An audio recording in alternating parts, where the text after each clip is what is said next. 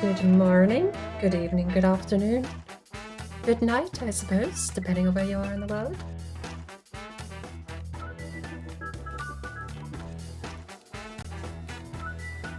Very simple stream today. We're not going to be doing anything too drastically everything set up. I'm making some last minute changes.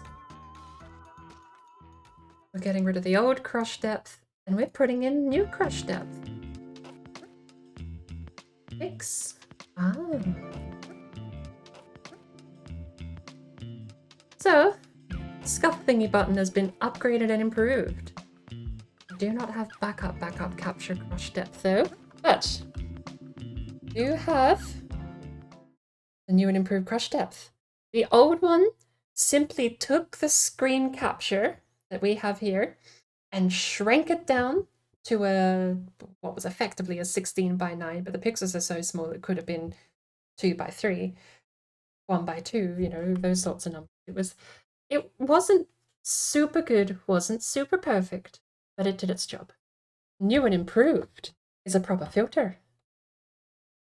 It's a lot less readable because the blurring is gone. There's no more blurring pixels. It's pure pixelation. And I am so happy that I found this. I will admit, I've not done a lot of tweaking. I basically just ripped this straight from a preset plugin that I found as part of the plugin pack. I think it's called OBS Filters, OBS Filters More? Those words in a certain order will probably get you the right place. But some of these filters have been so amazing to go through and mess around with. This one is basically out the box, does what it says, creates pixels, but it is so much better than the pre-packed, pre-made version that OBS comes with, which is crush depth. I called it crush depth, sorry. It's called aspect ratio and scaling.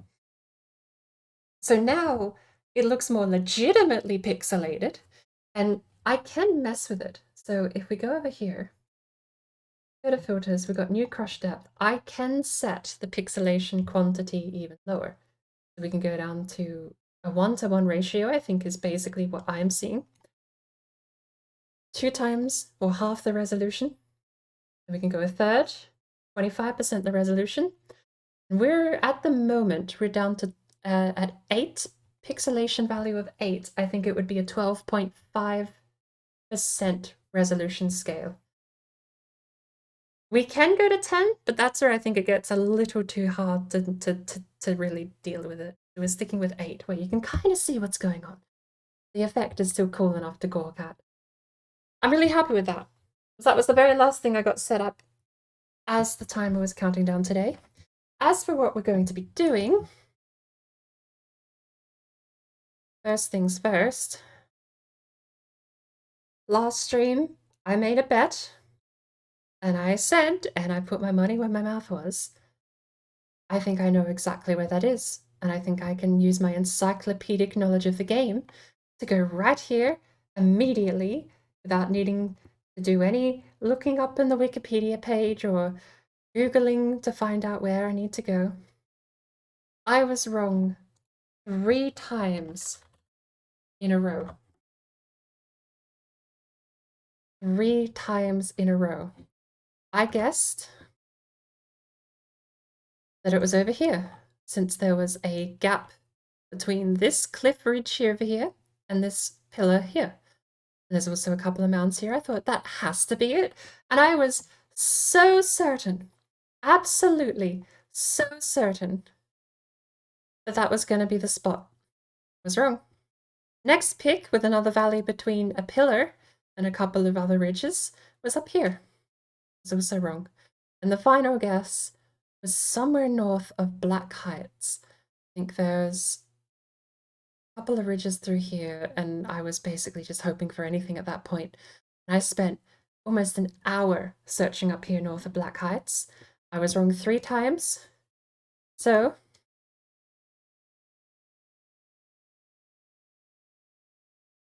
I think that's 3 payments due on my end.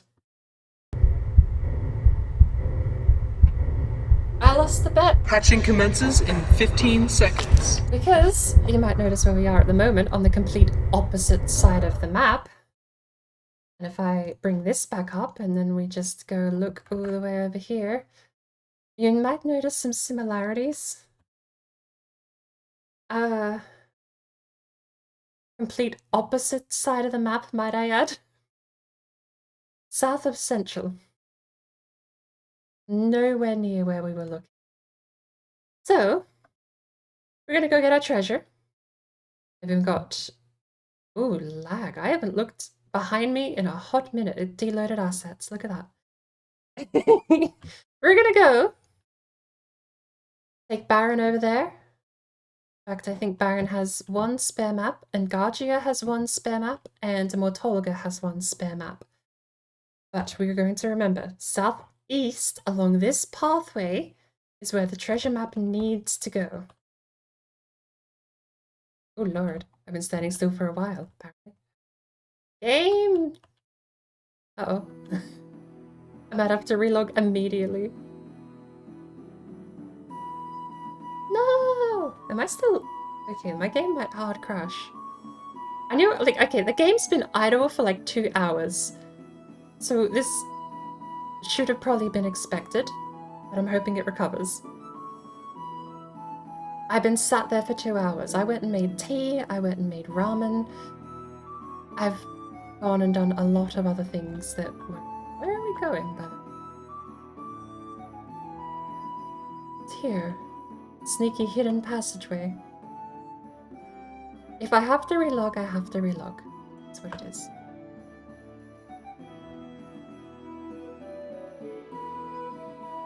But I was wrong 3 times, and I think 3 payments is fine. One of the rare times where I do have a bit of leisure money to actually put my money where my mouth is, and I damn well lost the bet. If I actually properly got into gambling, I'm one of those people where every month I'll buy a lottery ticket. Not even one of the expensive ones. I'll put like $20 down, but it would be on the cheap game, and I'll just buy a lot of games for that month. But $20 a month, that's my limit.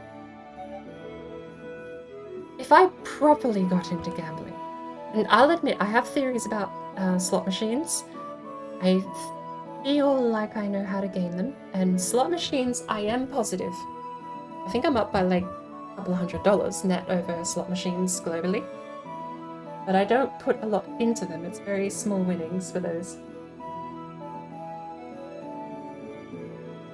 I might have to relog. Baron's just lagged up.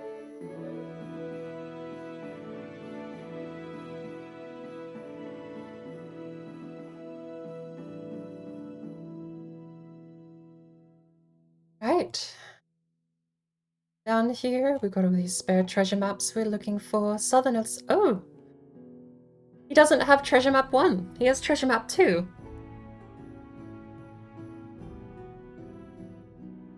So Engartia and Mortolga have the only other copies of the map then. Treasure map 2, we can't even see it because it's already in the bank. Treasure map 2, I did kind of look that one up. It should be looking at the building, so let me actually go through. Looking at the building and the layout of the land, there's a river nearby as well. I've got it marked. I had it marked. I don't know where it is anymore.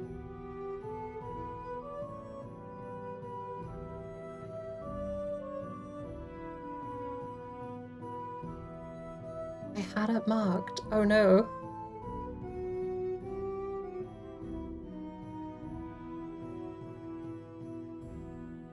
Could be there. Unlikely. I thought it was here, but there's no river nearby from the other side. Because it is a very wide shot. It's fairly far away, there's a lot of terrain. The distance of the trees and the distance of that building could account for it being the other side of the river. Here. Somewhere over there, perhaps, even. But we're gonna have to go north.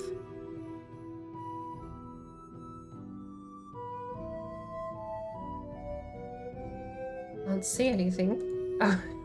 Yeah, I'm explaining the map and I forgot scuff button actually properly works now and it doesn't blur the pixels like it used to. Why can't I? Ah, there we go.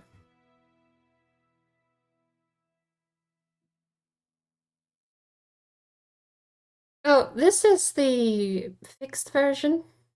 I've got... Oh my lord. I might have left the game idle for too long. Perhaps we reboot it once we load over there. But I have moved the game onto a faster storage unit. I've repaired the drive and I've defragged the drive it's on. So it was running better than it's ever ran before. Currently, it's not very happy, so if I have to reload, I have to reload. But hopefully it actually picks up the pace when we do, because it was running terribly yesterday. What's bizarre is it wasn't even running this bad. No, it was running way worse than this right now. Yesterday. It was so bad that certain parts of the map just wouldn't load in time for me to run over there. I would leave an area of the map before the next part of the map had loaded in, and I would just be running over the most mushy looking terrain you've ever seen.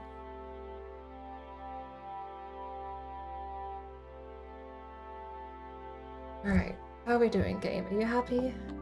We're still on low, so hopefully assets like characters will be loading in quicker.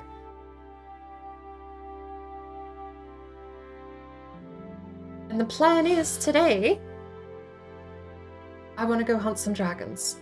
There's a weekly objective to kill 30 dragons, and that's my goal. Oh my good lord. I definitely feel like I'm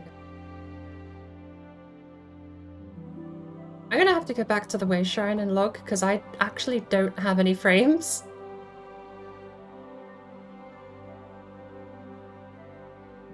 And I also need my companion back. I've got Baron out at the moment, but I need Ember back. Oh, that's bizarre that I've got more frames coming back to the Wayshrine full of characters. What do you mean while in combat? What are you doing here? Leave.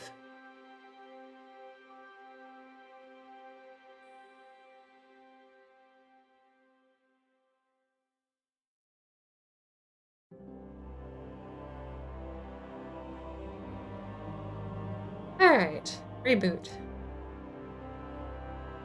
That's the only safe option. If it keeps running like trash, I'm just gonna have to blame the last patch. Because it never used to run this bad.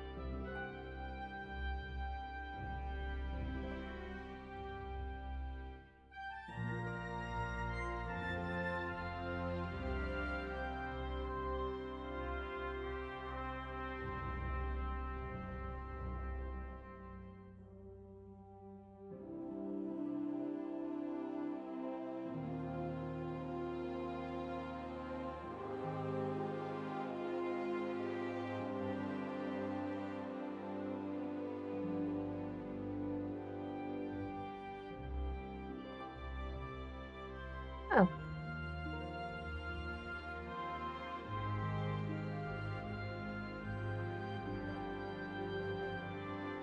I think this is going. Something is going.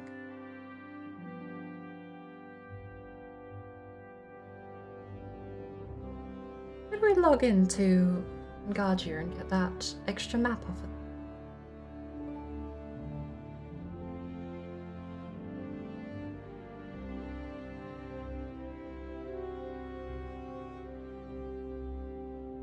Perhaps we'll log into KHAJIIT, the maps first, and then we can log back into Mjasa and stay with them for the rest of the night, doing dragons and testing.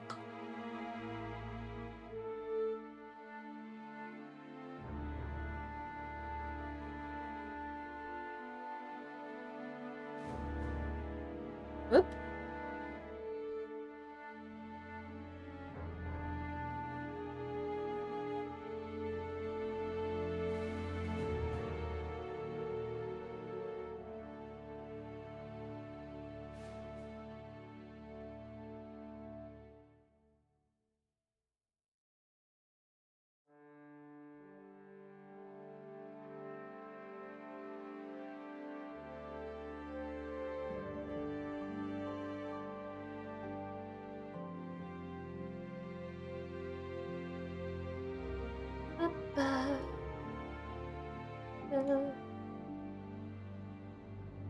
Apparently 2 hours of idling on Elder Scrolls Online is not good for the whole computer, not just good. Everything is unhappy, not just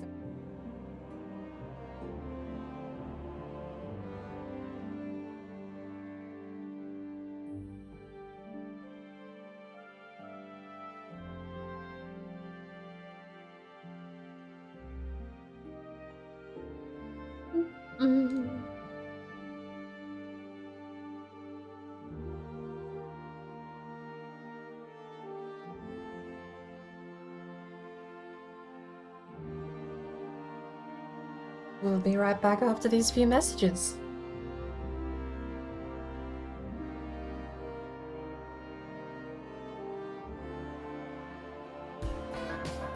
The heron eats many fish, and sometimes frogs and snakes or crawfish.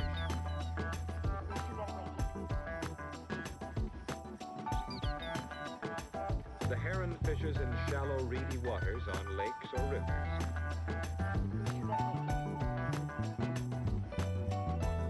After fishing in one place for a while, he may fly on to another favorite spot.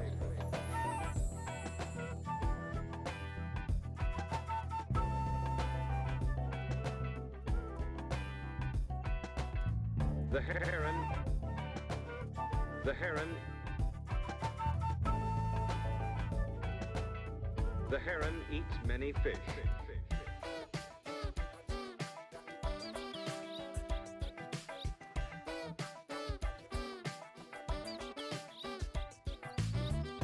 Billy, the amazing magpie from the plains of North America.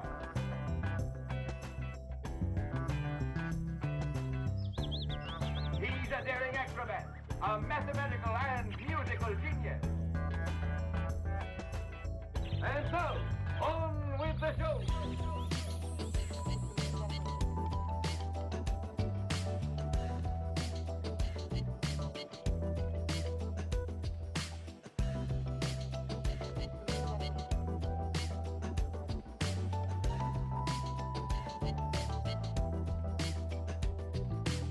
On with the show. He's watching for fish. He's watching. The kingfisher, too, eats fish. See how he is built. He is not at all like the heron. But he, too, is a good fisherman. A good fisherman. He often perches on a dead branch over a stream. He's watching for fish. If he has no luck at one watch post, he will fly to another. He's watching for fish. He's watching for fish.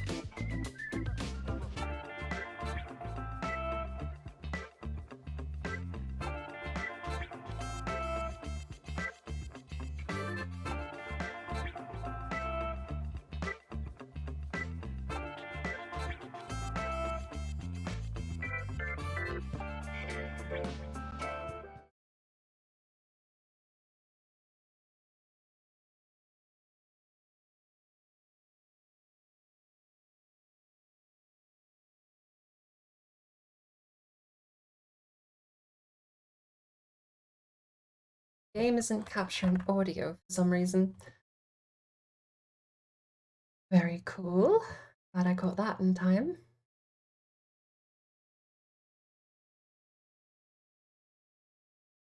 Okay.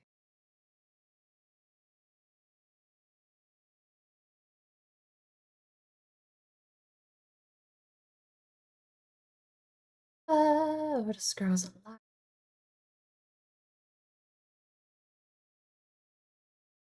See if that works.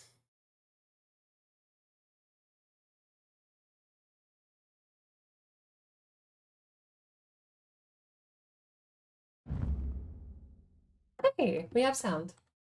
That's good. This computer is not authorized to log into this account. An access code has been sent to the email address.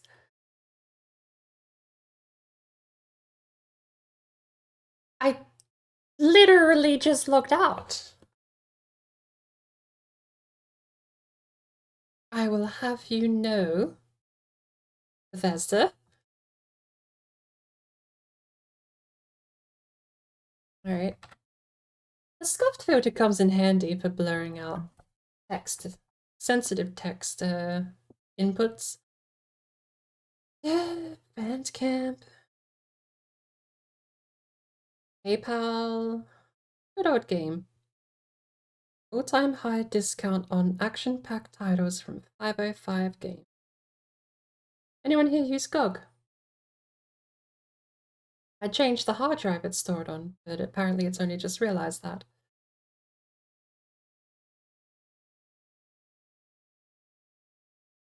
Copy link text. For anyone who uses Good Old Games platform,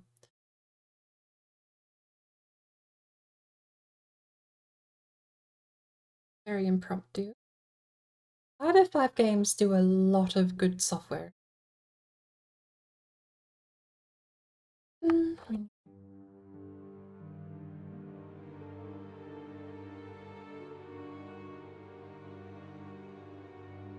505 Games, I believe, published Payday 2. There's a chance you might get some Payday 2. Oh, you're kidding me! It took the first line and not the actual link. Copy link address. My bad. Paste. 505 Games publish a sale over on GOG. That's a discount code that'll last for the next 24 hours.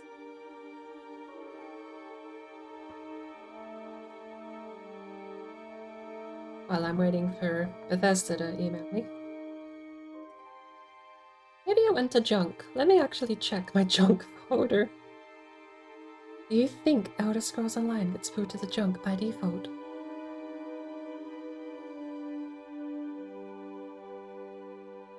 Unusual sign-in activity.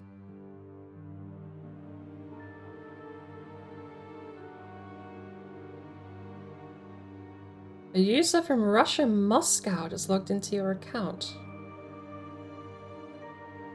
Interesting. Let me vet that this is actually the Microsoft account team sending me this info.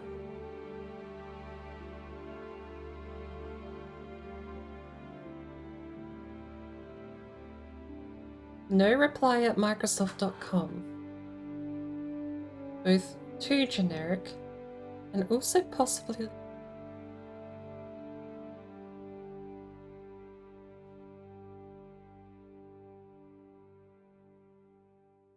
Did they log in successfully, though? That's the question I want to know. What is this link?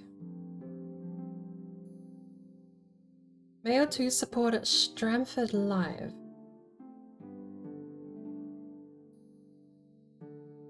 Oh, that was a weird... It's in my junk folder. So you know what the best thing to do? If you ever get a suspicious email that you can't verify the legitimacy of, just go to Microsoft.com or the host. Don't follow any links from the email. Don't immediately click on anything that you're not meant to. Just go to the actual website, the normal way you go to the website, not through your emails, and log in and find out if they have anything recorded on their end. That's what I'm going to do. Because that email was in my... So here's the thing that's funny. It was in my junk mailbox. I'm using Outlook. Just a hint. Microsoft don't normally mark their own email as junk. As legit as it actually does kind of look.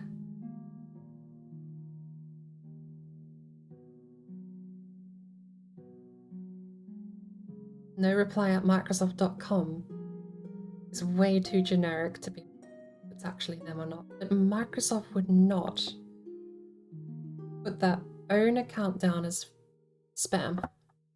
That, and I'm pretty sure they need my two-factor authentication to actually get in. But I didn't get a prompt for, so got to find it.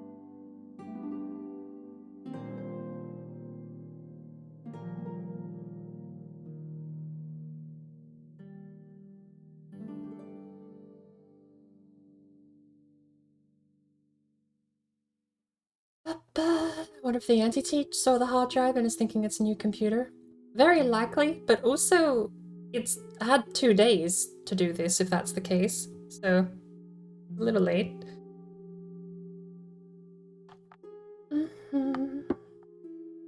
Devices, only me. Security. Protect your account, see sign-in activity. Log in again to verify your person. Less than 1 minute ago, me on mobile. Yesterday was an unsuccessful sign-in. Incorrect password entered. In Chrome Windows. That's very vague. That actually could have been me. We've got more unsuccessful sign-ins. From a Palestinian authority. Incorrect password entered. Someone sold my data in a database system somewhere and all of my old passwords have obviously been leaked. Someone in Canada! Incorrect password entered. Well, it's fascinating seeing someone try and use my old account data to get in. United States. That one's definitely not me. Not with that IP address. That's West, almost. Same again, Midwest, almost. Canada again. India. Unsuccessful passwords entered. Korea. Incorrect password entered. Good lord, my account's hotcakes, apparently. Austin, Texas. 4.15. Well, this is why you change your password out of database leaks. If your password does get leaked on a database, it will be at some point purchased and put into a bot to sign into every account. If you don't change your password, one of those will hit and it will gain access to your account, and that's when you lose them. The last time I had a major database breach, although saying these, I have a lot of passwords I haven't changed since then. Lithuania, incorrect password entered. Canada again. United States again. United States again. Again, United States. I don't know if this is just a botnet trying to gain access using proxies, or if this is a bunch of people that are repeatedly trying to gain access to my account.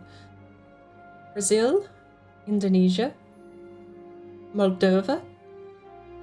But they all have the wrong password, because I changed it. What I haven't done is gone through my less important accounts and changed those. There may be a couple that have been compromised, but I just have to go through and either wipe or reset. Any other interesting places? No. What's interesting to me is how many are going through the same IP address in US. There's one attempt from Texas. And there's one here from the Midwest with an IP 188.215. Actually, that could be further west, not further east. 188. Not sure. Doesn't look like there's many other notable locations, though. What a fascinating thing to see. What's bizarre is I don't actually see Russia in here. The junk email that I read appears to actually have been scam, because Russia's not in here once. When are these dated, by the way? How old are these, actually, now that I'm looking at it? Oh, damn, these are all 2023. These are all since the new year. My account's hotcakes, apparently. Someone must have paid big money for this account, and they're trying to break into it fairly thoroughly. They are trying a couple of times a day, with breaks in between by the looks. So I guess they've just got a bot trying to log into a mass amount of accounts, and mine's in that list. Weird.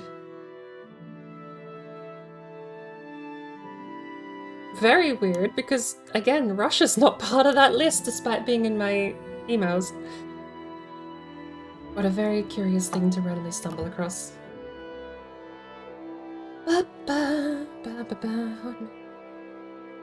Hotmail? No. Hotmail.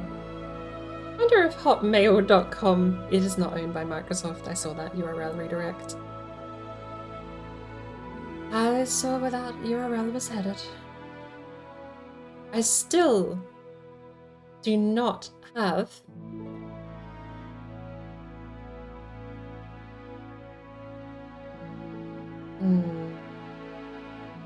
I still don't have the verified email that I need.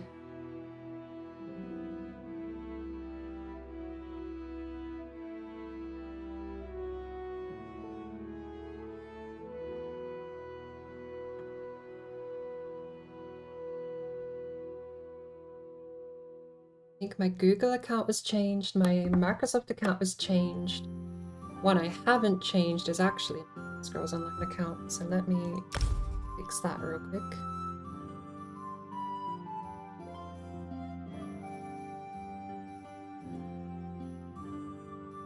It does have two-factor authentication.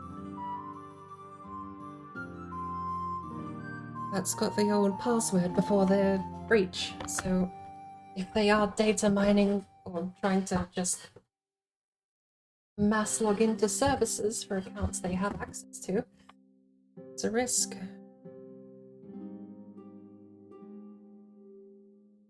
Sign in, password, simple as that. I'm just gonna have to remember. Yes, I know, you're gonna send me an email to verify that I'm the owner of this account. I would appreciate if I actually did get the email, though. Oh, you sent both at the same time. How lovely. Thank you.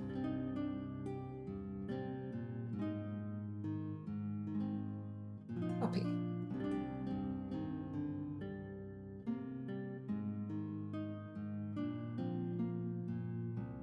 This device or browser is now authorized to access your The Elder Scrolls Online account. Well, I think it'd be off-brand if I got rid of the scuff text at this point. Change password. Current password. Did you just put my username in? I hope not.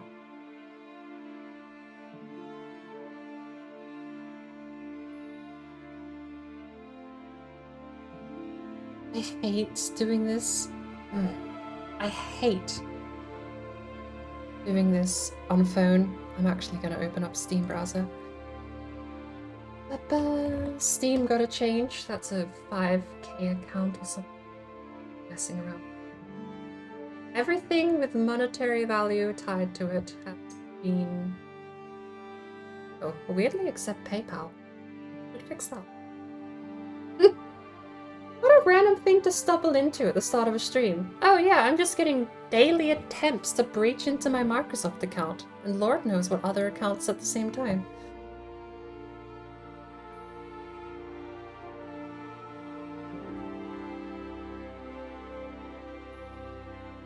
Close that down.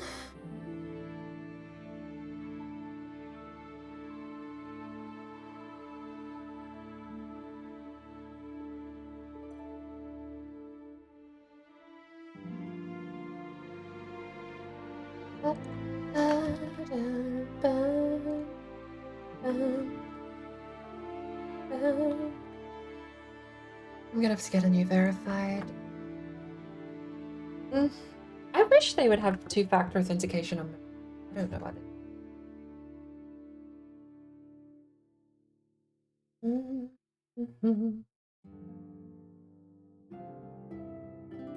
Remember when I said I wanted to spend the whole time killing dragons?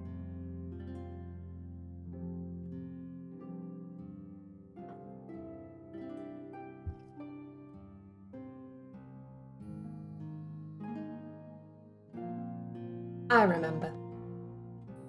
So long ago.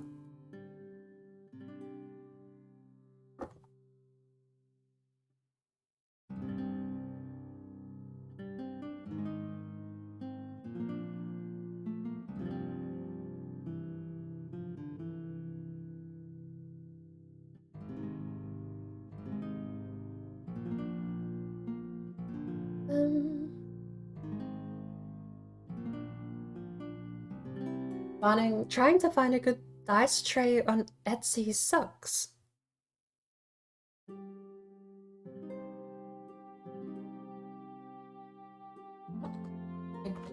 wouldn't really know, I suppose. A dice tray just for, I suppose, rolling dice in?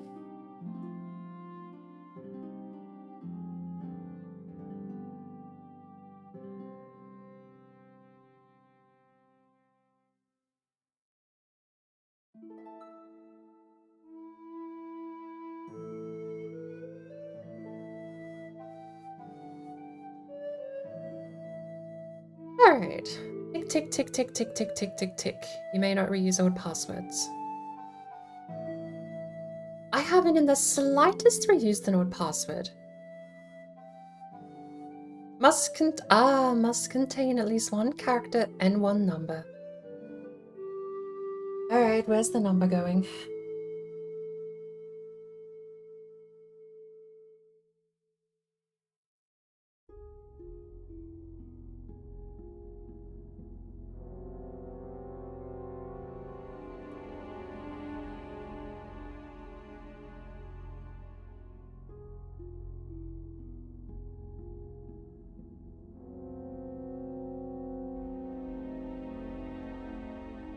There we go.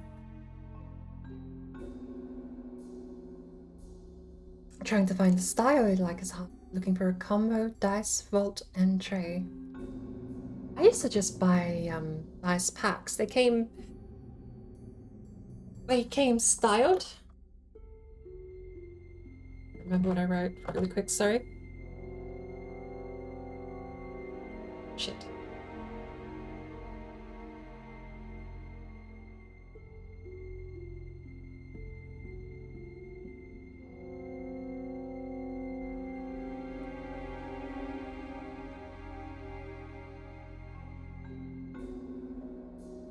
Save. There. Password update. Better? While I'm at it, before I get too excited, let's log into PayPal and update that, shall we? Since I did just authorize a payment here, I know it still works. Although I wonder if pre-approved and password changing is the same thing. It can't be too safe. These are the two last important accounts to me at the moment that I shouldn't leave unchanged. It's just easier to sort of sit by them for the time being, but now that I know the data has been sold and is being used, be very careful about what accounts have old passwords anymore. Security. Sorry, I was saying that I used to buy these pre-styled dice. I had a lovely set of purple dice that I absolutely adored. And they came in these little boxes that you actually kept them and stored them in.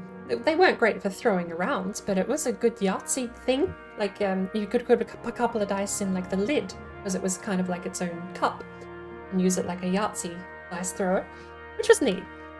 But I've never played a lot of dice games, nor have I ever had anything bar D6 collections, because it was mostly just tokens for Magic the Gathering.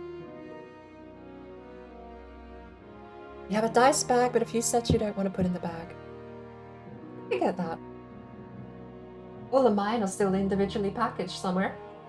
Wherever all of my Magic stuff is, there's a ton of pre-packaged plastic cases of dice. My new PayPal password should be...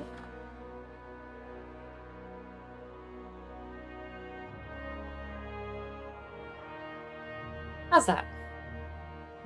Oh, no, you're one of those shit companies that don't actually care about security and it has to be short. Oh. Alright, what's my... I've got a couple of pre-made short ones because short passwords are shit, so I just phone them in.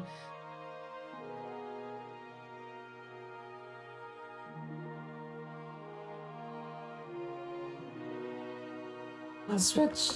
How short do you want my password to be? Holy shit, I can't even write 4 words.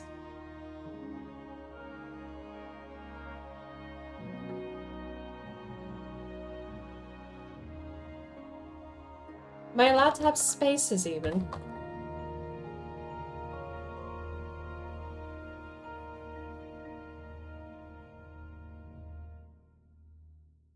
How many? What, is that too many? 1, 2, 3, 4, 5, 6, 7, 10, 1, 2, 7, 8. That's too many. That's too many characters. 20 is the limit. 20 characters! Are you kidding me? Good lord. Brute force hacking systems would be able to get through a 20-character password within a week. Considering this is for PayPal, that's atrocious. I'm just going to fill it with commas so I break CSV sheets then. How many commas? Should I just put 19 commas? That's a terrible password. Especially now that I've said it out loud.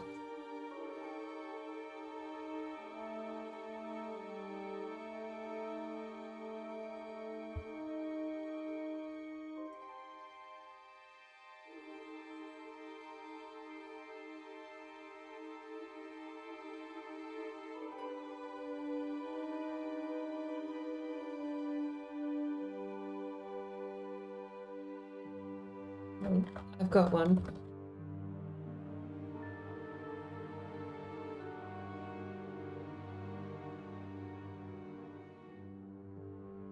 No, don't tell me. Okay. Commas are not part of the included system. God fuck. Jesus, PayPal.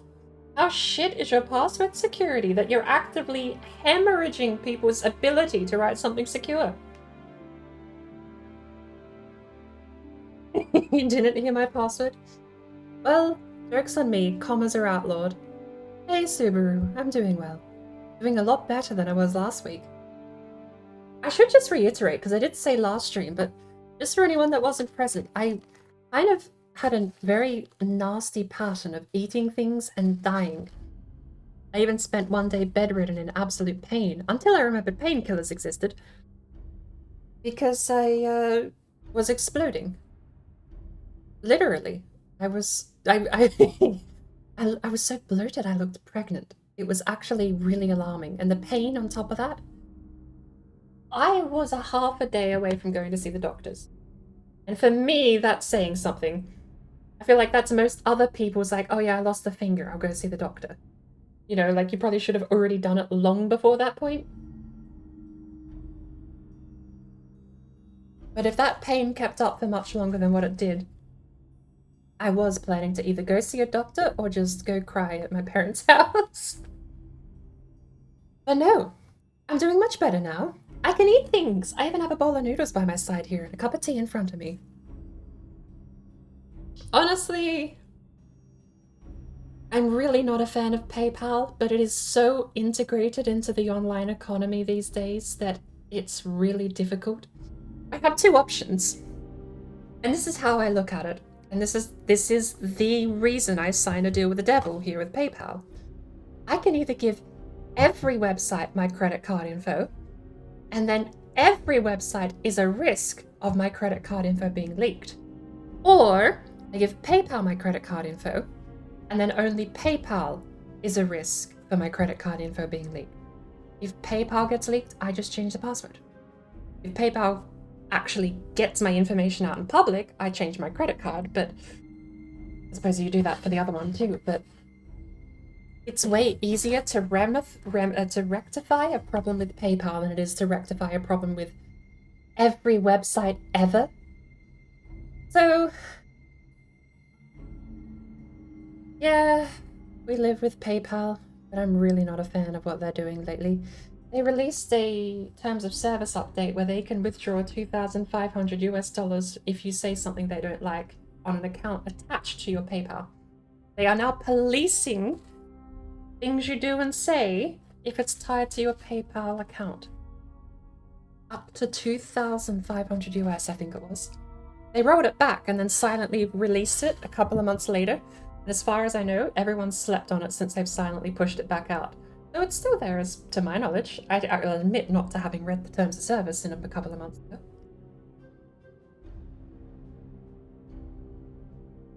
Not a fan, but like I said, it's that or putting my credit card info on every site on the face of the planet. And that's just the worst evil in this case, sadly. Crazy! Welcome in. Welcome to the most scuffed stream I'm probably going to have this year.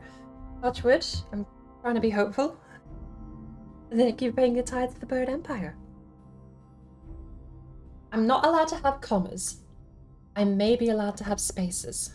I'm allowed to have spaces. No commas. Maximum 20 characters long.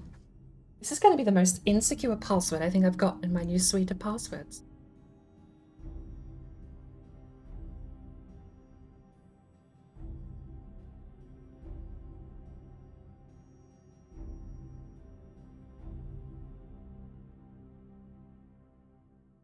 Oh, no. My bad. I'm not even allowed to have spaces. Jesus. I should stop saying Jesus. I swear a lot. In general, when I let things get to me, and then my filter disappears. Something I've been aspiring to change for a very long time, but old habits die hard. Something I'm finding out because I'll be fine for a week. I'll be peachy. I'll clean up my language, everything will be fine. I will be the cleanest speaker you will ever hear. No foul language in sight. And I'll stub my toe and swear like a sailor for 4 minutes straight, and it all goes down the drain from there. It takes so little to get me going though. Case in point, I'm staring at a change your password section for PayPal. How did we get here? We've got so far into the stream, and I got told I had to wait for a new login prompt from Elder Scrolls Online. Logged into my email to get the email prompt. Found out that my account has apparently been put on blast with the old password being leaked and purchased.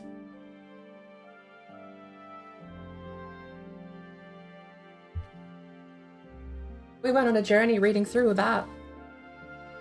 The email I was sent said Russia. The closest to Russia we got was Lithuania. But, yeah, it seems my account is hot pockets at the moment. Everyone wants a piece of it. Given it was made in 2007 and has a lot of paid content attached to it and a lot of other accounts tied to it, I don't doubt it probably would have sold for a fairly mint penny on the black market, but they've got all the wrong passwords, sadly.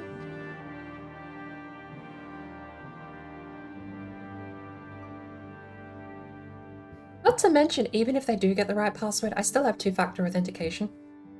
They would have to find and rip my phone and its time codes in order to get access to my account, even if they knew the right password. They don't.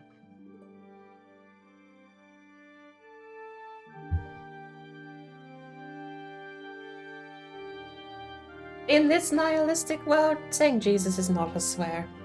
But it is saying the Lord's name in vain in the way I use it, so I should cease. I can't for the life of me not swear. I get like that sometimes. I think you were here for that time I tried speedrunning, featured on screen at the moment, Little Gator game. And I had the most miserable day, and I got so set in my stubborn ways that I had to beat it, and I was just not. I was having fun in a not very fun way, if that makes sense, but that was the worst I'd been in a long time stream. It was so bad, I did not want to put it on the leaderboard. I have not uploaded that time.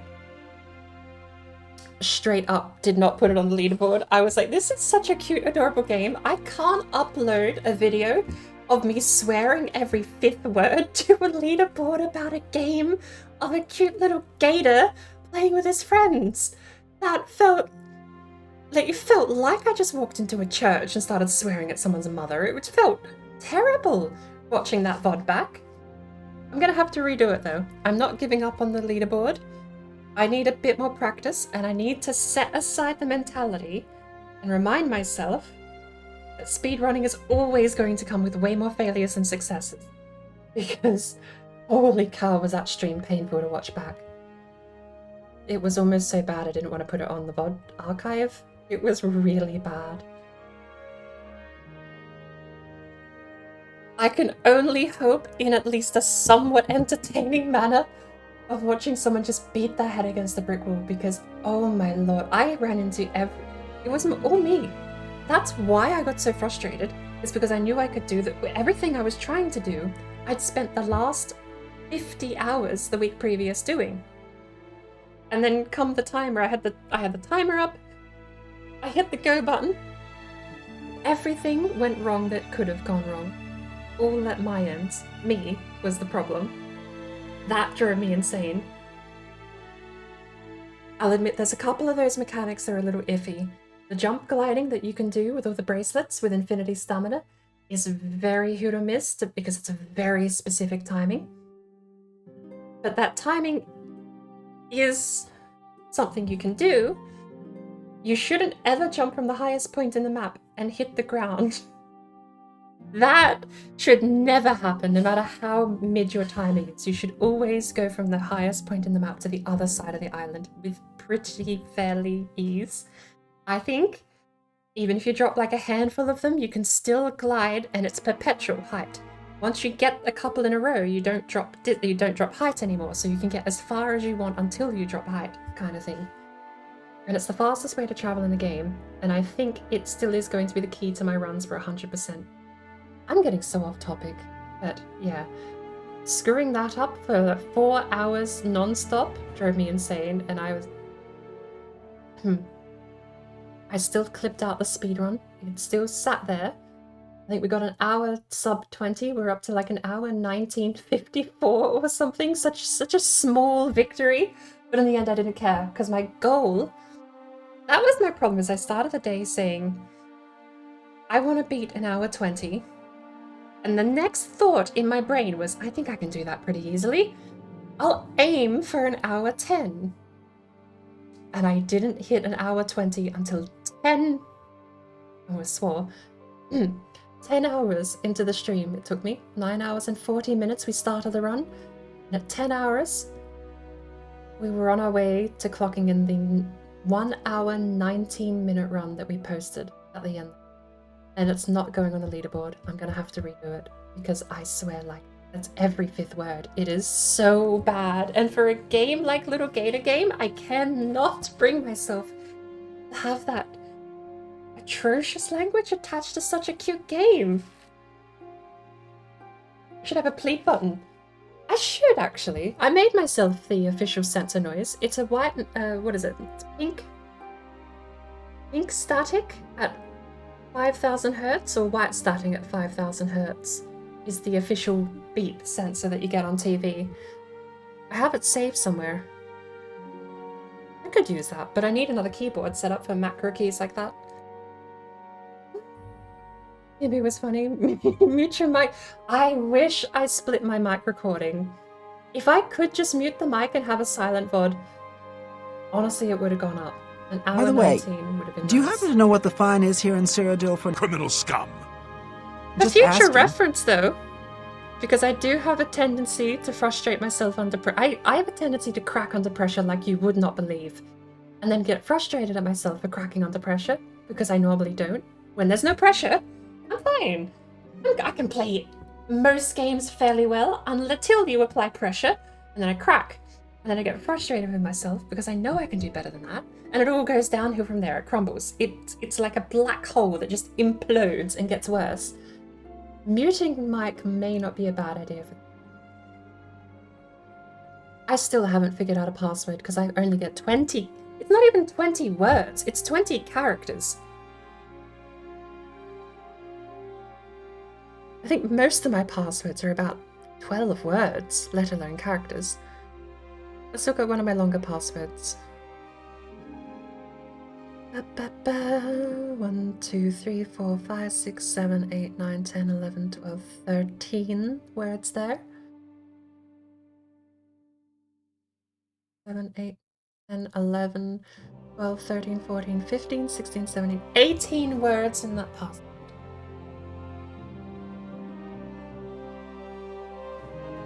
That was my whole plan too, was to make passwords that were finally secure from brute force. Because my old password was not really secure from anything, really.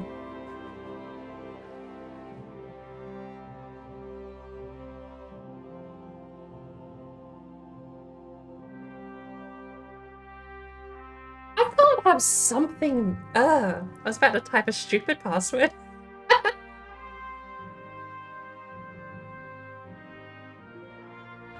You know what? I'll even tell you. It doesn't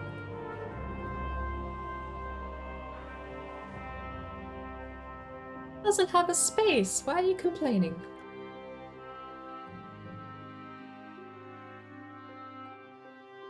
Oh my good lord. I think PayPal might actually be doomed to be the most insecure password I'm going to have. Even my Elder Scrolls password, I'll be able to show you in a second when I sign in.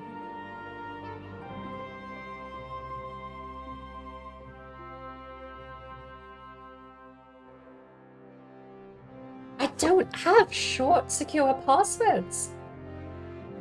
Ugh. The formula I've been using has been... I mean, I've even talked about it on stream before. I don't think it's any secret. Write a paragraph about the website you're signing into, and you'll be way more secure and way easier to remember than a secret passcode of numbers and letters and characters. You have to try and remember numbers and letters and characters. But if you're logging into Facebook and you just write a paragraph about Facebook, write your most critical thought on Facebook, or the reason you usually log into Facebook, or what you think about Facebook in general, you know, just write something stupid and long. And it's way easier to remember usually than just the secret passcode. Because every time you log into Facebook, you might find yourself thinking, damn, Facebook is stupid, I can't believe I'm logging into this thing. Or you might log into Blizzard and go, Blizzard kind of sucks, I don't like them as a company, but I keep coming back to these games for some reason. Enter, there's your password. None of those are any of mine. I actually had a decent formula pretty early on for lengthy passwords, but it's very, very formulaic. Honestly, at this point, 1, 2, 3, 4, 5, 6 might end up being my PayPal password, though. Why was I sick? Because I kept eating things, and the things that I was eating made me sick.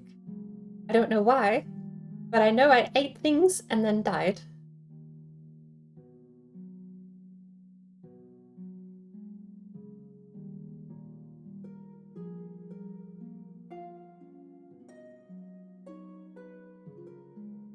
Fuck it.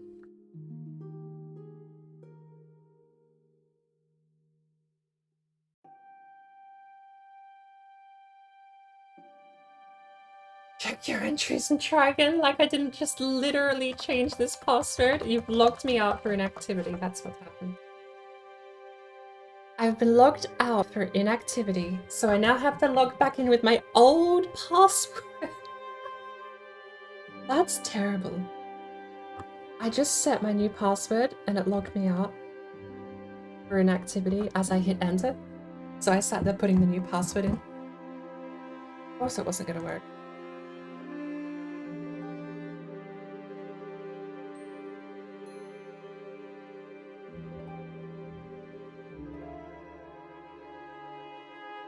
Is that good? You like that?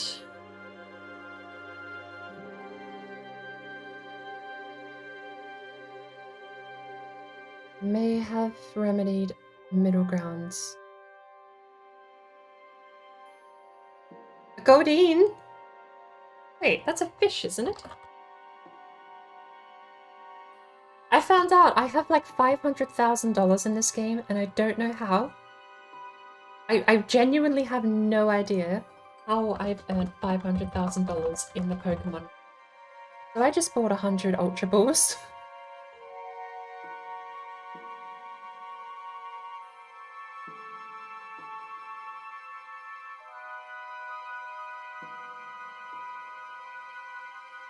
And I still have $440,000.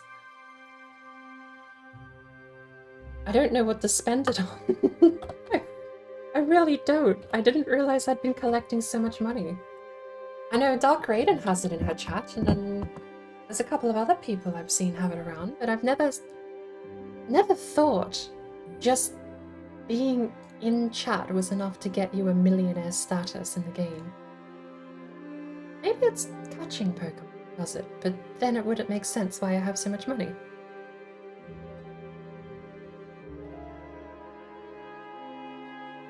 And it is, if you want to check, just Pokemon. I took a pot shot. Oh, I've somehow lost another $150,000. That's nice. Wonder how that happened. I've never even battled anyone. I tried buying 1,000 Ultra Balls, but it didn't let me. The limit's 100.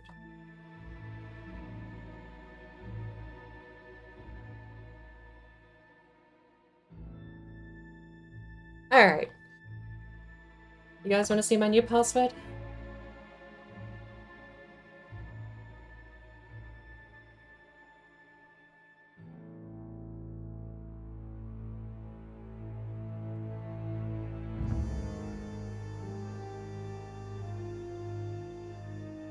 That's pretty neat, right? Oh yeah, now I don't need a login with my... Okay. It was probably because I logged in with the... I logged in with Steam browser and I probably thought, oh yeah.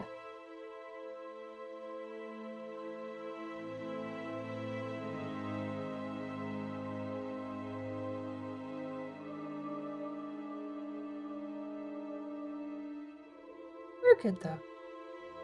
Nice, secure. It'll take a, at current tech rate, I think... What is it? It's an hour per character, or not an hour per character, it's like half hour per character, multiplied by every character, so it's to the power of. So, 2 characters is something like 4 hours, or 2 hours actually. 3 characters is... It works in a weird way, but basically the more characters you have, the more times you're multiplying by something like 90 different characters that can be attempted in a brute force attack.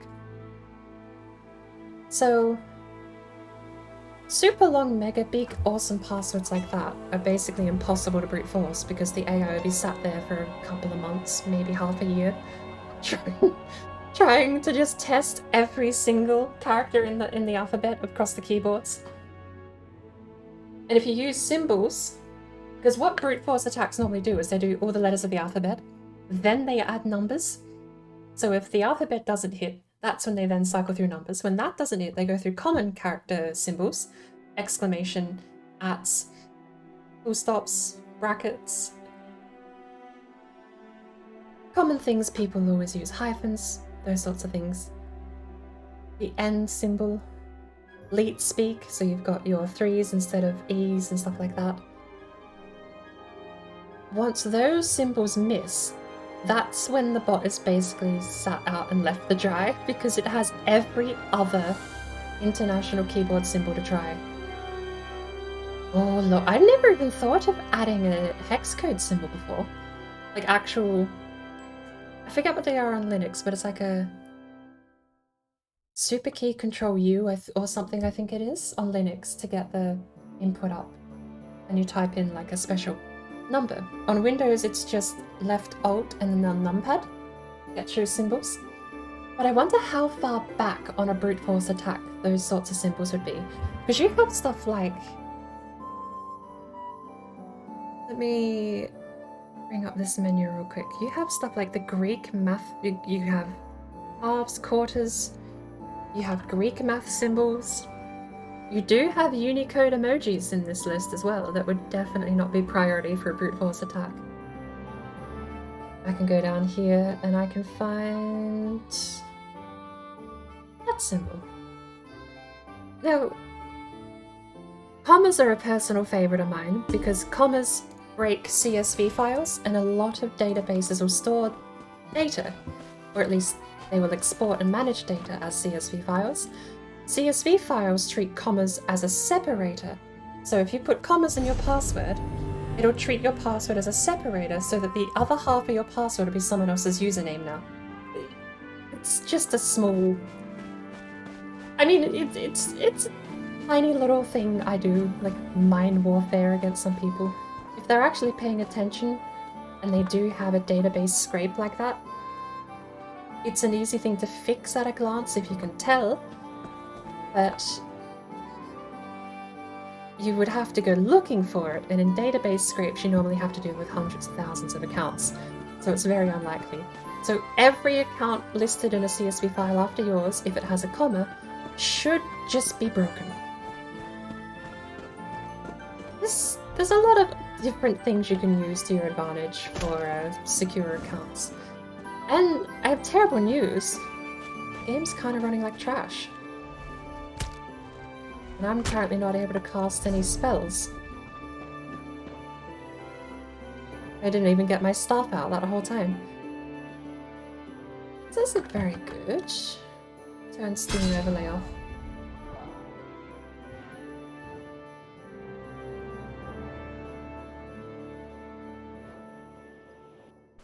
I'm not seeing the silhouette of the house either.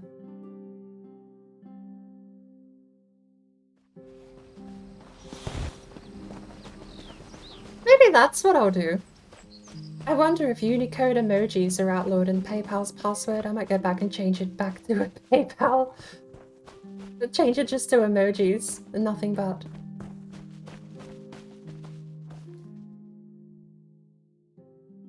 Alright. November. We have spells. Alright. Does this mean I get to blame the patch? Because I tested this off stream before and it ran fine. At least now we have spells casting even if we can't see them cast. Maybe there's like a clear cache or something I can do that'll help it out. We've got a castle up there, but what we're looking for is a pointed building similar to what you see in towns.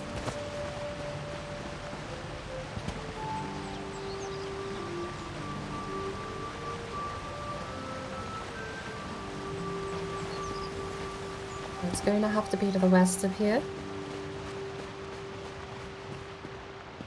I think swearing less is the least of your problems if you like destroying data. Well, that's just a pastime. Swearing less is something I should do. Just generally speaking, I think. Or something I would like to work towards being better at. I don't gain anything from having a potty mouth.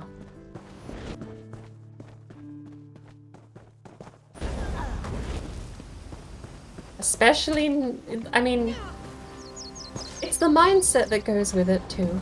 I would like to stop letting myself dig these holes so easily that I get myself into. Am I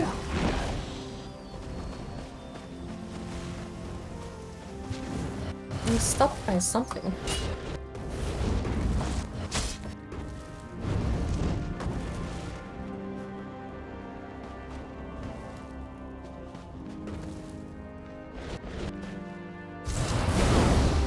Oh. Hello. I'm glad you survived all of that.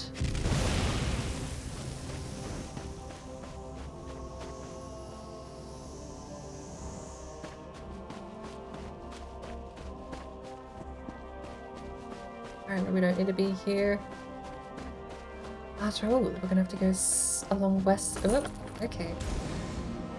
I guess I haven't fixed anything, and it's going to probably be added to the list of games I can't stream Your because magical OBS flow. doesn't work. Be careful.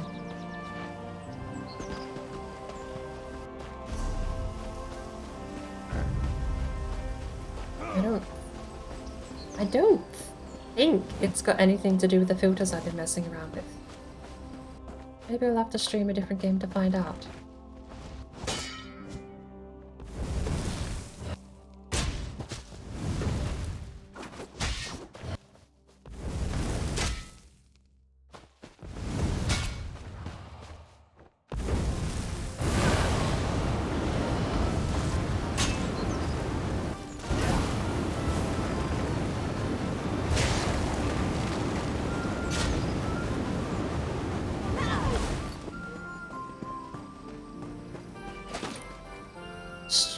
It's OBS Studio. I haven't updated in a while. It's 28.0. I updated to version 28 because I had a couple of features I was interested in using. Once other people had tested it, and it's not 28.0 flat though. It's 28.0.3. So there's a couple of updates I am missing, but the only thing that's changed between OBS and, well, Elder Scrolls is Elder Scrolls.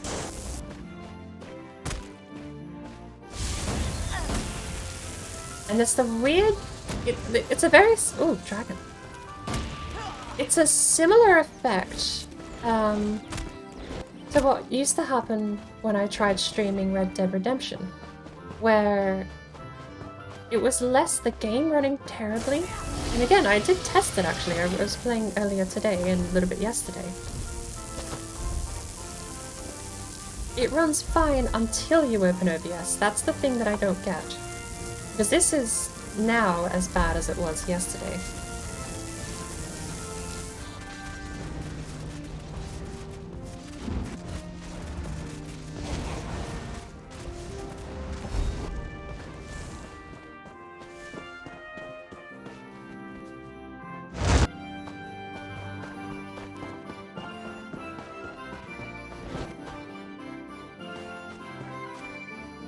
Admittedly, I've tweaked the game's settings, so we turn the textures are down to low, but the shadows are up to high and ambient occlusion is on.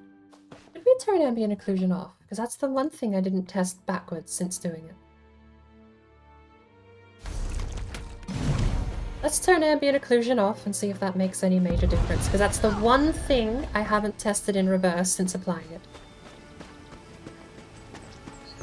It doesn't honestly make that huge of a difference. HHBO was way more subtle than I was expecting, considering...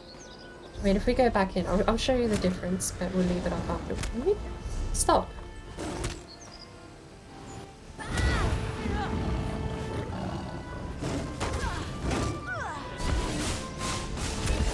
Because I know the game has never ran smooth.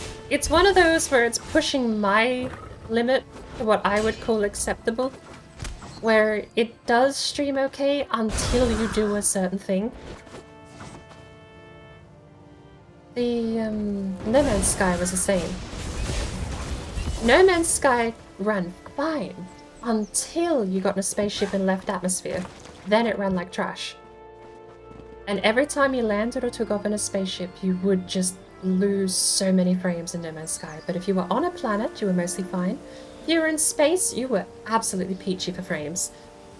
And this is kind of the same, where I'm more or less okay until I go up to a dragon or a ton of other player characters, and then things go square. But it's been worse than normal lately. So what I wanted to show you was the ambient occlusion, because it's not super great. If we turn it on to LSAO, I don't know what that stands for, it adds a lot more shading to the grass, gives it a lot more depth. Going back to none, you can see it's a lot lighter. The grass looks a lot flatter. HBAO almost does nothing. It really does just feel like it does nothing. The grass still feels kind of flat. It's got a little bit of a shadow beneath it and not much shading on it. Super sampling is the one I'm going to not use.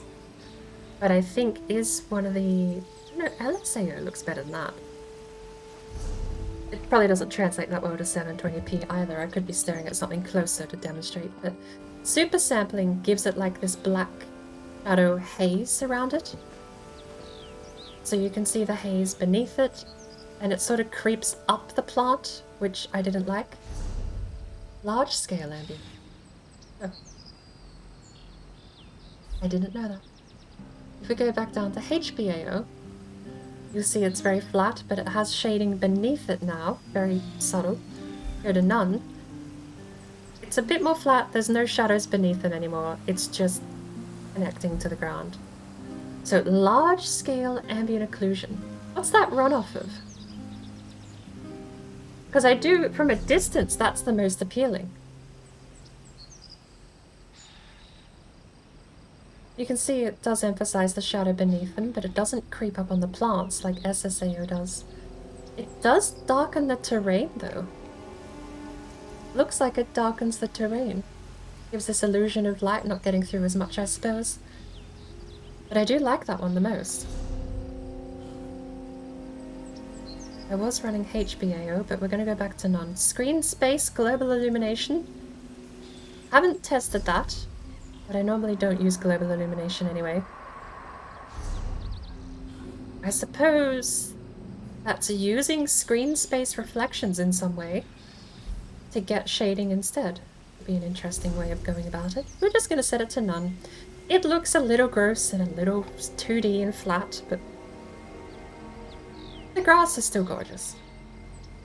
Oh, we've got a dragon up here. Let's go test our new settings to see if they still kind of think. Well, assuming it's the settings, because HHBO was the one thing I changed on and never reversed that for all of yesterday. Or was it actually in that area? Very nice. I don't think I have a way in there. It's dead. These dragons are being hunted because they are worth their weight in gold at the moment. There's a drop you can get in these dragons that could be worth up to 33 million, so I've been told. Ah well. I think you're meant to have one on the map at all times, but we're killing them so quickly there's actually interludes where there are none.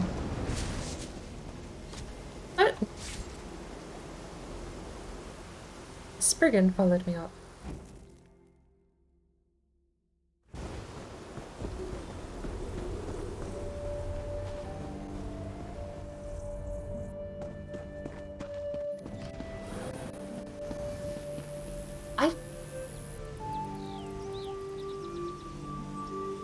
Besides the people taking a while to load in, I mean, we'll probably know when we go to the next dragon. Speaking of, is it on the map yet? It is. Flying over the city. It's gotta be intimidating. Could you imagine if there actually was an event where it sat on the city walls and just attacked and destroyed the city?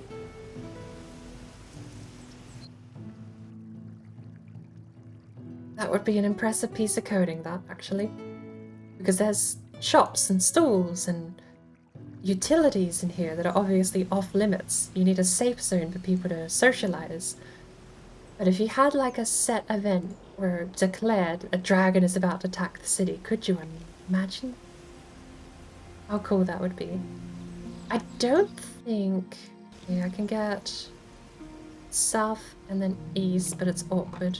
I just go down. Is that even worth teleporting to? Not at this point. It's already dead. There you go. No, was the answer. Not worth teleporting to.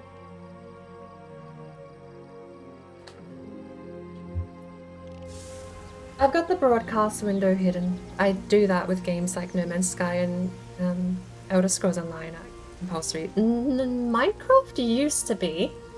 The modded packs are, but Minecraft runs a bit better these days.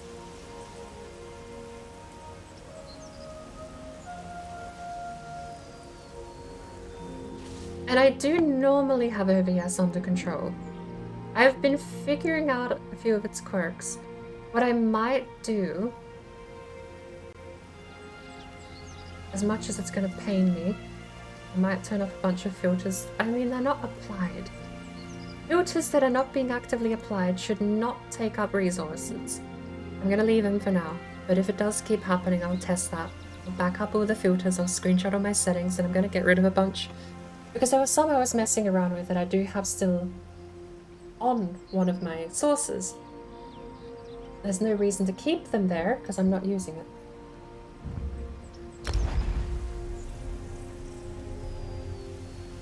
It's a cool effect that I would like to try and translate into something of my own, but it uses about 9 filters. There's 3 custom filters that you have to write scripts for using the More OBS Filters pack. And there's a couple of prepackaged ones like, oh, what are they? Where'd the dragon go? It's dead. You have to be bloody quick. You might as well just stay at a spot. Holy cow. Should we go to Northern Elsewhere? I like Northern Elsewhere more. We were going to be treasure hunting in Southern Elsewhere, but I think we're just going to go straight to the dragons at this point. Because we have Northern Elsewhere has this spot here, which is basically the only spot the dragons go. You can sit there, never move, and kill dragon every 5 minutes.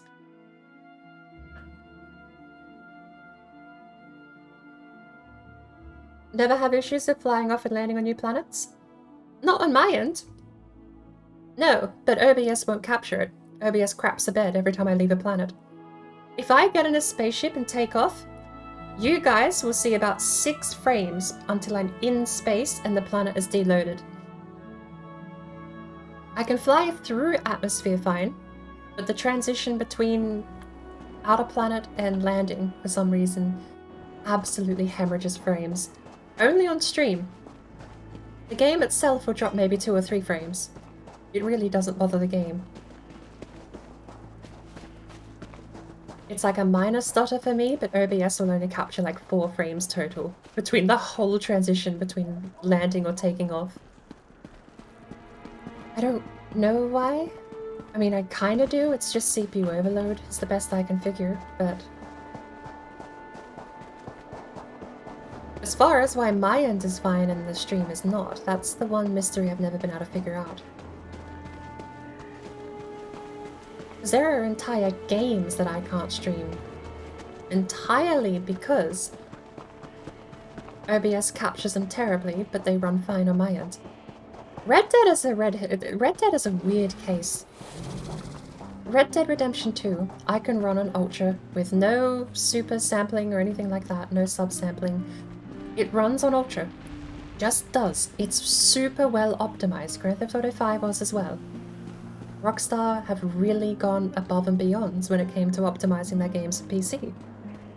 But the moment I open OBS, or Twitch Studio, or Streamlabs, any of them, the moment that game is captured, for some reason the hard drive read-write speed on it absolutely plummets to about dial-up. It's a 56 kilobyte read-write speed. Assets from the disk and to the disk just don't load. I even tried loading into the game and then streaming, and it doesn't work. For some reason, it could be something to do with memory. I don't know if it's like a weird reaction of anti-cheat or something. Wouldn't even know if Rockstar use anti-cheat, to be honest, besides their social network and internal systems. Like, we've got social credit system in GTA Online where good people get put with the good people and the bad people get put with the bad people. I know they do have some form of anti-cheat though, because GTA Online has hacker-only lobbies. If you get caught hacking, you're basically condemned to the hacker-only lobby. You're not stopped from playing, but you're stopped from playing with people who don't hack.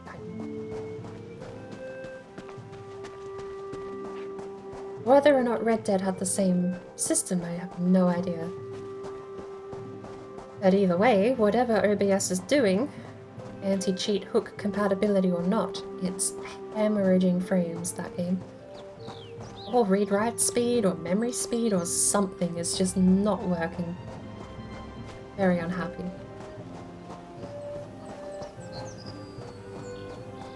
I'll have to look up large-scale ambient occlusion in a little bit. I say in a little bit like I'm not going to be streaming for 4 days straight. Hello, I'm here for the dragon. Do we have a dragon?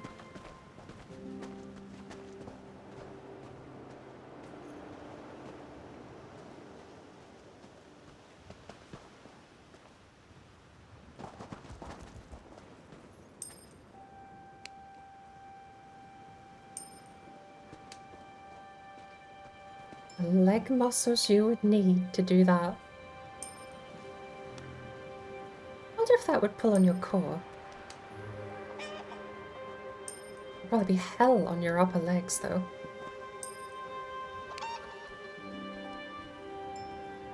It's not too much of a lean, to be fair, but... Can you pet the rooster? Sadly, no. Can you roast the rooster? Sadly, no. Hey, someone else has a chicken. That chicken's different. I want that chicken. I've seen other people stream Red Dead fine. And that's what baffles me. The one thing... This is something I maybe could look into trying. Is not capturing the game, but capturing the entire display. If I might test with Twitch Studio. Go in, just set up display capture, and then see if it will even allow me to run Twitch Studio at all. With the game being captured and recorded. If it isn't targeting the game, but the desktop instead. And I wonder if that would have a positive effect. Because that's the only thing I can think of, is every time I tried with the other programs previous, it was targeted capture. It was full screen capture or specific program capture, all with different settings, but... Oh, another thing I never thought. I used to run... One of the flags I used to run on my capture was... Let me go down and find it. Video game properties. I used to limit capture frame rate. That's a very interesting option, because you think, limit capture frame rate? Oh. That means that it's only going to capture a specific amount of frames and uses less hardware. That's what I thought. No, limit capture frame rate apparently does mess with the game's own render system, and you can negatively affect the game by limiting capture frame rate. I don't know if there's ever a reason to use it, maybe in certain cases where you're streaming at like infinity frames. Rather, emulators, for example. If you're running an emulator and it's pulling a couple of 100,000 frames, maybe it would help to capture only 30. But the games like this, it seemed to actually help to turn that off. And I don't think I tested that with Red Dead. The limit capture frame rate was left on for most of that testing. I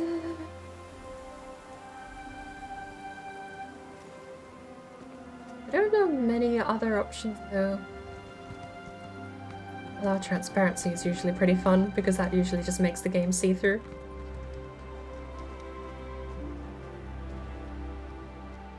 That's what I thought too. I thought capture limited frames would mean that it would capture less frames and therefore use less processing power.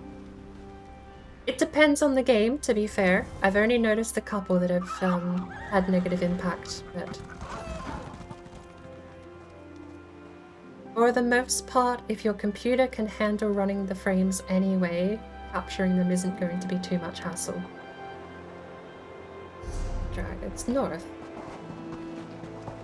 Are we not on the right spot? Very small area for a dragon, to be fair.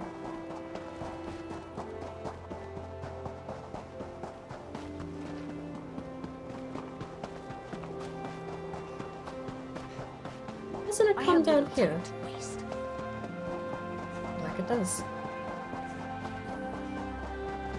It's dead anyway. So there's a couple more things. I might give Red Dead another try. I'm not holding my breath on getting it working. Actually, that may not be for a long time. I think I uninstalled the game the other day.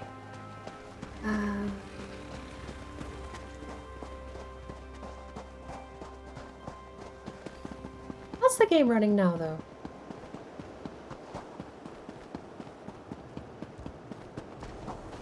I'll be the first to admit it seems to be running better on my end with HHBO off. That's not even the acronym. HBAO. HHBO.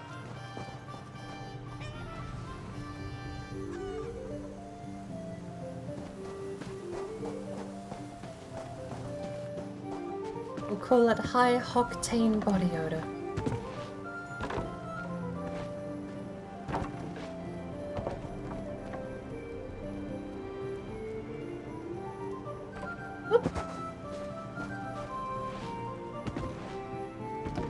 I've honestly thought about streaming No Man's Sky again sometime. I really do enjoy the game, but I find myself falling into similar traps to a lot of other games with economies. Does X sit down? X does not sit down. That's not the one I want. Is it sit 4?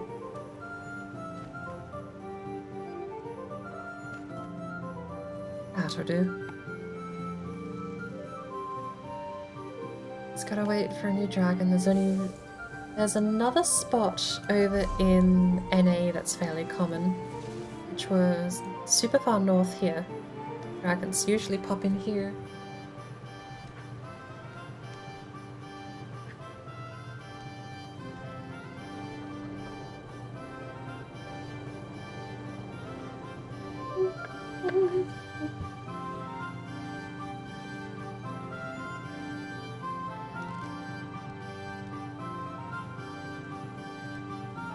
Never been over there before.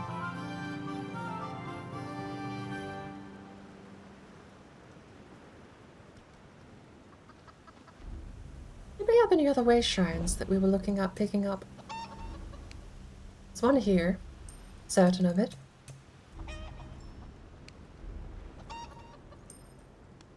Absolutely certain that's a way shrine. Should I put money on that? No, I've already spent. I already spent $20 odd on bets lost today. Maybe I shouldn't make another bet so hastily. But in text, I would put money on that being a way shrine.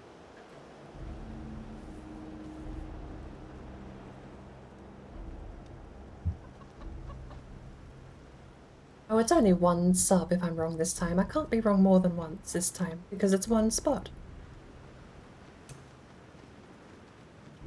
I wanna put money on that so bad.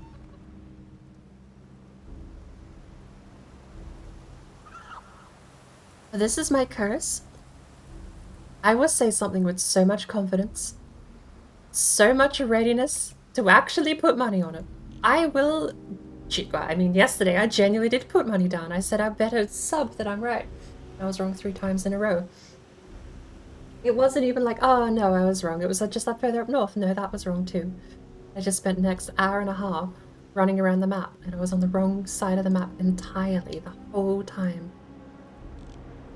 To be fair, I was really confident yesterday, but I am more confident in this being a way shrine than I was yesterday in the treasure hunt.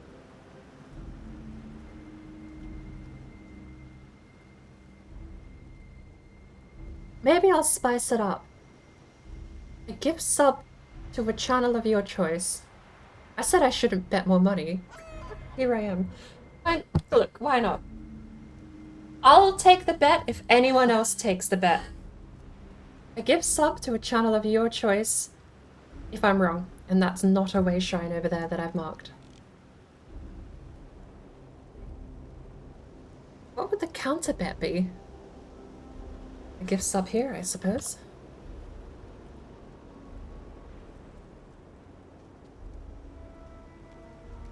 Who's got $5 spare and wants to play a game of gambling? Game of gambling made that same soon. Good lord. Way to make a cool game of chance sound super, super lame. Do I have to disclaim? I actually don't know if betting's allowed like that. I mean, I see a ton of people do it, but I don't know, like, am I allowed to call it that, or do I have to be very careful with what I call it? I suppose that depends on region to region too, doesn't it? You get people that aren't even allowed to bet channel points in some countries.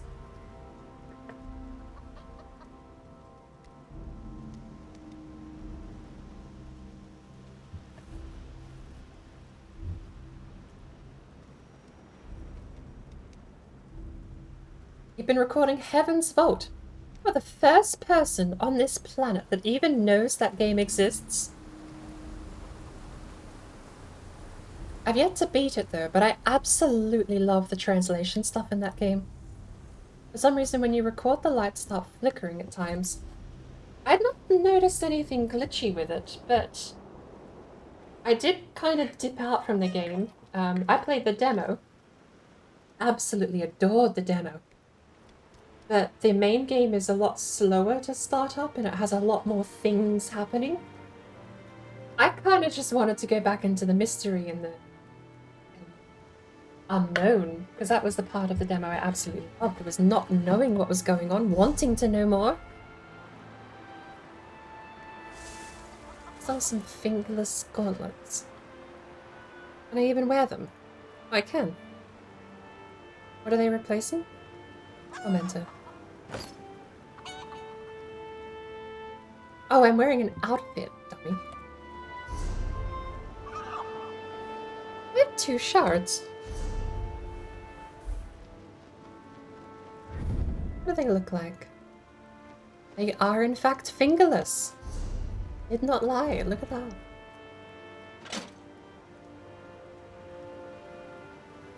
I suppose... Welcome to what I look like normally, without an outfit on.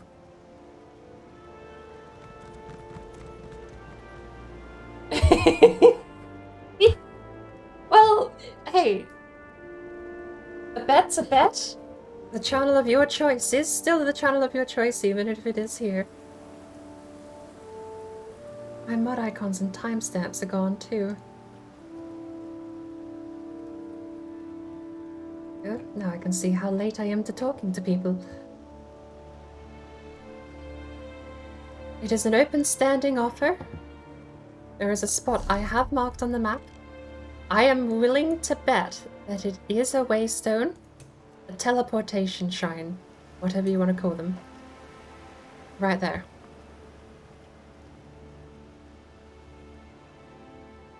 I am willing to bet that is. Judged? I do this in a lot of maps. It's actually how I've been finding a lot of my way shrines. I go to a map that I don't have a lot of shrines on, I turn them off, and I look to see for distinct map markings. These ones have a spire in the middle and are circular. So you can take that information, you can look across the map, and you can reasonably guess that that might be a way shrine. That's a low chance because it doesn't have a spire. That is way more likely. That's definitely a way shrine there. So there's a little bit of detective work that goes into it. Because if you turn way shrines on, you see the ones you found, you turn them off and you look at the little marker, and you can tell. That's a way shrine out in the middle of nowhere for some reason. You've got another way shrine here. If I turn it back on, there you go. There's a lot of detective work that goes into it. I am betting that that marker there, that building right there, is a way shrine, because elsewhere way shrines are not circular. On the map they are quite awkward actually. But you've got one here. It's almost a square. Almost. You've got one there that looks like a way shrine on any other map, but for some reason it's not here. You've got one right there. Almost a square again. It's really hard to pick in elsewhere because they are kind of hidden a bit better. See, that one is what I would normally say. Right here, I would normally say, oh, that's a way shrine, but it's not. It's the one over here. And you look, if I turn it on... Oh, do we not have that one? Ooh.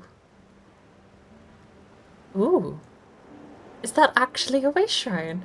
I may have never been that way. I don't know. It's a fairly large gap of lands without a way shrine in it. Oh, our dragon's up next. But you've got the one over here that I found.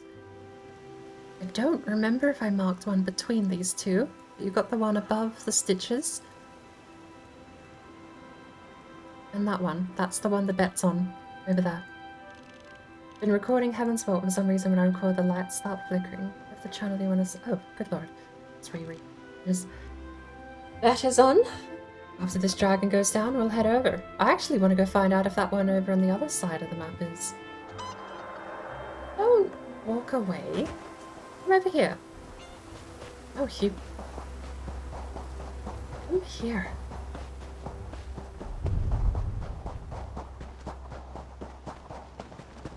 I don't get long to join these fights. It's okay. No, we don't have our outfit on at the moment. Everyone's got the debuff on. Gotta be careful about that.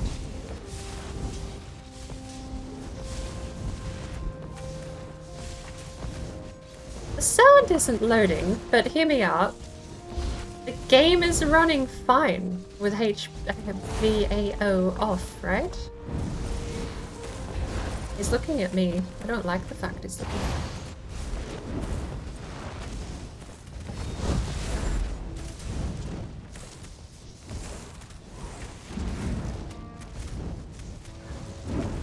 Block that one actually. These meteorites are coming down, pretty painful. Stream is choppy. That's not good news. Oh, I ulted as it died. That is not good news.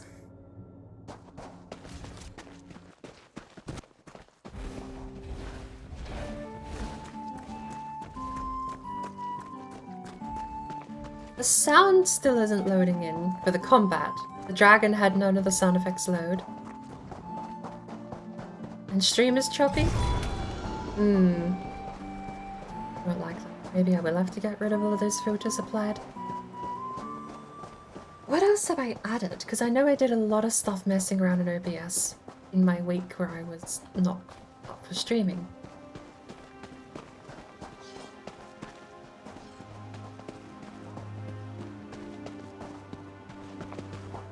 Alright. Is it still choppy?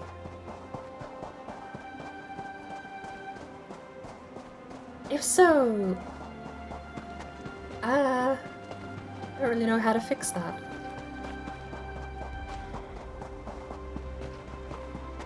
Other than just maybe trying to reopen the game.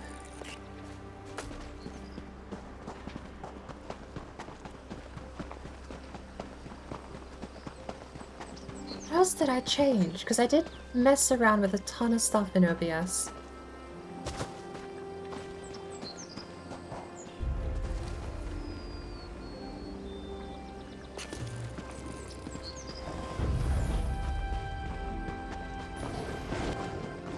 I added a bunch of filters to one of my display captures.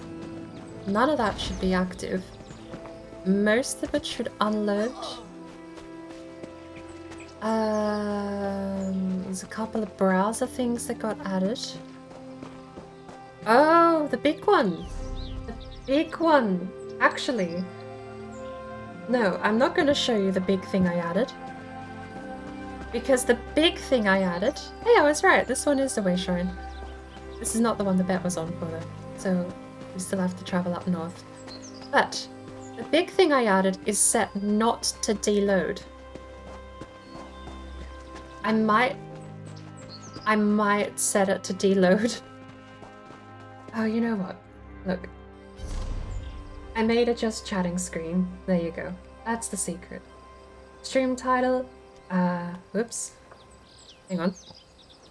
Hang on. stream title. There we go. Definitely legit website. Trust. Ah! So the chat box has loaded in already. Interesting.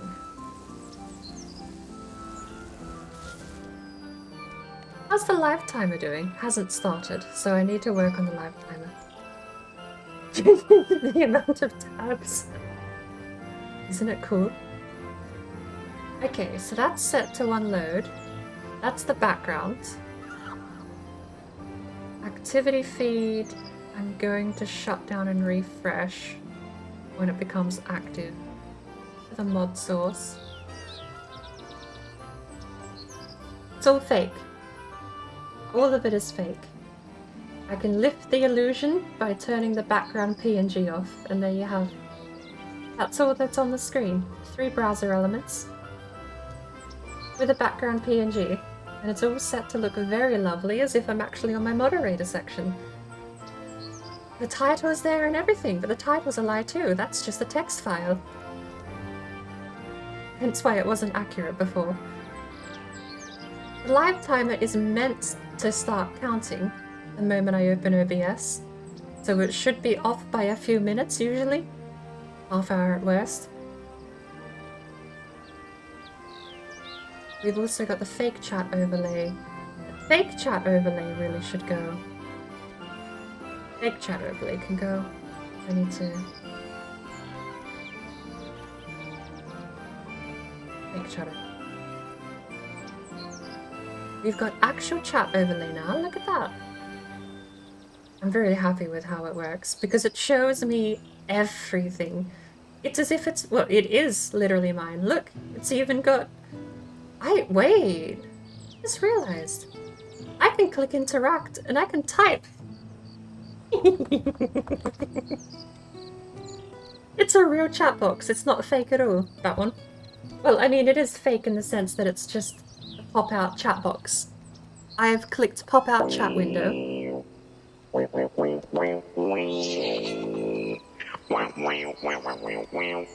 it's real in the sense I can click interact with the website and I can go even type. Like you can just see my commands. You can mod someone and you can just see that because it is the pop-out chat window sat there in front of a PNG of oh, did I fix? I didn't. Okay, here's how you can tell it's fake. If you look really closely at the URL, it's not even my channel that's been screenshot. I did fix most of the stuff, so it's mostly me, right? It's got all of my profile pictures and everything, but I wasn't live when I took the screenshot, and I needed that live symbol up there next to my name. So I had to go steal someone else's moderator page. Thank you, Turn Dust. But everything else is mine. I put over the top, if I get rid of activity feed, that's all mine, because you can see Sparkle going ham with calorate, hydrate, calorate, hydrate. The mod sections is also mine. That was when we raided out to Red Fairy the night before. But no, I did put a lot of time and care into this. This is the only other thing I added to my OBS since I last streamed about a week ago. A week and a bit ago. Sold a rough bedroll. Who bought a rough bedroll? 100 septums. Yes. It's a fake webpage though. What's interesting is it uses my layout that I've customized for when I moderate. The chat's wider. I've got my activity feed and mod sections down there, which I think are different by default. That was the other thing I did though. What I'm probably going to have to do is unload chat overlay when I tab out, which does mean chat history will be incomplete, or not, or it'll just load in. Okay, never mind. That works fine, because now when I click back to my main screen, we should unload all of those web pages. And that may or may not have been a big contributor if they were all being loaded in automatically when the OBS opened. So, keep me posted if it runs better or worse. Because there's only one other thing I did in OBS. And the other thing I did takes a bit of an explanation and a lot of setup to showcase. I did showcase it yesterday though. I keep doing this thing where I open up Elder Scrolls Online and then I do everything but Elder Scrolls Online. Because I did the same thing yesterday. In fact, the last time I streamed was Elder Scrolls Online, and we got so distracted by all my new filters and toys that I got in OBS. We had an hour-long detour where I did nothing in the game. I was about to do the same thing again, wasn't I? I am happy with all these filters and stuff, Perhaps though. a direct approach would be the best.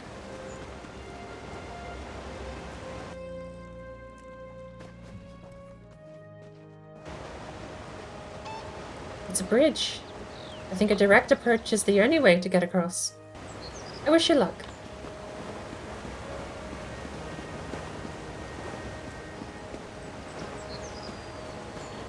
Anyway.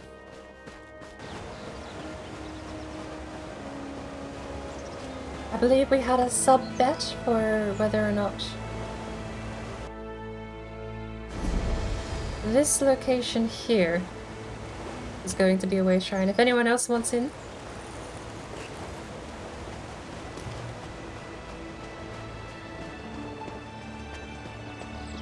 I'm betting a sub it's correct. Last chance, because I'm going to teleport over to this location here. I am betting this little blip on the map, whether you can see it or not, is going to be a way shrine. I'm betting we're going to go over there and we're going to find a way shrine. My bet is 1 sub. To a channel of your choice, not here. Doesn't have to be here. Final chance to flake out, or if you want, to join in.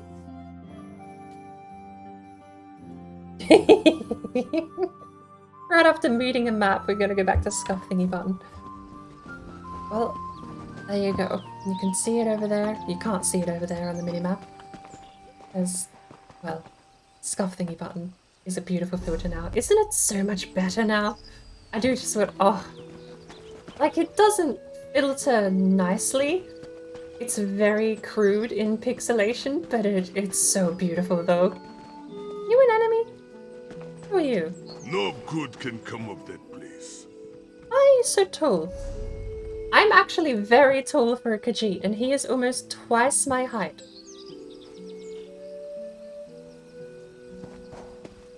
I wonder if that's going to be a playable stat in the next game. Do you think they'll let you play Giant Centrat KHAJIIT? Centrat? Centrat? No. Centrat are the beast form. Do you think they're going to let you play Centrat? I'd be curious, because KHAJIIT has basically been expanded to mean anything sentient and cat-like. Elder Scrolls Online is the first game, I believe, to dabble in that sort of realm of possibility. House cats are now KHAJIIT. Giant lions are now KHAJIIT. But also, sentient tigers are not sentient. So they're not KHAJIIT? Like this guy.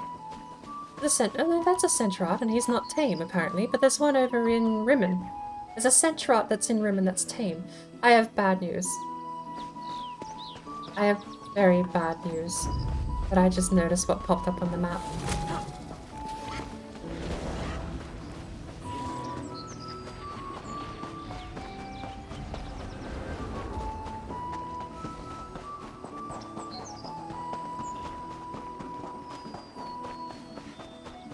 I have bad news.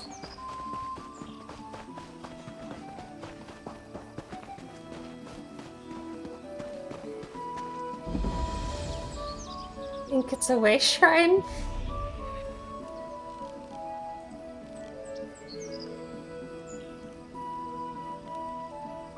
I'm terrible at this. The thrill of gambling is so like, okay, I'll admit, I'm one of those people that probably would get suckered into a gambling addiction if I could be bothered to convince myself there's actually money to be won. I don't think there's money to be won. That's why I never get hooked into gambling addictions, because I just expect to lose. But it's the threat of losing. I feel bad when I win.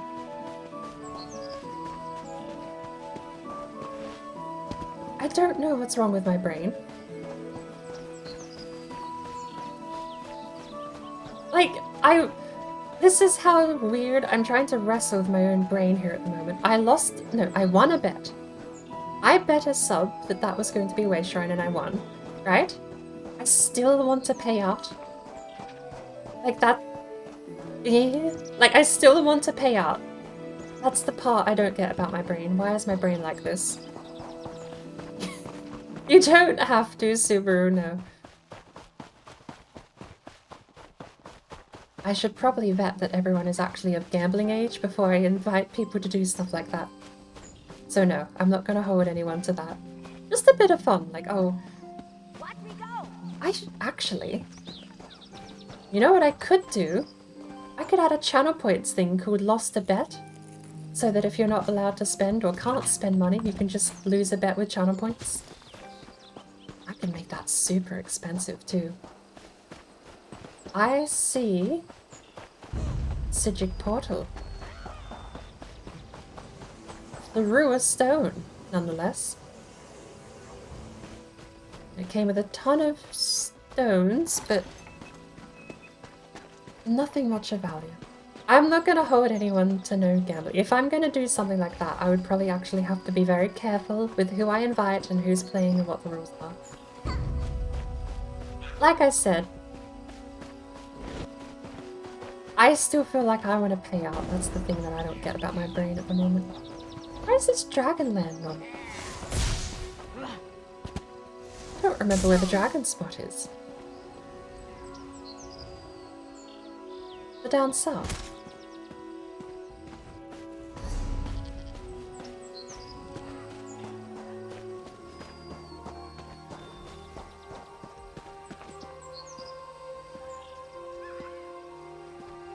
What's that one?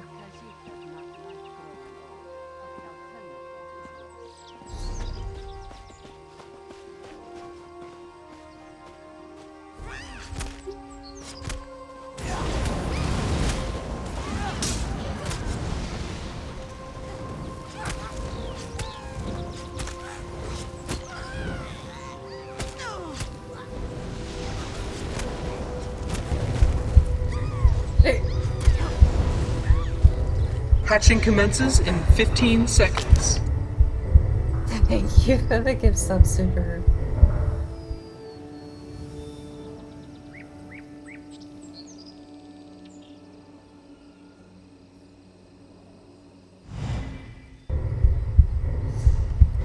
There we go. Hatching commences in 15 seconds.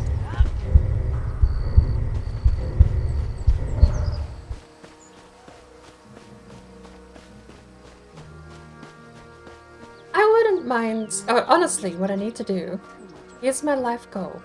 I need to win the lottery. There we go, back to gambling again. Immediately, my answer was, how should I gamble on stream? Immediately, I should gamble in real life to get money to gamble on stream. No, but I need to find a sustainable source of leisure income. I need to find pocket money that I can use to do silly things like that, because I would love to. Steam gift cards, stuff like that, like small things, right? And just sort of advertise, like, yeah, silly game here and there. Like, do you think I can do this in X amount of time? Or put some real stakes up. Make it fun. To me, that's a source of entertainment, but it would be a money sink, so...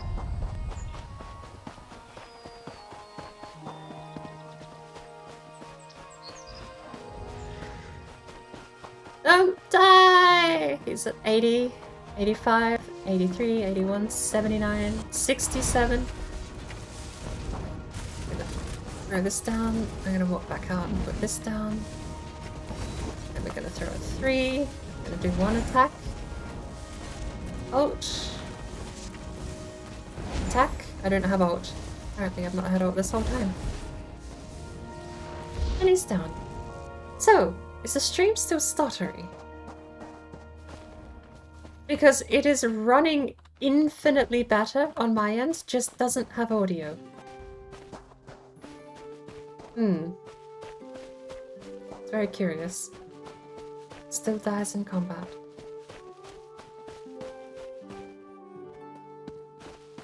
Oh, that guy's still got stuff on him. And there's all the sound files, they loaded in.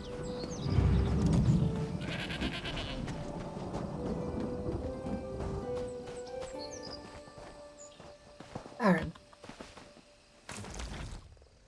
Deposit? Yes.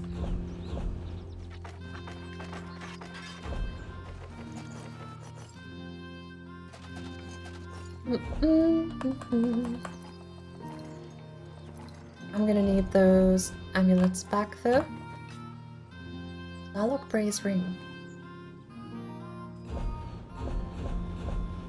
Oh, we'll put those up for sale. Those can just be sold. Dragon. Go. Dr. Bray's amulet, apparently. Back. Let me take a trip to the bank. Wax sealed heavy sack, set of herbs, half digested document pack, a recipe we know, and a counterfeit pardon edict. Half digested document pouch had a recipe we don't know, and Gratwood treasure map number 3. We had soul gems, drink, grand repair kit, and a ruby ash inferno first stave. Black Marsh transportation guide, treasure, mace, potion, soul gem. Crafty Elfique's shoes. I don't know if these are worth anything. They're not selling for much on the market though. But just max mana doesn't seem bad. Autograph calling card, a lockpick, and a mustache wax. Lastly, we have the event coffers that we should be hunting for.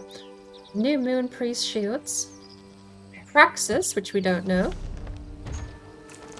Bag of squatting sand, treasure, dragon's bile ingredient, dragon's blood ingredient. Dragon Guard Elite Guards. It's already in my sticker book. Northern Elsewhere Enchanter Survey, always welcome. Bound collection of fur and a Darlock Brace battle axe. I'm curious if standing here is still affecting the frames, because I have a hunch it's got to do with player characters still. Or is it Don't fine drink. for Oh, now? and that's it. Oh, drink only water and milk. Else your bones will be weak. Also, Like in Skyrim. Oh, I need to water go is back health to is my fuck old outfit. fit. You better That wouldn't drink be- water. Which means if I don't have something cooked and prepared to go... Hey guys! My new password! You remember my password last time? You want to see my password again? It's been scuffed this whole time. I just put my preview back on while the loading screen was here. But yeah, my new password. Don't you think it's really cool?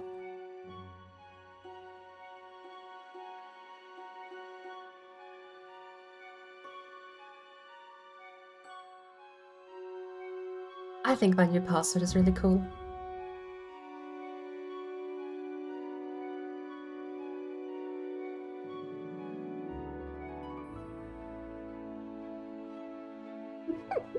I think the biggest joke about that password is the fact I type it all out and hit enter and it works. The biggest joke is that it actually works. Crazy. Did you ever get Fallout 76? Or are you still playing other things at the moment?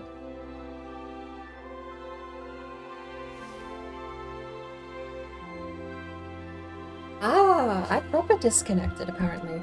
Hello, welcome back to The most scuffed stream on the internet. Getting more and more scuffed by the day. I think I am going to have to clean up my filters for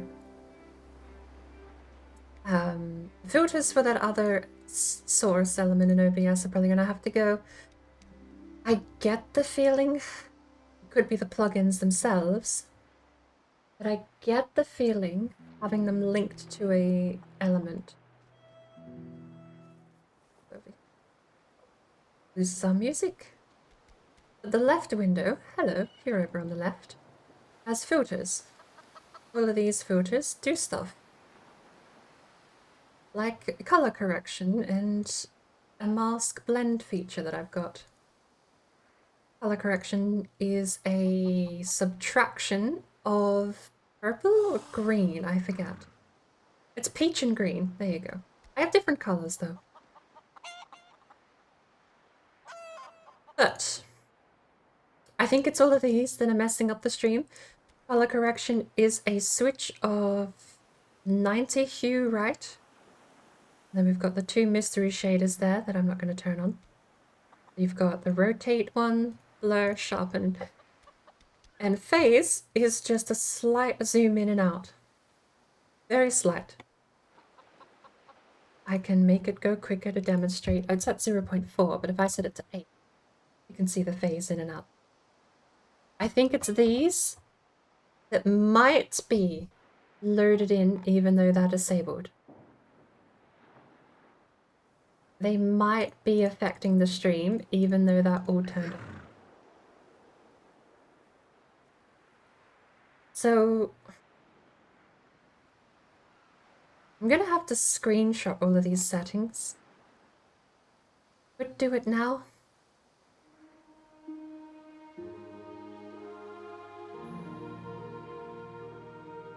If 1,000 tabs aren't open, that's a screenshot too. If I had Chrome open, it would be way worse than it is now.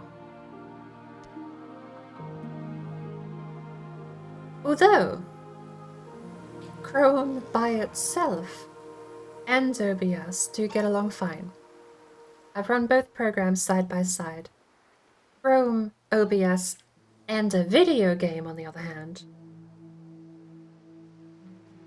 don't get along so well. Dum dum dum. This is something along the lines of that Microsoft is a terrible company and ESO is a fun game. I'm trying to actually think what my password is now. I type it out and you don't really think about it. No, I had a bit of tongue-in-cheek with what I wrote there, but no, it doesn't have anything to do with Microsoft. I will give you that one clue.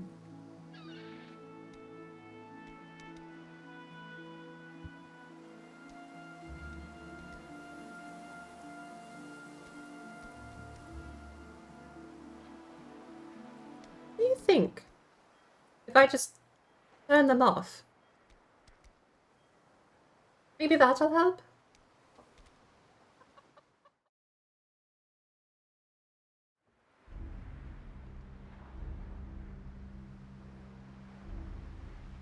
I also don't know why OBS is now hemorrhaging frames in general, but apparently OBS is super unhappy since I reconnected.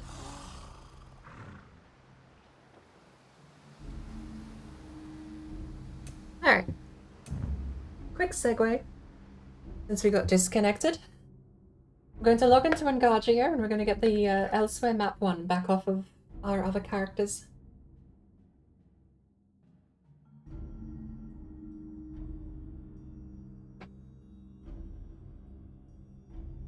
Ooh!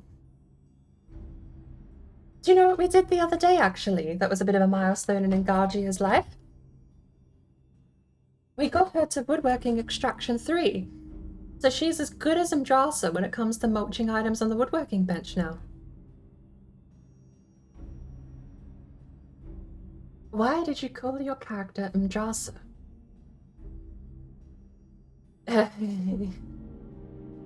Because it translates from Taiagra to Common Tongue It's a bit of a it's very tongue-in-cheek actually, because it's all prefixes. But it's Tiagra for fully grown adult elder. It's fully grown child elder is what it translates. M apostrophe is a prefix that means child. S apostrophe, or za, for the feminine, I think, is a prefix for adult. And dra is feminine for grandmother, or elder female, in Tiagra, which is the KHAJIIT language. So, mdra sa just means child, grandmother, adult, literally translated. And that quite literally, that's the entire joke. Mdrasa just means fully grown child elder.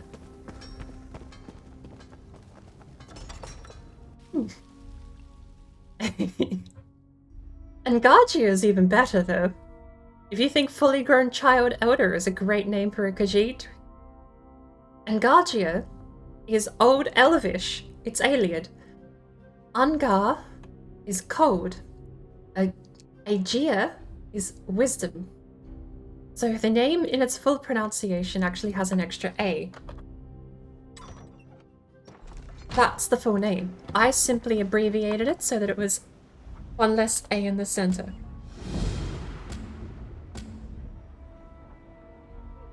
And it flows smoother. Ngajia flows better than Ngajia or Ngajia or anything like that. But Anga means cold, freezing, frigid. Aegea means wisdom. Cold wisdom. I named my high elf Brain Freeze.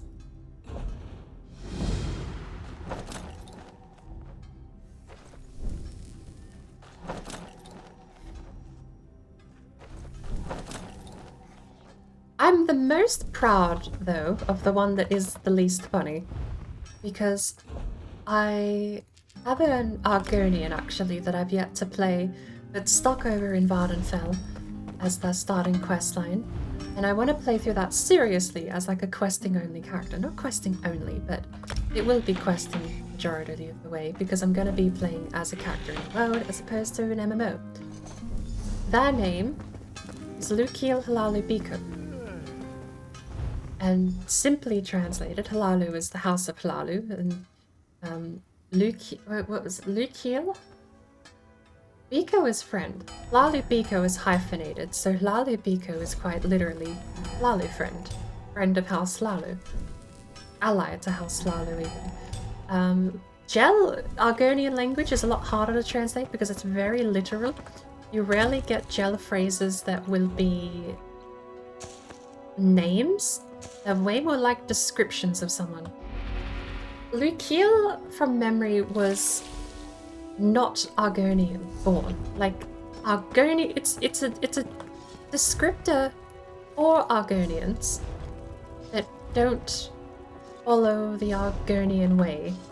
Like a term that describes someone as betrayed Argonians, if you will. It's a very curious term. An Argonian who is dishonest to their ancestry, I could probably describe it best as. So, a betrayed Argonian, a dishonest Argonian, who is a friend of House Halalu. Context, House Halalu did enslave the beast races, KHAJIIT and Argonians in the Third Era, and I do believe in the Second Era too.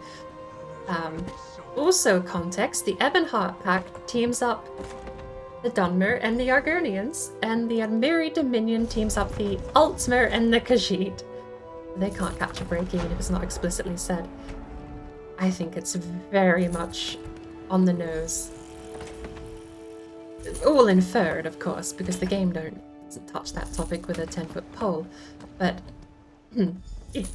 it's so close to being implied, though. I mean, the best example I could ever give you of it being implied is walk into any house in the Admiri Dominion and you have KHAJIIT servants. It's always KHAJIIT servants. It's always KHAJIIT servants. You walk into any house in the Ardmere Dominion's domain, it's a KHAJIIT servant. You walk into any group in the Ebonheart Pact. I forget who the third one is. Because the Ardmere Dominion is also Wood Elves, and the Wood Elves and the Ultimate just fight and bicker, and the KHAJIIT just clean house. The Ebonheart Pact is the Dunmer, the Argonians. Is it the Nords, or are they part of the the Daggerfall Covenant?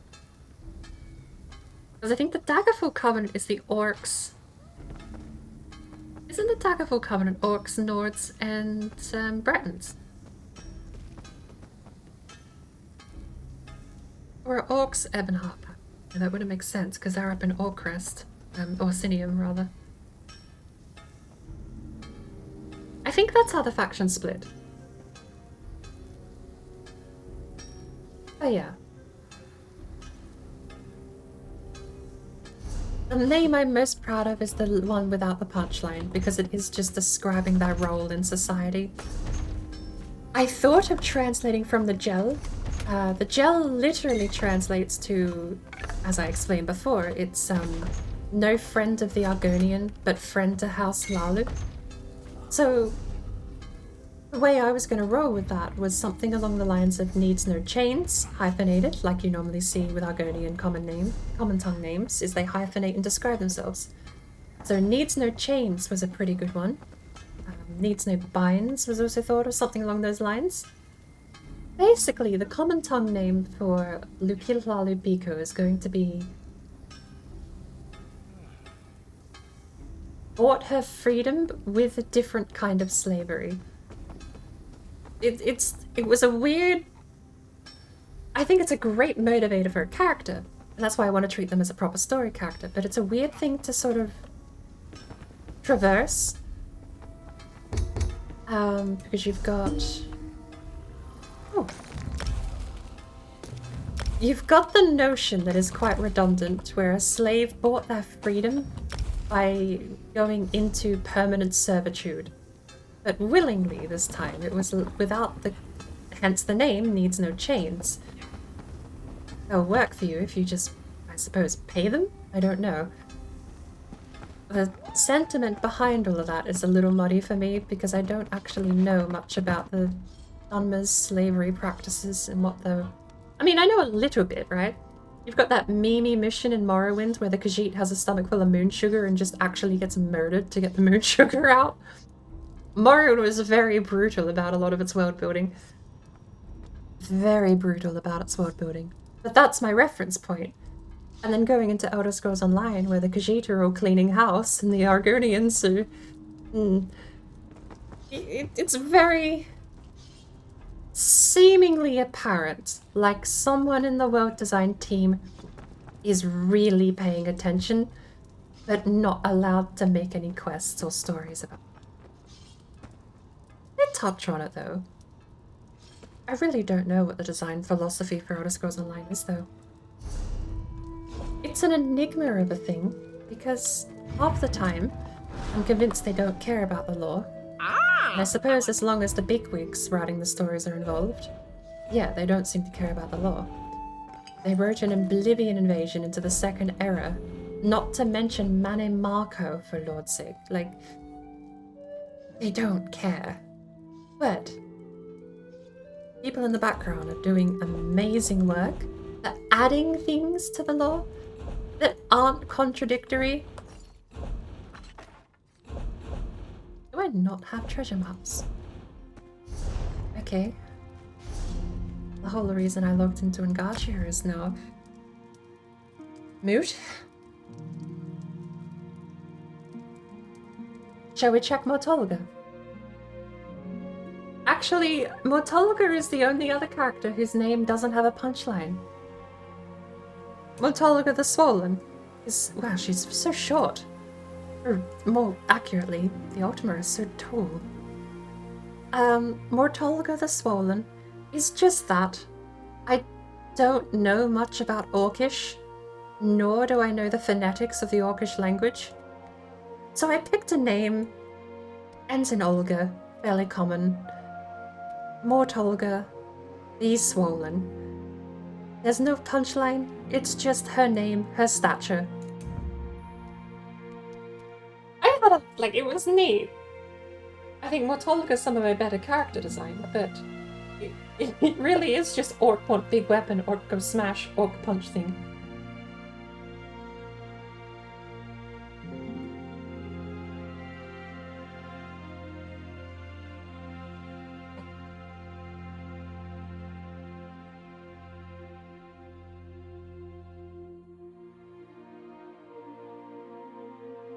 I am channeling the most crass version of Untamed Elf from the North. Alright. Who are you?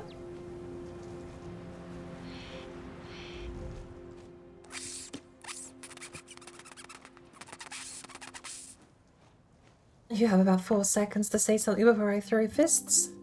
I can understand you. Oh my, I'm not a skeever. No, you're annoying. No. Follow me. I'll show you. Okay.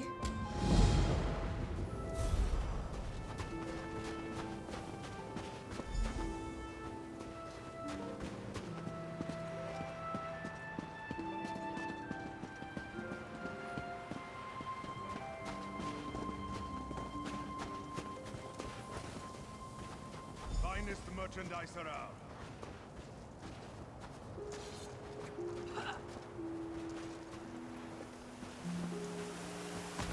What do you want with this wand?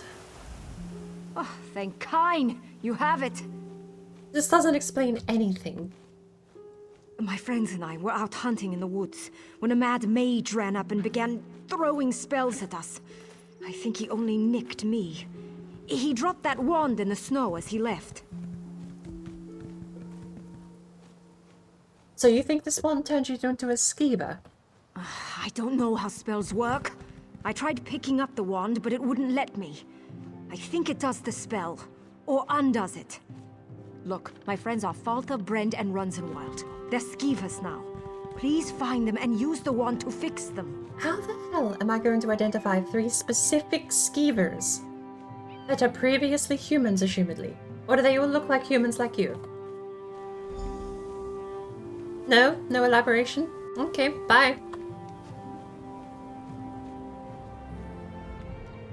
It is good to be rich. I concur. Let me know when you get there. It's Elsewhere Treasure Map 2. Ugh. My luck. Character bounds. Those are all of my old gear. That's all locked. Why do I have that locked? There's a character bound.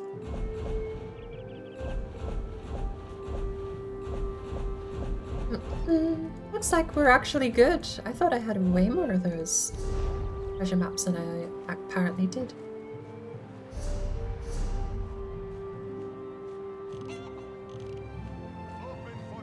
Where are we? Bleak Rock Isle. Meet Nick. Where's Bleak Rock Isle? Oh, it's over here. It's not terribly far then. The skeevers will clearly have anime-styled haircuts. Let's go see if they're actually identifiable. This outfit cost me $5,000, by the way. I Balenciaga style paid to look homeless.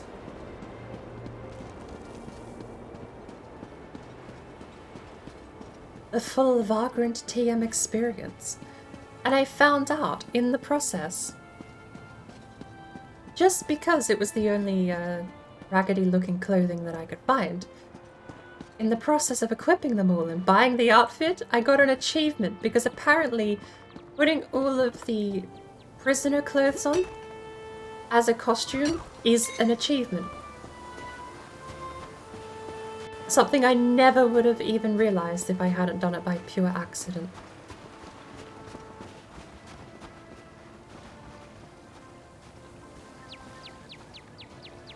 Okay, so Am I to take it that the friendly skeever is how I know? Oh, it actually worked. Oh, well, at least I got a thank you. Apparently I don't have... Oh.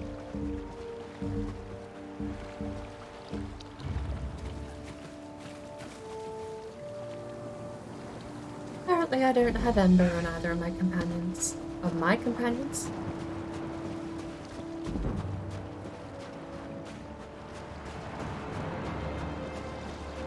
5,000 in game, yes. If I had 5,000 in real life, I would not be spending it on looking homeless in a video game. I would be spending it on looking homeless in real life. That's not even... I probably would be gambling it all here on stream with people.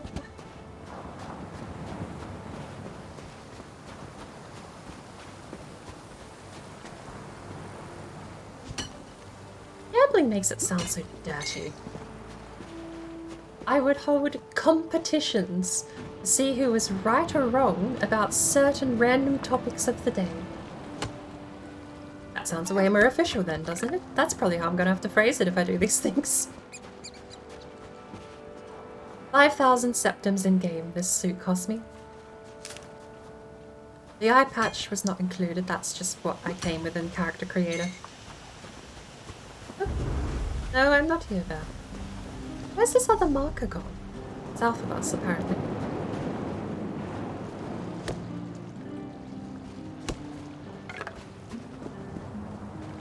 Oh, yeah.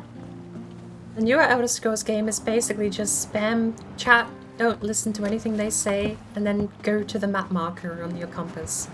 I don't have them enabled on Andrasa. I've actually turned Andrasa's quest markers off.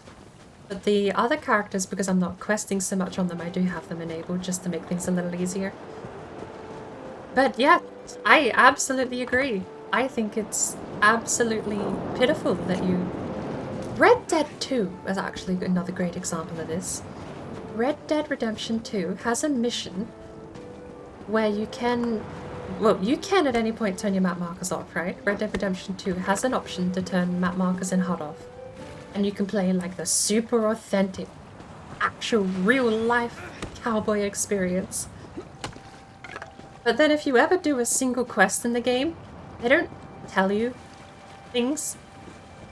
It'll either be holding your hand as you follow an NPC to the exact location, or it will give you vague directions, and then you have to find the exact spot on the map where the marker actually is. Or you're put in a horse and cart and told to go to a town, which is probably the best case you've got going for you. The problem with that is that when you get to the town, it usually pops up a specific spot on the map to go park the cart to enable the next cutscene. There was one egregious example I could think of actually in the horse and cart, where it'll tell you to go to a town, so you do go to the town. And if you don't park it in the exact spot, you get a mission failure. So there was this constant back and forth of people trying to... You basically were screwed, kind of. For lack of a better word, you were kind of just left out to dry. Because the map marker was outside of town boundaries.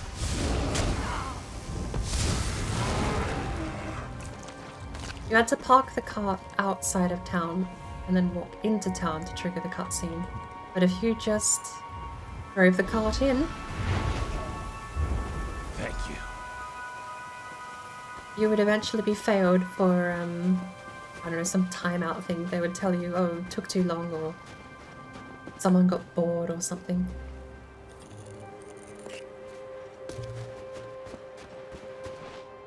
Oh, don't they have a mechanic in Red Dead where it's you strayed too far from the trail or strayed too far from the destination? Like an actual restriction on how far you can go? God, I remember. Good lord, we're going back to the quote-unquote good old days of 2003. 2000, well, actually that would be Morrowind itself, wouldn't it? 2006 was Burnout Paradise, 2008 actually. I think that came to Xbox, didn't it?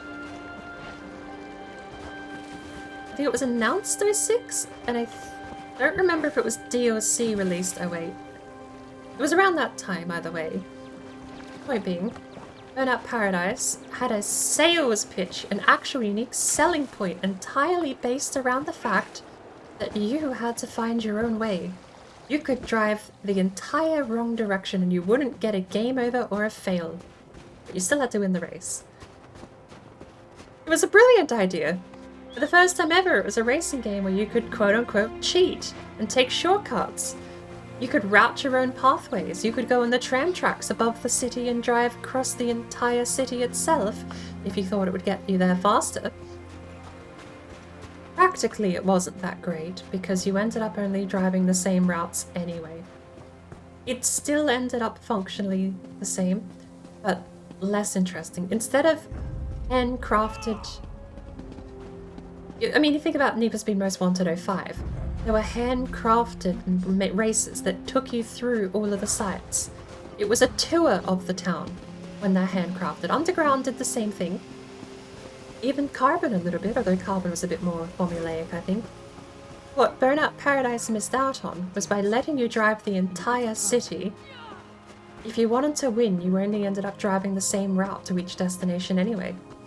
So instead of being, oh, you can drive, it went from, you can drive on the train tracks to get there faster, to you might as well / should drive on the tram tracks to get you there faster, because if you don't, you might lose.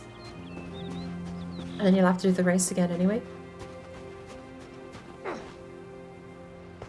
I still think it was design worth exploring. Open-ended exploration to complete missions. If you want the best example I know of off the top of my head, though, it's actually Vice City. Going back to Rockstar. Hello, dead man. What's your job up here? Is your job to, to lend me all of this gear, I take it? Thank you. Rockstar actually nailed open-ended questing. What, like early 2000s and 90s? When was Vice City released? But they did. There was missions in Vice City where you could go to the location of a mission objective and you could...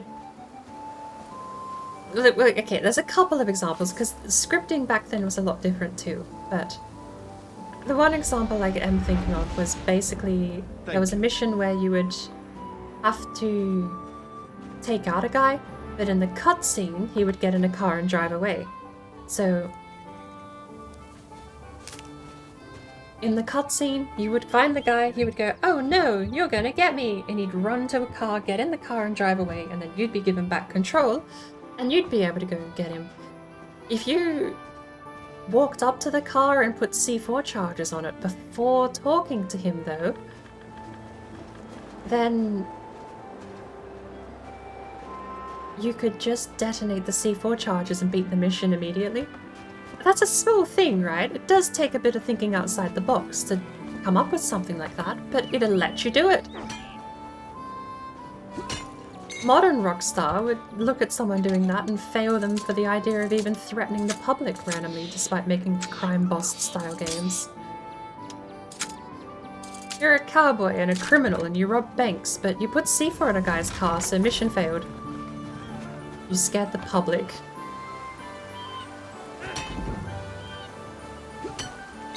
I get branching stories aren't super easy to do these days. Still. Where are we? To the west.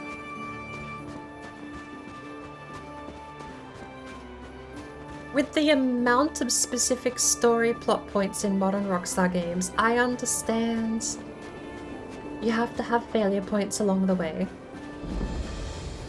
You can't just critically fail a bank robbery in the main storyline for Grand Theft Auto 5, because critically failing that is just the end of the story. So yeah, you have to put a fail state in for the player if they do something wrong, because you need the robbery to happen with a successful ending for the story to continue. Stuff like that I get. What I don't get is going back to the whole root of this. Quest markers. You don't get told where to go, you don't get any room for exploration, you are just told, go here, this is the spot, this is the person you were meant to talk to. I mean, these people didn't even tell me anything. If I had quest markers disabled entirely, if I'd went and found these 3 skeevers, and it weren't for the fact it tells me here to go back and talk to the person, I never would have known. They gave me no inclination of where she was. She never said where she was. There was no, oh, I'll meet you back at the town, said by any of them. They're alive! And they're not furry anymore! I never would have come back here if it weren't for the quest marker. Because game design and game questing these days does sort of rely on the hand-holding methods. Playing Daggerfall is like bloody... I feel like you're being gut-punched every time you get a quest, because they don't even tell you where to go half the time. You'll ask for directions in Daggerfall, and half the time they tell you to piss off. The other half the time they go, I think it's west. And you ask someone else and they go, I think it's east. You go to a completely different town and they tell you that, oh yeah, no, he's over on the other side of the continent.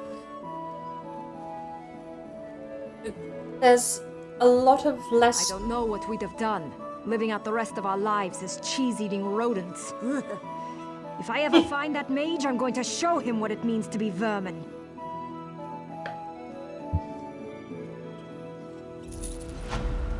So much to do, so little time.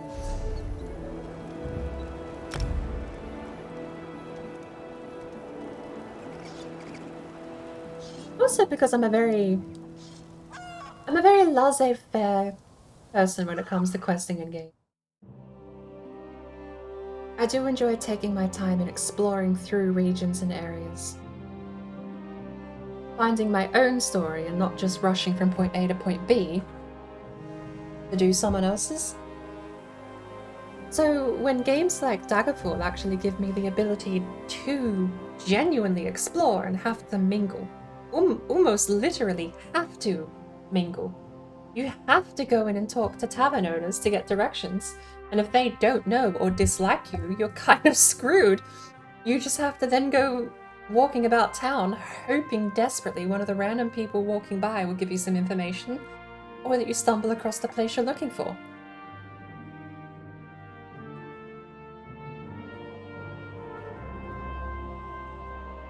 The one thing I don't like about the Daggerfall questing, even in the GOG edition, is that I've had a couple of quests already so far in Daggerfall that will, on text, tell you, go to this location and return to me.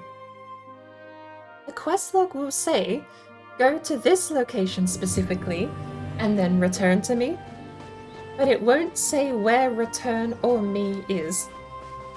If you don't take a mental note, or if you lose track of which quest goes where, you will straight up lose the whole quest. Like, there are some quests with negative repercussions too. I'm pretty sure someone threatened to put a hit out on me if I didn't return in time. And there's also a lot of negative implications just passively too. Hostage rescue missions in Daggerfall, that if you fail, of course, the captor follows through on their end, usually takes out the hostage. So, timed quests and the timing mechanic itself in Daggerfall were a massive part of the game world. And it seems a massive part of the sales pitch, that part of their unique selling point, was that everything was on a ticking time. You had a running world. A world that moved, and seasons that came and went too. That was probably the most interesting thing for me, was playing a game from '94 that had seasons. You start in winter and it stops being winter at some point. The weather doesn't affect you like you would in a modern survival game. Just fascinating to see the snow give way to marshy bogs and reeds and lakes.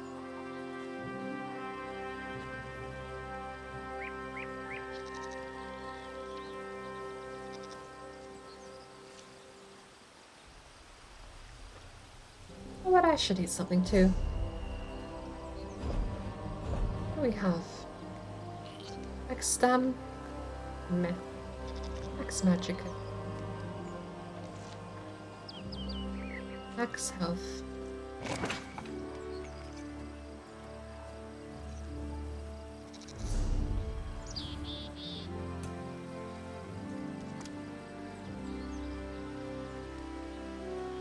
Been a while since I've looked with my normal eyes. I had my goggles on for 3 whole days almost since I bought them.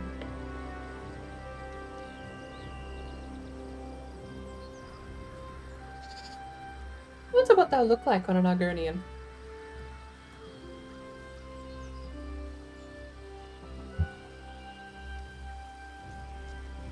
I also wonder if Lucio Lalibiku will ever get some name like the Cleaner or something. Could give her some kind of nickname. Maybe that would be her name in Common Tongue. She'll be known by others under Gel as Lucio Lalibiku. But perhaps the Common Tongue could be something to do with her profession. She's a Nightblade. She does work for House Lalu, and I don't doubt there may be some espionage and underhanded tactics at hand. With the crime and punishment system in this game, we're never going to get anything like going into House Telvanni and murdering them all, because that's how the hierarchy system works. I think it was Telvanni that let you murder them, because the rule of ascension and hierarchy in Telvanni was that you just had to murder your superiors and then you assume their role.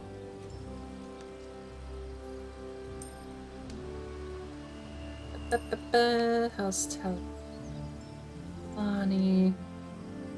House Telvanni hierarchy.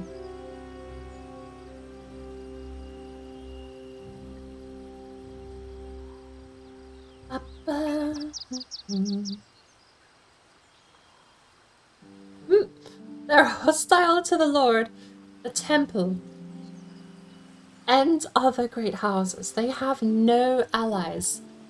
They are the bastard child of the houses, apparently. Our capital is in the city of House Telvanus, in the northeast archipelago.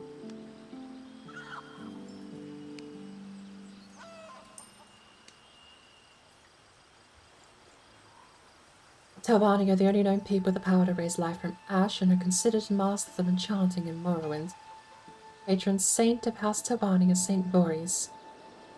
They are ruled by the Parliament of Bugs, a group of high Telvanni wizards.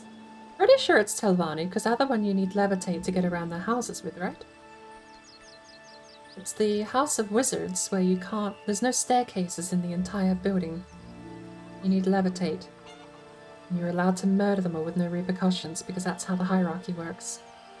I think it's Telvanni. I am reading off the Wikipedia page now, but I'm not seeing anything about the hierarchy. Oh no, here we go. Rules. The rules of the Telvanni follow a pattern of might equals right. Any Telvanni who successfully steals from another is permitted by house law to keep the item since they have earned it by successful theft. Likewise, murdering any opponent by magic or treachery is also permitted, as it's the traditional way of settling disputes in the house. Members of House Telvanni can still be expelled, however most members of the house will either not know or care about the expulsion. There you go. I called it? How's that?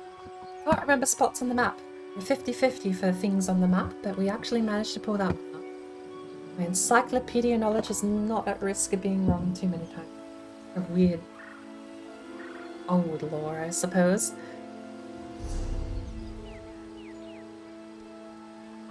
Asked you about Anjasa name because it means school in Arabic.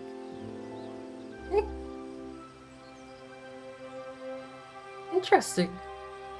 With the apostrophe and all. Anjasa means school in Arabic. Suppose that still fits. The grown, the child, and the grandma, the wise, the young, and the tutor all in one spot, I suppose. can't remember what other house is like to actually need to finish a complete playthrough of Morrowind. I'm...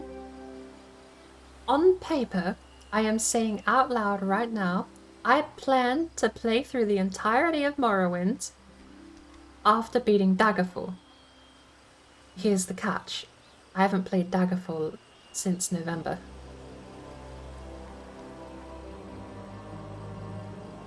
This dragon's a bit of a no-show. I've got one over there. Going to go south of Alt Crest, we're gonna go fight it.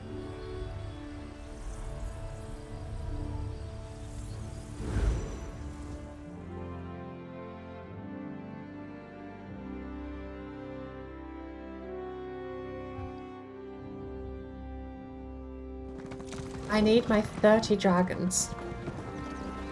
KHAJIIT, light my path through this madness.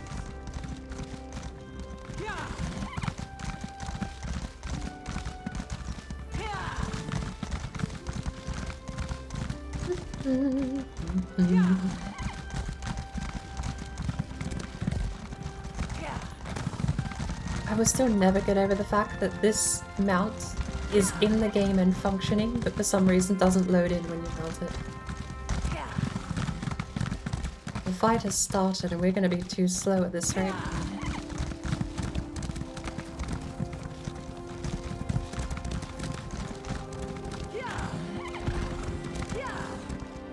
We have the speed to keep... This is something I don't understand about mounts. If I sprint, I get a burst of speed and then slow down.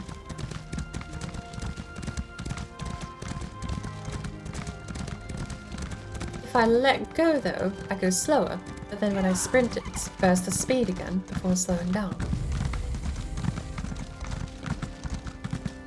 Maybe I should try race someone and pay attention to the speed. Maybe it's a visual thing, like a... Maybe it's like a zoom that I'm not noticing too much. This dragon is so dead by the time we get there, by the way. Because at the moment, I switch. I will let go. I'll buffer my stamina. Alright, we need to cast a spell. We need to heal. Heal, heal, heal, heal, heal, heal. AoE heal. One heal.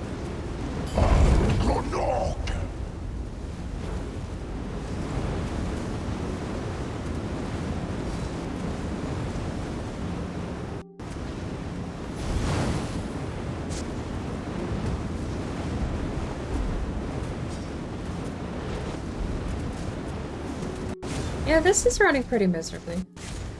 I've got all my frames, but it's not running super duper great.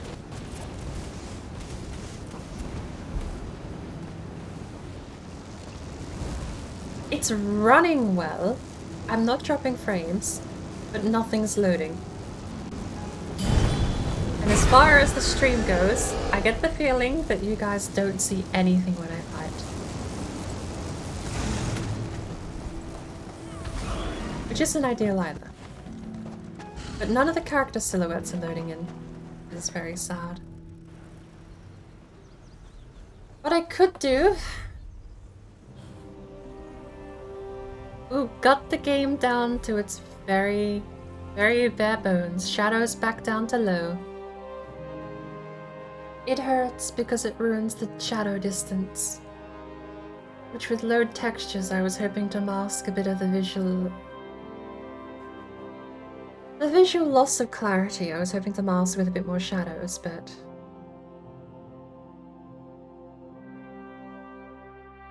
It looks like Elder Scrolls Online, at least with the latest patch, it's going to have to be gutted. I used to be able to run this game with medium textures and all these other fancy things running.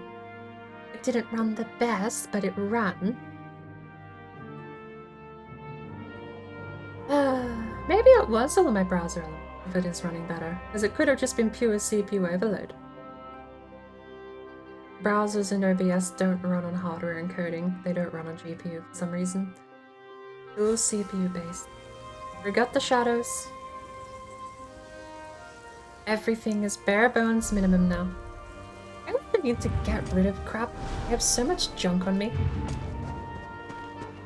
The rag picker doesn't help me get rid of junk, though. It's sad. I need to go to a town. Do we have a town Did I miss nearby? anything good? Good lord, it's gonna cost us 700. Do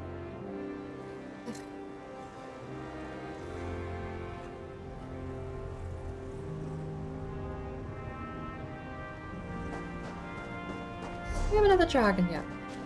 No. We are actually killing them too quickly. Most times I've previously come to elsewhere, it has been 2 dragons at all times.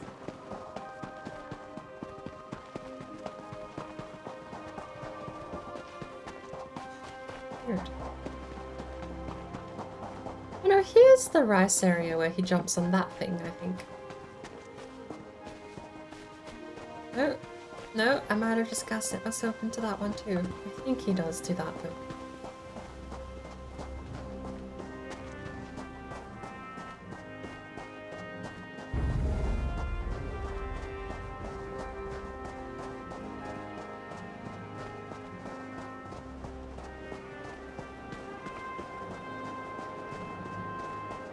Madrasa is the Arabic word for school. The A is shorter than the English one, so maybe it's apostrophe of madrasa. But you've got the full version. Madrasa, the full R. You've got madrasa, and then what I say is madrasa. I cut the A out almost entirely.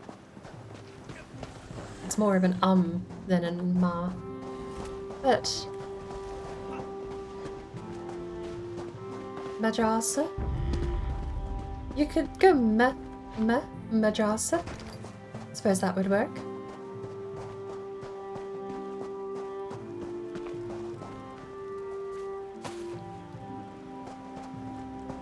As far as phonetically English, I mean, I don't.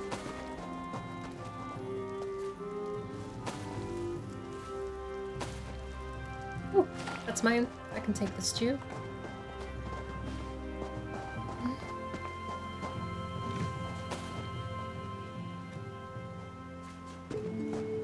Mine too. Here I am taking crap. Aren't I full on inventory? So where's this dragon? Already dead over there. 3 minutes left of recall cooldown. How much money do I have? Ugh.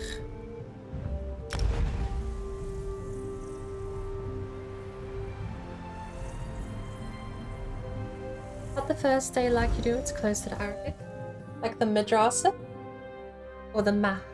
Because there's ma, and ma.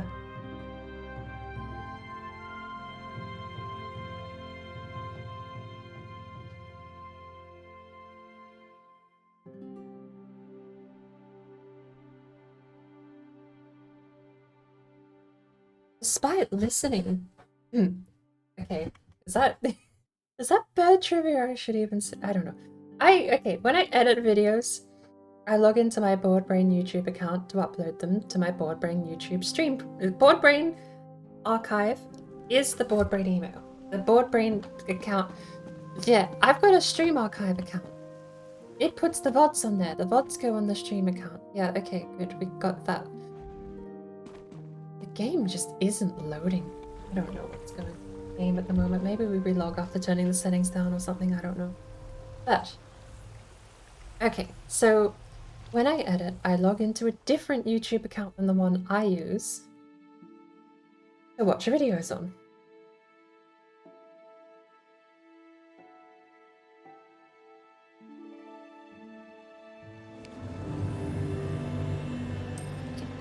Why did we teleport here? Merchant.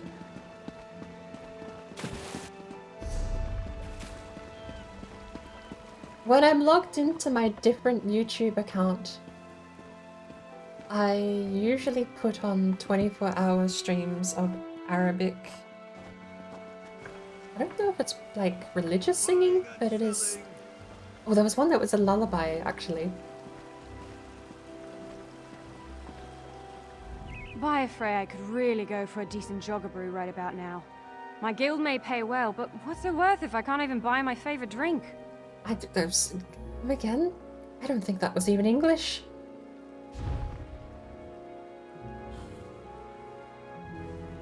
Let's keep a lookout for some cheap bows too. Cheap weapons.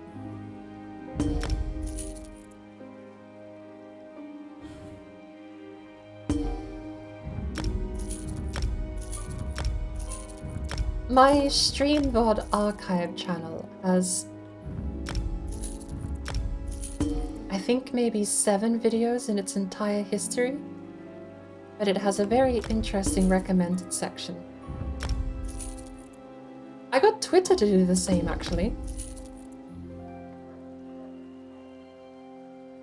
Why would I spend that many thousands of dollars on... Ugh, it's a lot. So I'm gonna do it. I'll have to go through my YouTube history feed, but I'll send you a couple. I know there's one that has the same guy's face. It's a guy in white, he's got white clothes on, and it's always the same photo of him. He is either a celebrity or a famous... He must be a celebrity because he's not wearing, like, religious garb, I don't... So it could be a famous singer of some kind. The other video I watched last time I was editing VODs was, had a picture of a baby. And that one was clearly stated in English in the title that it was a lullaby. I don't know what kind of lullaby, but... Are we buying cheap stuff? We bought all the stuff with, Let's buy anything under 200 steplins here. We'll take it over to Mortolga.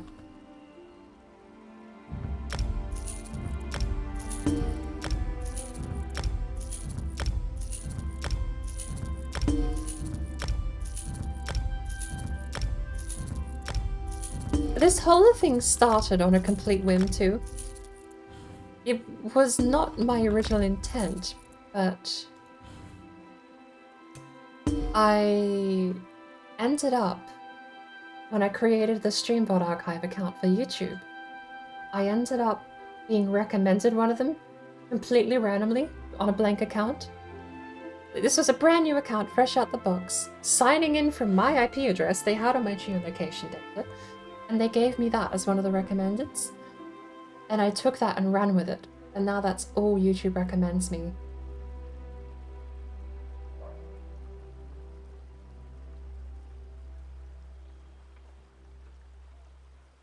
Swallower's Blade. Of all of the... Now we're getting to... Curious glass bottle snagged by a fishing line in Somerset. Sounds like there's something inside. 4K each. Nordic Bather's Towel. Ooh! Wasn't that just from this year's Christmas event? 2,000. Or 1,000. You know what? I'll buy it for 1,000.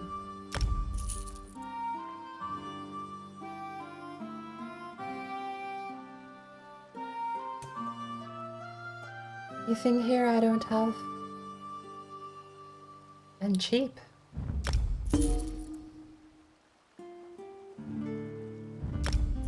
I hope Anna Queener is not current event stuff.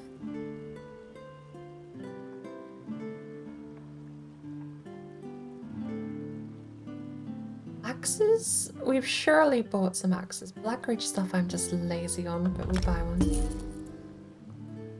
Then got legs we just bought. 1,500 is where I'm going to draw the line. We got axes. You know what? Where are they? Where are they?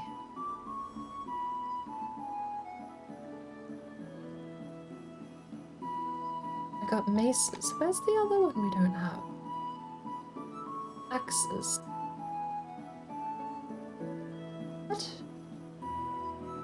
What's going on? There. Right there. One sale, one item, 172 days, 3,000. Suggested is 1,400, so this guy's undercutting the mark.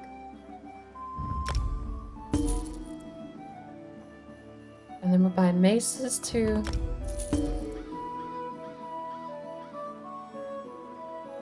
Gloves, 1500, we'll call it that. Even if we've doubled up, I'll put them back on the market. Trait for jewellery. Or a big amber. No, we want the rare stuff, don't we? Nothing. Style material. I don't think we want anything, do we?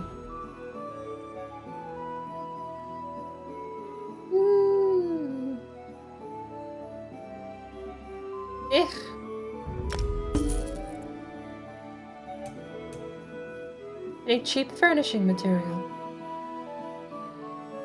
Everyone's still got the old prices. What about cheap glyphs? Nothing really cheap. Alright.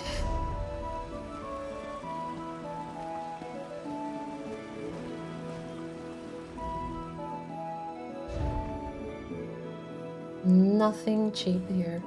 Traits. Raw traits. Oh, there was a merchant in High Isle that had a couple of items that I really wanted. Pulverized Orbic Amber. Listed at 2,000 a unit.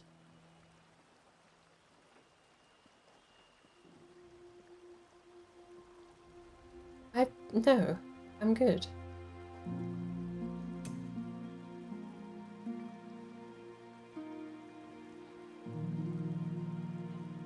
Dragon Guard, Trinimac, Ragada, Outlaw, Guardian, Fangla. Cheap furnishing, 70k. That is almost double the actively selling price range. I do not know if you think you're going to sell those. What do we have? Blacksmithing. Tempering alloy for 9k. Price has dropped a little bit. That's gonna be a typo. You want 1 million for 8 tempering alloy? That's just extortion. Or laundering. Upgrade hide embroidery for 130 each. Average is 33. The max is stupid high. That's not helping.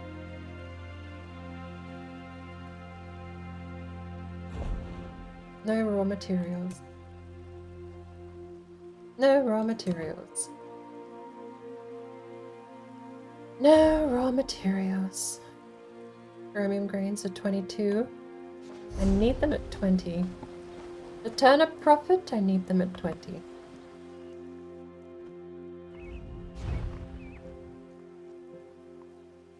And grains for 600. 7 for these. I don't profit from that, I don't think. Found.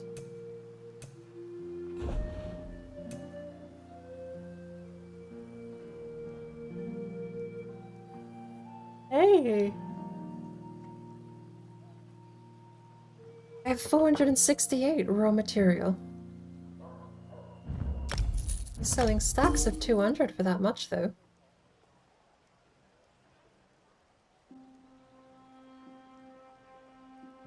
I can get stuff out of these.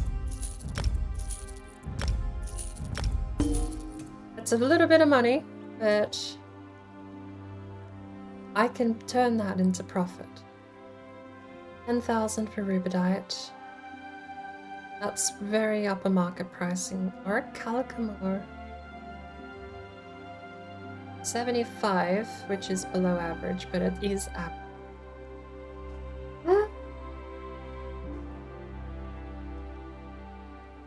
Take the rubidite.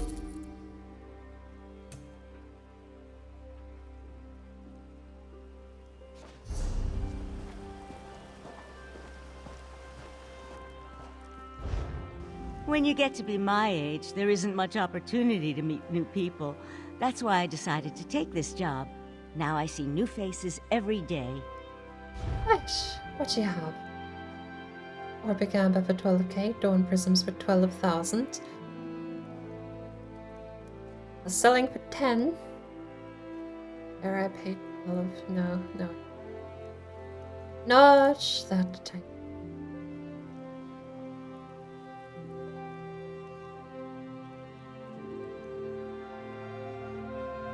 Vendors sell this for 60 gold pieces. That's a bit of a stuff up on their part.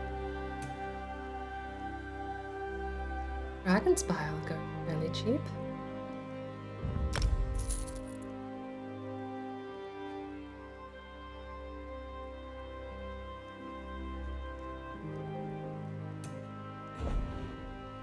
Premium grains are 24, can't do it.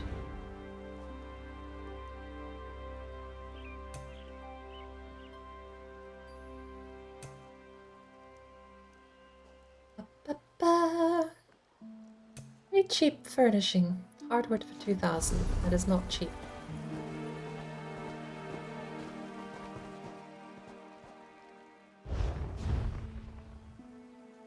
Hardwood for 1,500 is better, but still not really my thing. Jewelry crafting. Work on for 8, not great.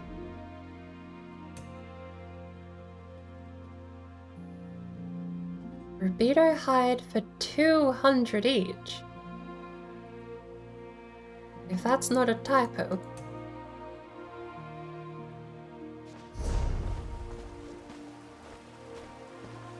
Did we look at your shop? I think we did.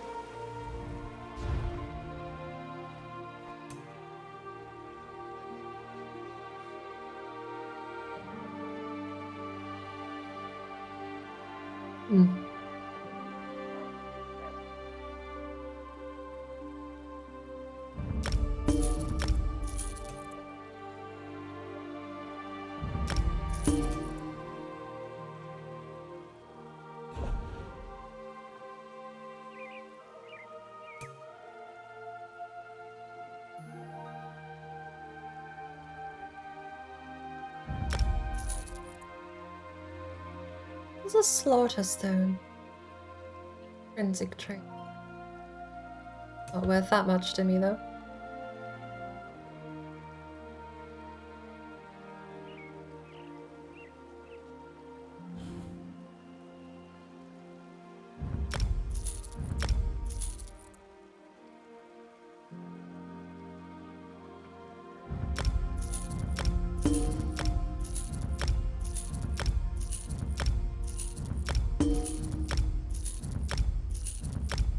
Hope no one actually needed those.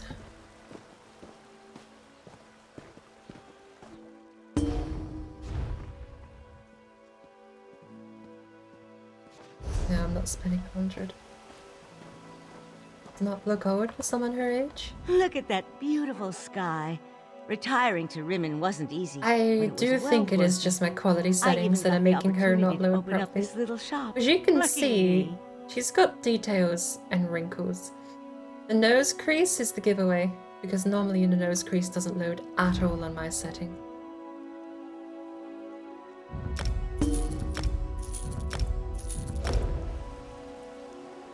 Oh!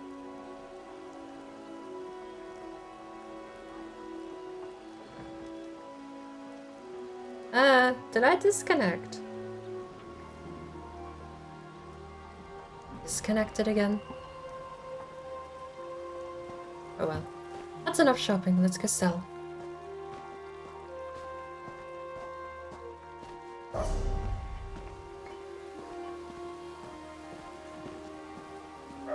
It's locked.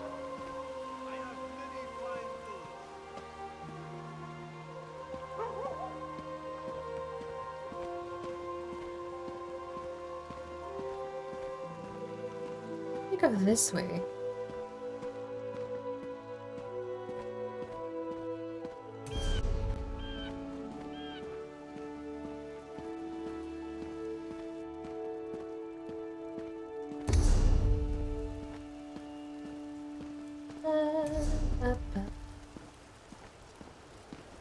Ah.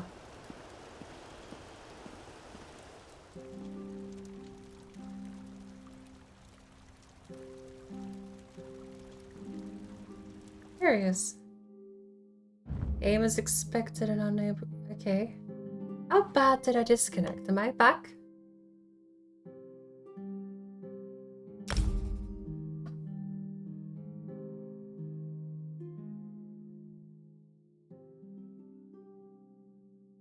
I'm waiting to see the reconnection or dialogues. OBS hasn't disconnected yet, though.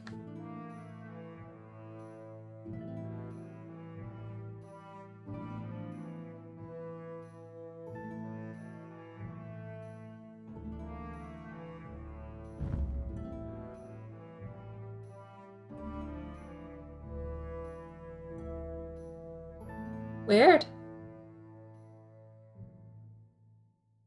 No.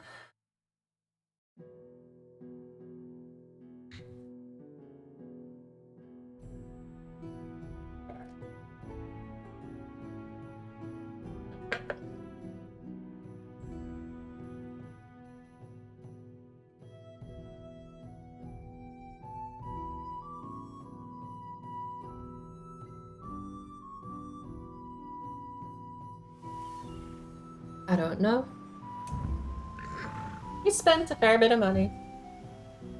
Let's go and sell all of our useless items now.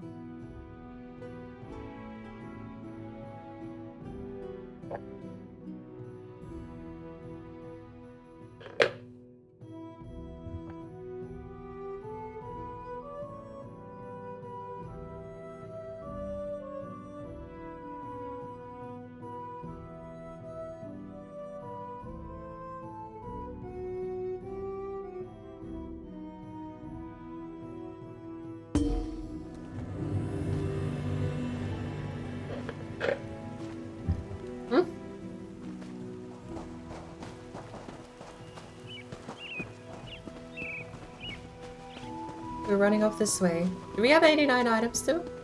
91 apparently.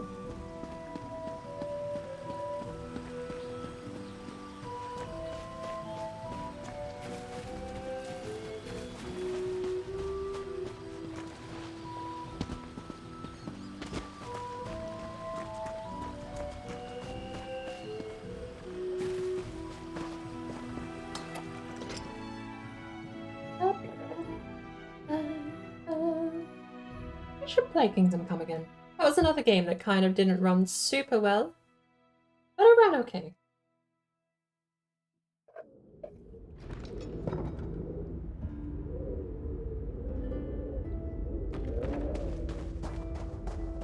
Good morning, Toad. Thank you for paying your tire to the Bird Empire. Bouncer Bucky will be told to stand down for another 72 hours. Stand down from what? You know, I've never really thought that through. It sounds like a very vague threat, but I never got called out for that. Stand down from what?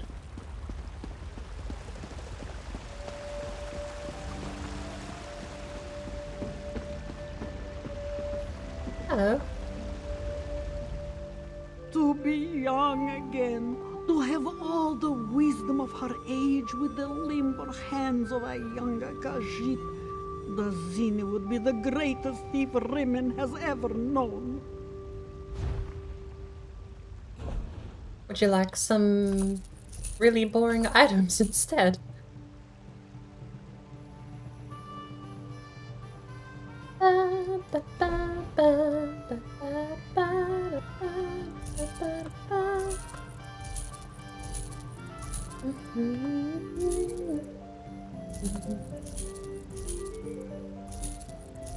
That's so much trash. Wow.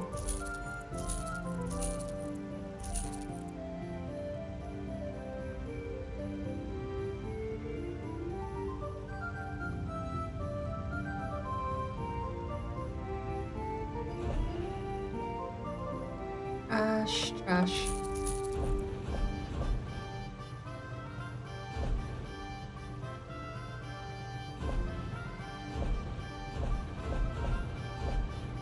Oh. Free shields. These. Oh, wow, no. Those. Crafted by me, crafted by me, crafted by me. Why not have potions on me? Apparently I don't have any potions at all. Food. Crafted by me, crafted by me, crafted by me. Me, not me. Really, I should be getting rid of these though. It's 5 per. It's not like I'll get a lot, but... Health recovery, magic recovery, stamina recovery. Yeah, we'll get rid of that. Just because I have a lot of something doesn't mean I should hold on to it. Oh, I got Pumpkin Bunny. Max health? No. Max Magicka? No. Made by me, made by me, made by me. Me, made by me, made by me. Oh. We now have 40 spaces free, and that's before we've actually gone to see the fence. Oh, you're a guild trader, you're not the fence.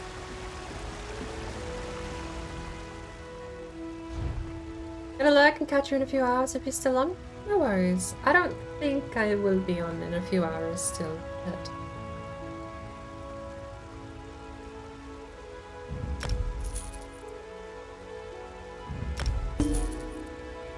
Am I buying things again?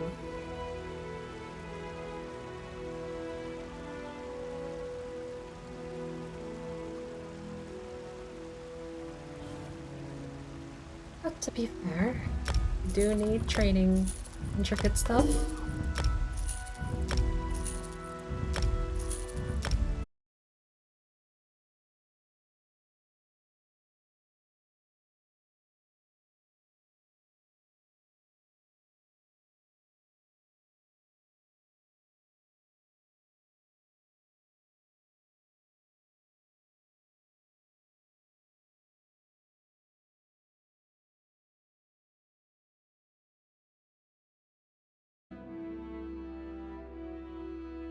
And we're back. Welcome back. Well balanced. Got back. I might not be. Let me refresh. Oh.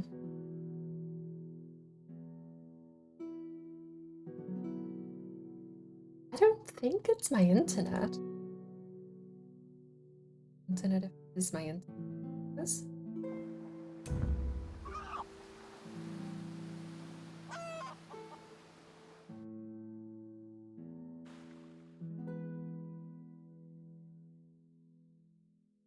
That's what it is.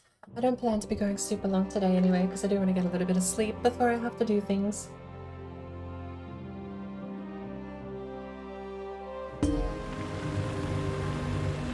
Ember, you have a terrible knack for spawning in front of me.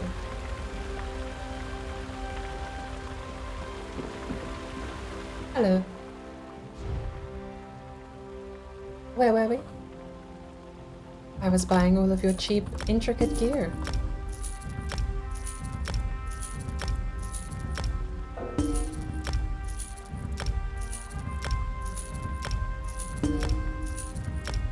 Would I spend 500 on purples? Yes. Would I spend 500 on blues? No. Got more money to spend over here anyway.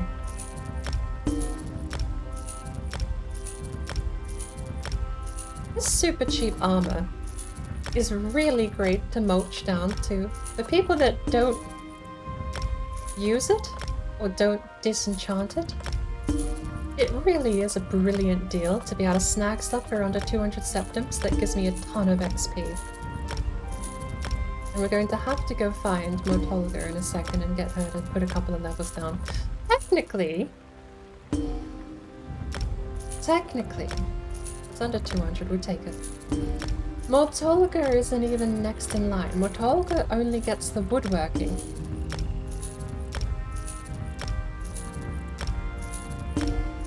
doesn't even get the blacksmithing or the leatherworking.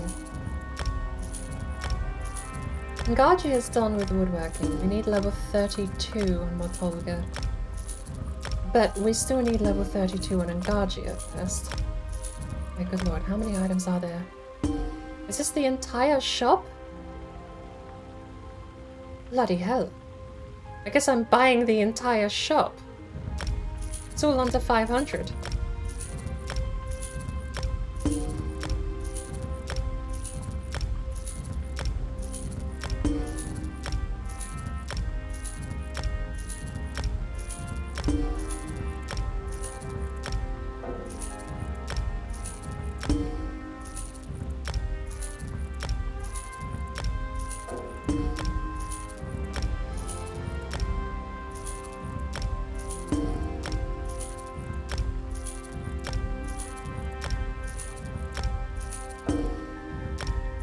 I'm only going to be able to do 100 items at a time.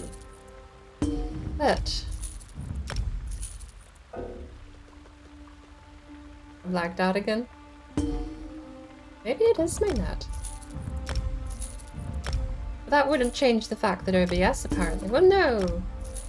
Can't be my net, because I'm streaming. I have an active connection to the internet all the time, constantly, right? What motives do you have? Axes we've already bought. Daggers we haven't, that's 1,000.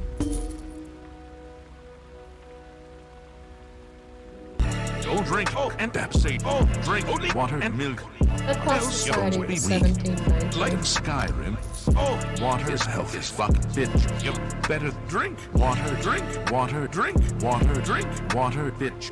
Drink water, drink water, drink water, bitch. Drink water, drink water, drink water, bitch. Drink water, drink water, drink water, bitch. Unique twice spiked ale, 2,000. Corrupting Bloody Mar. Purifying Bloody Mar. Corrupting we don't for 4,000. Take Daedra Heart, Nightshade, Frost, Miriam, Dragon's Blood. Daedra Heart. That's a style ingredient. What's the crafting cost? 5,000. 1,259 each. The selling craft... Okay, so you craft... 1,259 each. Oh, the 4K. 4K, why not? 19 for Hiss Me a Fish Eye to Eye. Pack Leader's Bone Broth for 5. And thank you for the Hydrate Shrub. Going to colour it too.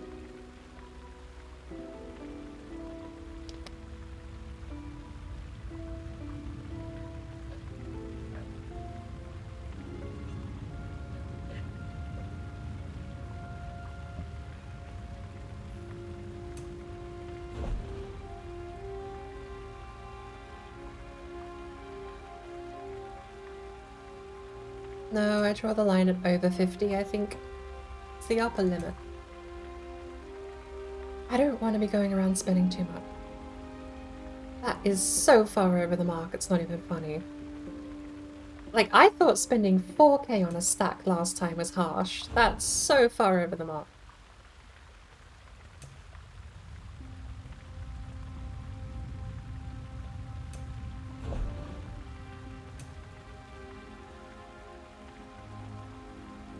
Clean pelts go for 9, or have sold for 9 in the last 50 days. Crafting leather furniture. Crafting jewelry furniture.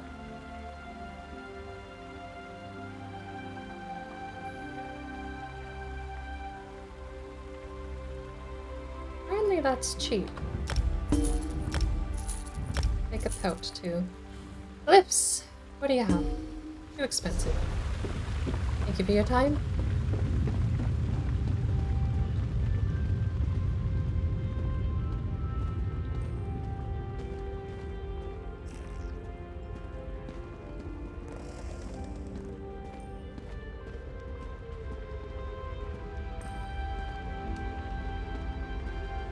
Where is this fence? Oh. Out the front. You want your goods spotless and clean? Make sure to come to me. Megara's fencing work is about as shoddy as a thievery. We need to launder materials. Have.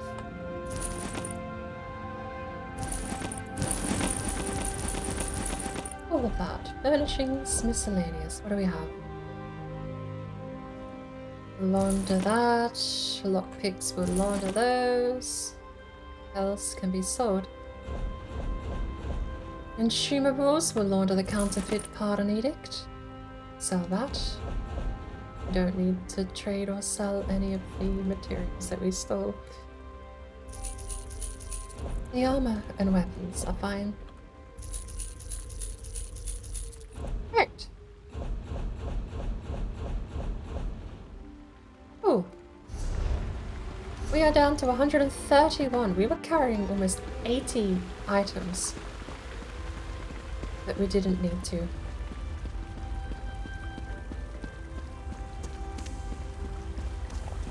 I think what we're going to have to do next is actually go and get our last and final stable riding carry capacity. We're almost at 200. I know there's a way to get more, but I don't actually know how. Right, and we are carrying 222 items in trash. So I think what we're going to have to do is we're going to have to bank all of the purple. We'll bank everything we can. We'll probably keep the purple on Amjasa for that sake then. We will take the research out of the bank too. Best way to do this is going to be clear the mailbox first. Then we would... A moment, please. I think clear the mailbox first, so that you have the most space in your inventory possible. Then you would move into the bank, and you would detract from the bank. And then you would repeat. No, you would just take the mailbox and repeat that section again, wouldn't you? I'm overthinking this, I've done this a million times.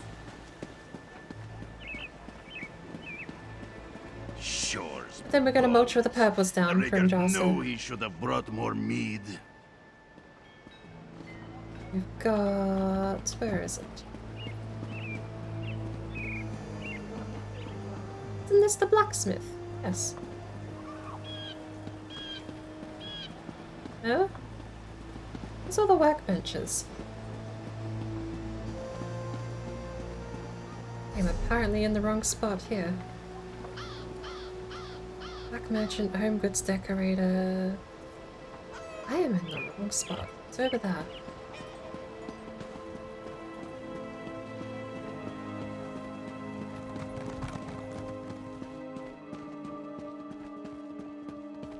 There we go. There's the canopy up. See?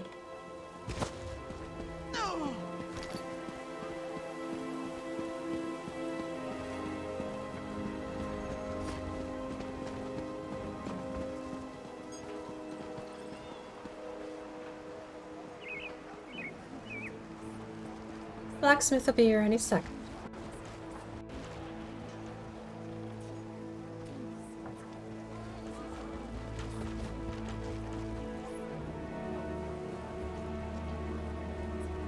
Am I facing the wrong way?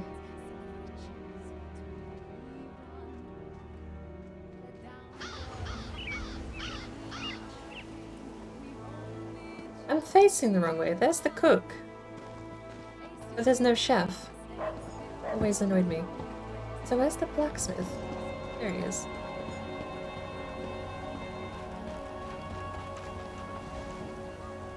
Let's get started.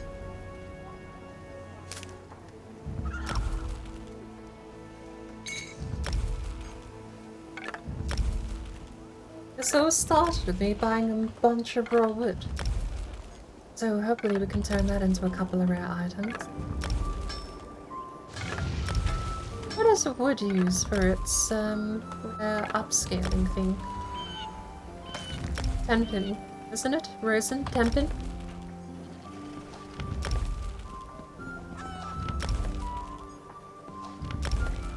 I think we doubled up on both axes and maces there. Huh?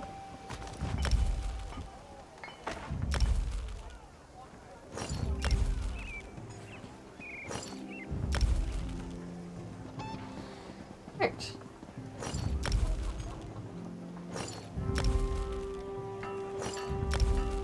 We've got a couple of items we can eat too.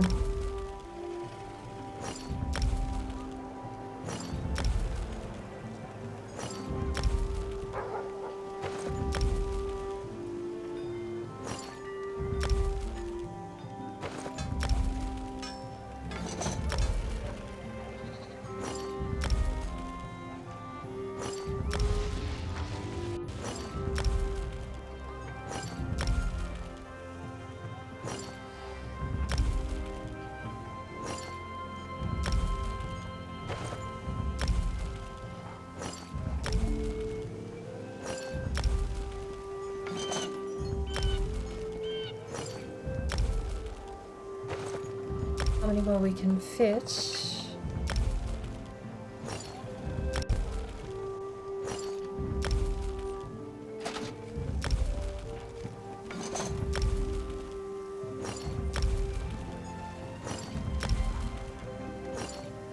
I remember when I started the stream and said I wanted to spend the whole time going out and fighting dragons because I need to kill 30 for the weekly achievement.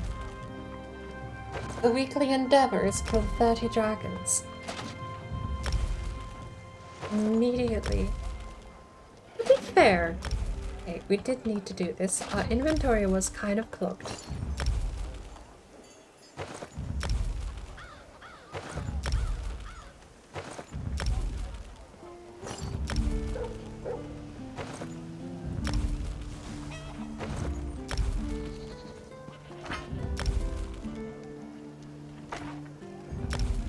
System mail is pulling more in. We were down to 30 and now it's back up to 60. How many can we get? All of the crafting materials going straight to the crafting bench.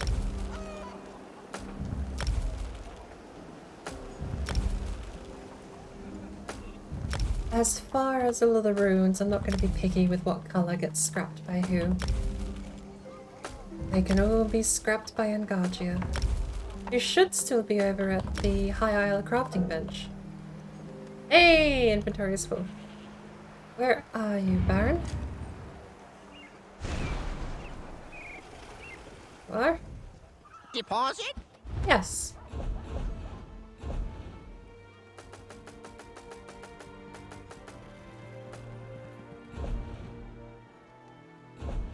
Stack of my lockpicks. Oh, we did need to go sell some stuff, didn't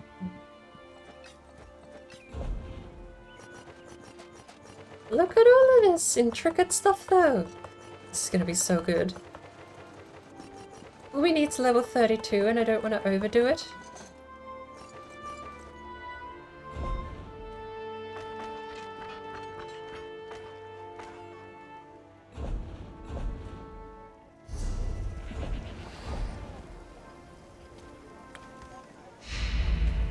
Oh.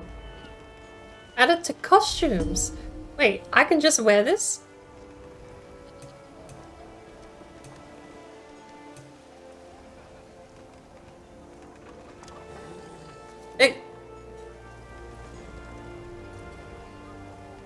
It's not much of a towel. It looks like I skinned a hawker.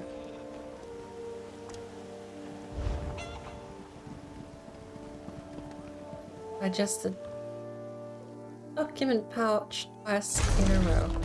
And lastly, elsewhere in coffer. Northern Elsewhere treasure map is apparently unable to be looted. We put that away. Your gold look. There was a Northern Elsewhere treasure map too.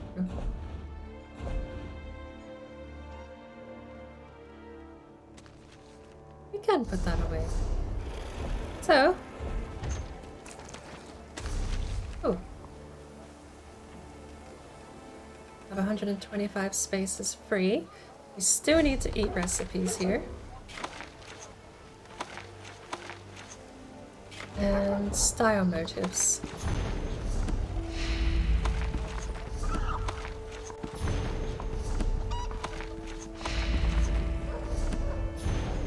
Oh. I need to bank the pardon edicts. Baron, where are you? It is good to be.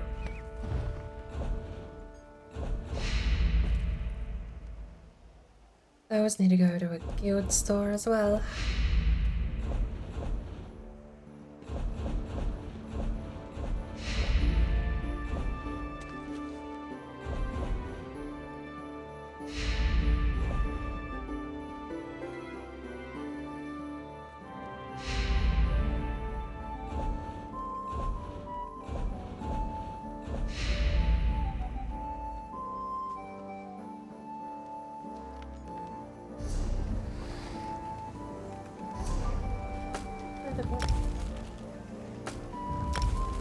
Apparently 72 mail is what makes an inbox full.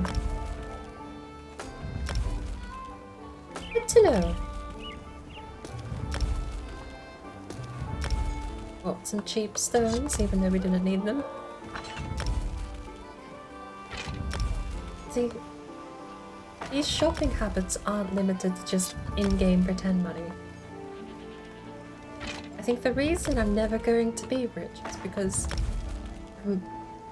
there's two ways I see me being rich. I spend all the money and no longer am rich, and then back to being poor. Or I have to become so rich that I just become complacent and bored of spending money. But I know that's not going to be the case because I'm very much the kind of person that'll find ways to turn money into fun. I mean, I've talked about it on stream before, even today. If I won the lottery, I would be hosting a ton of like mini game style, put your money where your mouth is. Again, I don't want to call it gambling. I would like to host bounties on challenges though. Beat me at a certain game is something I did with Metal Helsinger.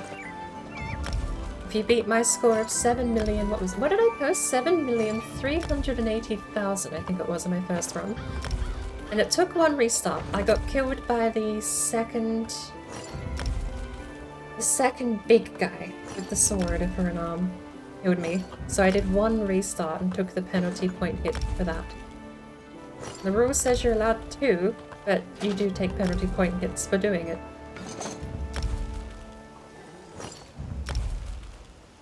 But that was my thing, is, you know, I set a high score. I spent the next week trying to beat it, and I said, bugger it, if I can't beat it, I'll bloody well buy anyone the game who can. Stuff like that is why I'll probably never be rich, because I'll get a few thousand leisure money. I'll win a small amount here, or I'll earn a small payout there. Whether it be from a job or whatever the case may be, maybe I just save up a little nest egg. It'll go, because I'm going to find ways to spend it. My purchasing habits in the game are probably indicative of that, because I will just end up with things I don't really need. They're kind of there, and it's not a lot of money. The problem with justifying not a lot of money is that it stacks up. If you spend a year every day spending not a lot of money, at the end of the year you spent quite a lot of money.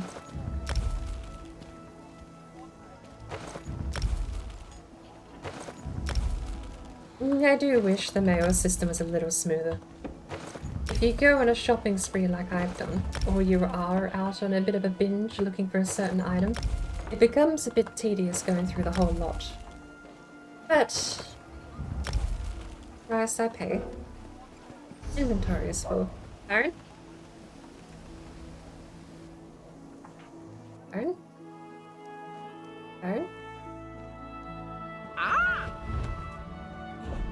We have 18 spaces free. The purples are probably gonna have to stay on Umdrasa, and the rest will have to go in the bank.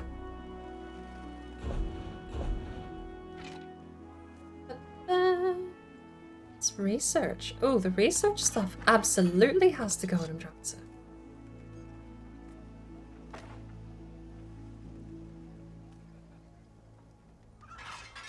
Has to go. Oh, this locked stuff. Forgot how sentimental I was with this game. I have stuff you can't get anymore. I am very sentimental about a lot of that stuff.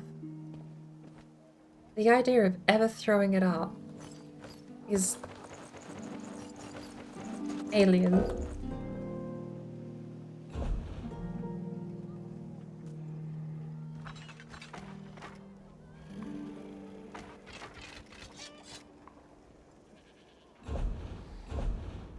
Did we put anything down that we... Doesn't look like it. Purples and magnifying glasses are coming out of the bank. Anything that's locked doesn't matter.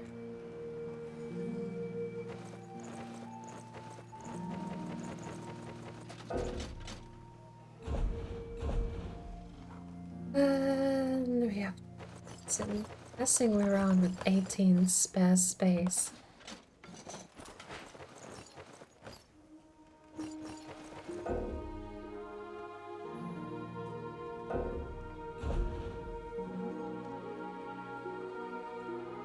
Anything padlocked is fine because that can't be marked.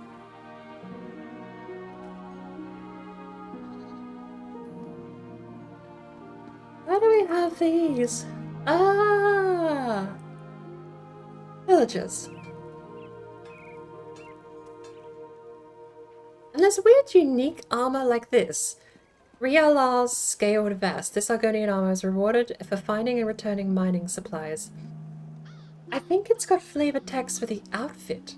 But I think that's the only reason you would ever want to keep it. Well, you not keep it is because you get the outfit out of it.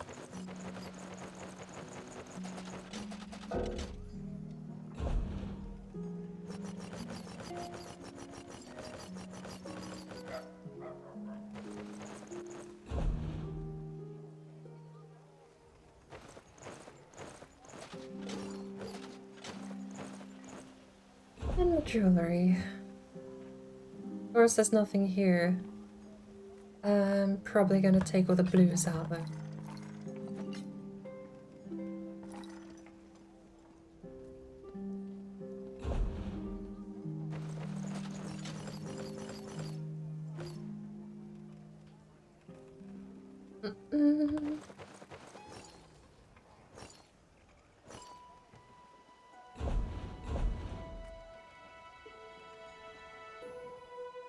Why is there a potion in here? Get that out.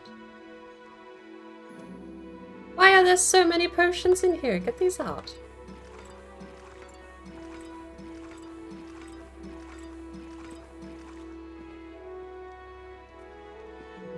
That's probably where all my potions went.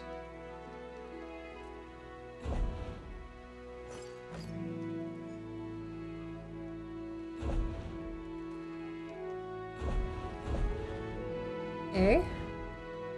This is what's in the bank. Lots of good stuff. The purples are coming out.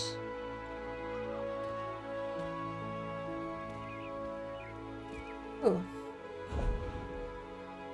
And I don't think we have any magnifying glasses left. Not in the bank, at least. Oh. Nothing for jewelry, definitely. Alright. Glyphs are next. And then do it again with a little bit more.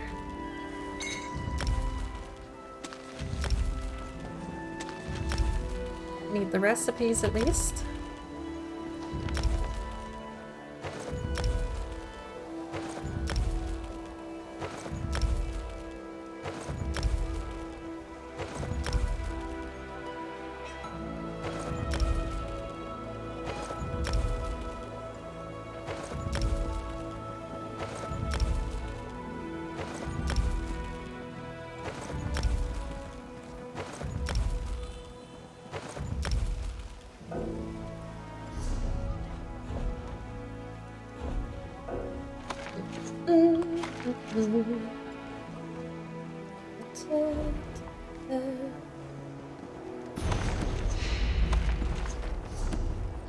Nice.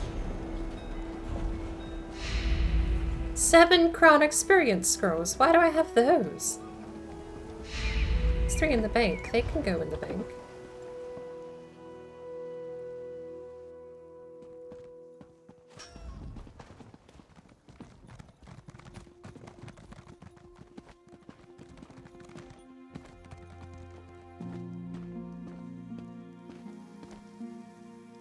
Have I disconnected again?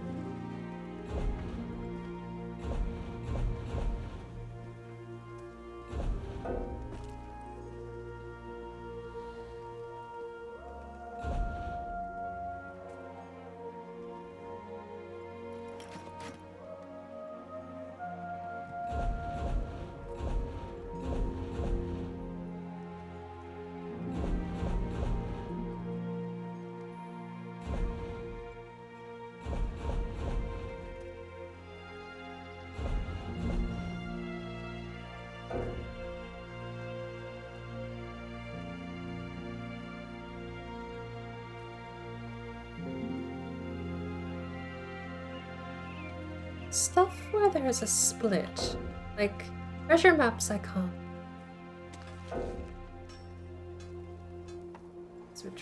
That's just a treasure. Must have got that since I opened the packs. But the surveys, like surveys that I can double up on, should be in one place or the other, not split. Looks like I've done fairly well. Not splitting them. Clear the air.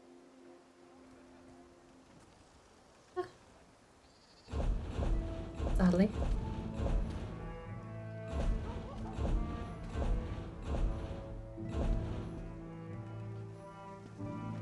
I think jewelry might be the only thing I'm not going to bother leveling anyone else up on because it's so expensive to do.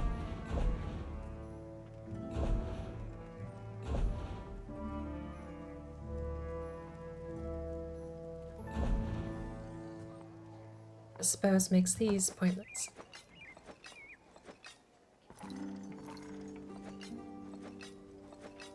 I mean, the trashy stuff, I might as well, right?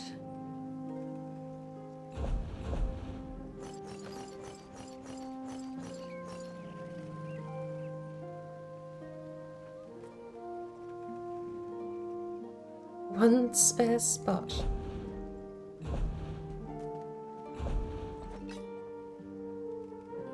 We have 10 spaces free now at this point.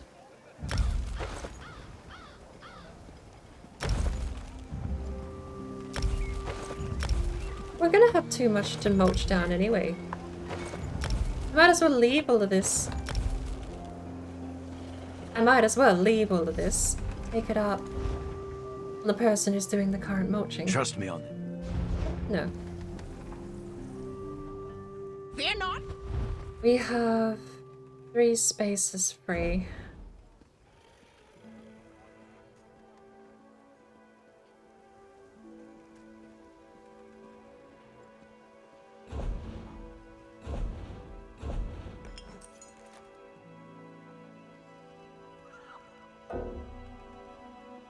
I don't... Oh, they're in stacks of 200. I can't put any more down.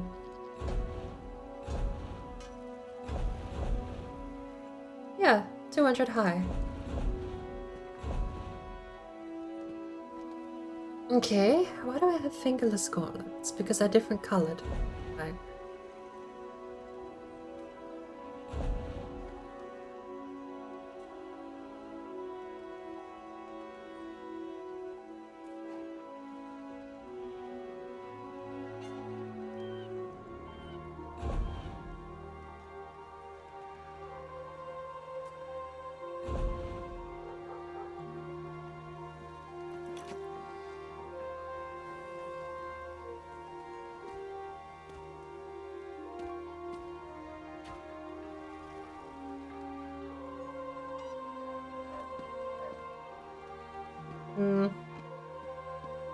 These need to go in the guild bank. Shouldn't be in here.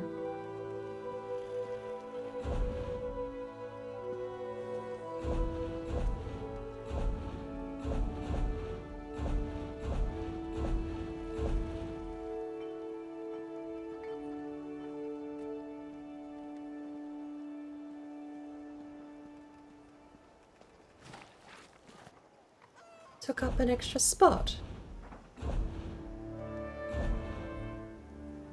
Well, they can go back then if they take up an extra spot.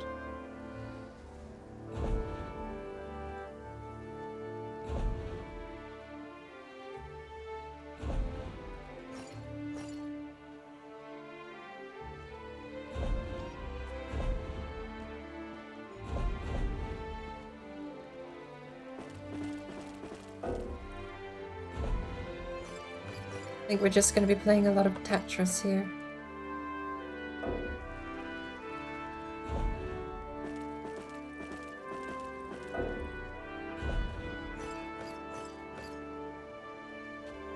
That's the armor done.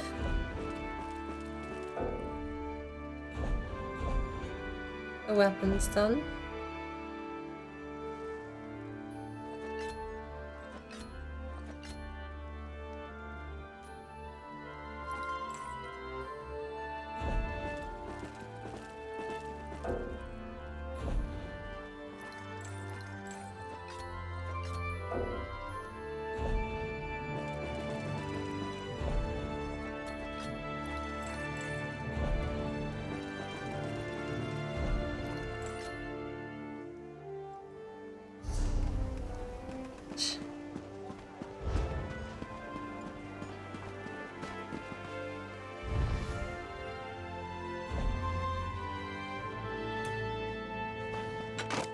One item?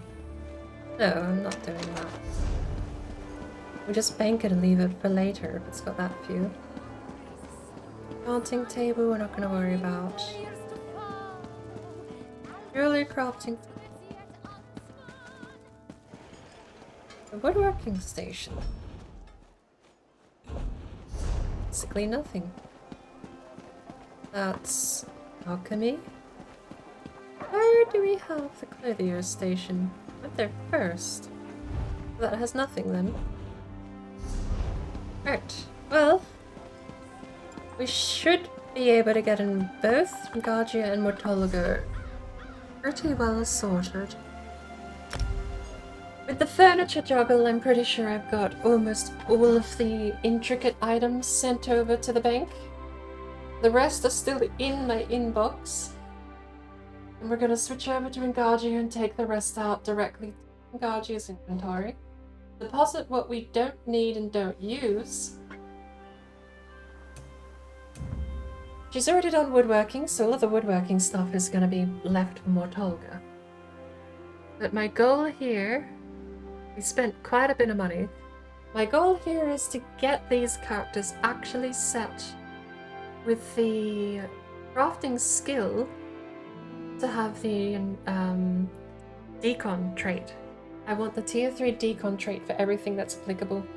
They're never going to learn provisioning, they're never going to learn enchant, but they're going to be able to disenchant all of the enchanting sigils and everything that's sent to me. The idea is, I want to be able to mulch all of the junk trash gear that gets sent to me without needing to switch to my crafter to do it. So I'm only putting 3 points. Actually, I've got a hireling on KHAJIIT, amusingly. But I'm only putting 3 points into these. Go to woodworking. The extraction. I also have 3 in hireling, wow. But woodworking is maxed. Jewelry crafting. What are we at in jewelry? 7.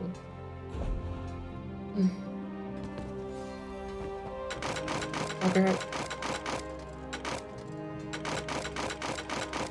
They don't need to be a master crafter, but they need to know how to decon things.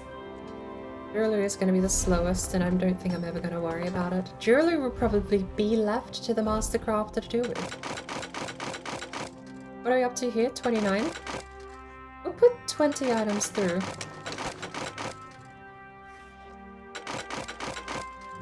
What did 20 items get me?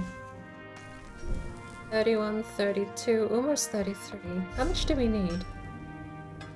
Clothing needs 33. 32! So that was a good guess. A really good guess, actually. If we go to blacksmithing, we're at 22. We have enough for the upgrade. Jewelry crafting says 22 and then 32 are the 3 tiers you get. Must be... You get the first one for free and then until 22.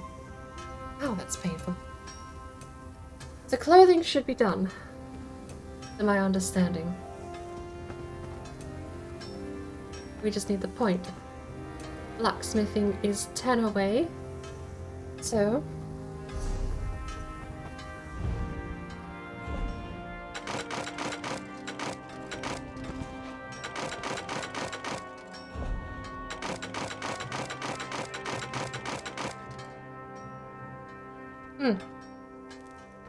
Not as much as I thought.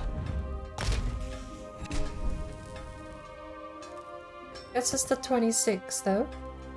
The blacksmithing is the only one I'm really going to be worried about with KHAJIIT. I guess that means we awkwardly bought almost all of those intricate items were from Light Armor Station.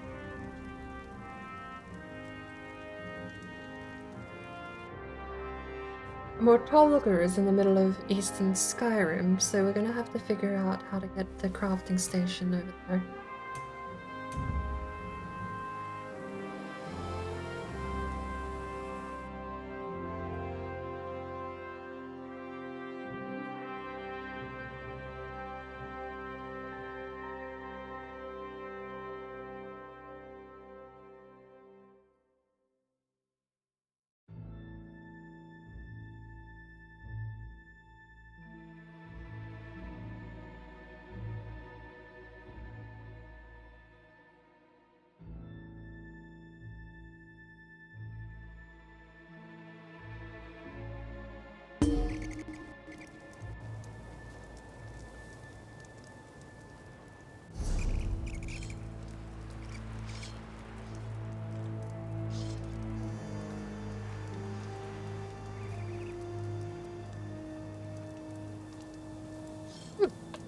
I don't deserve this.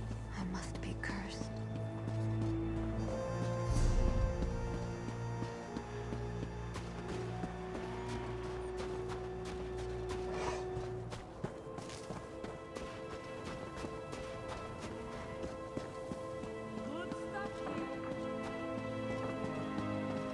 Maybe we've got a banker?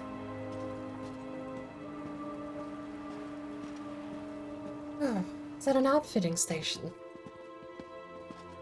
So it is. Do I get the outfit station on everyone?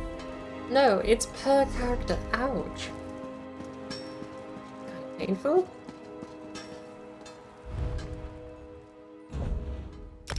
Alright, you're at level 2. So you get the whole lot, basically all to yourself.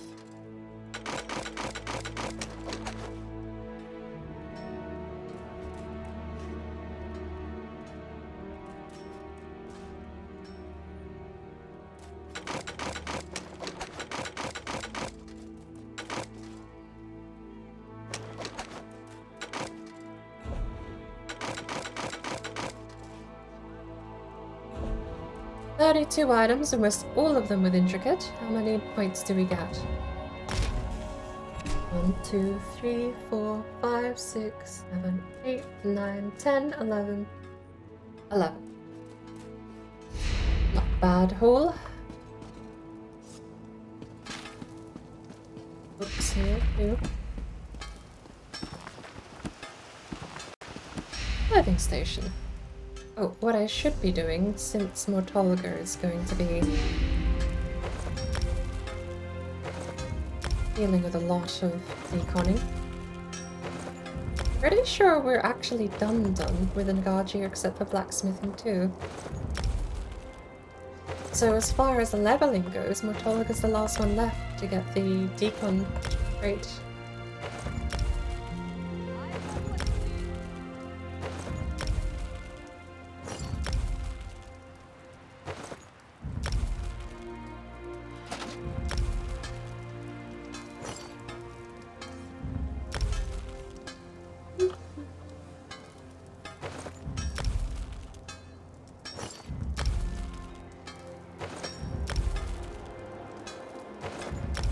Hats and robes. It looks like almost all of the armor I purchased was light armor.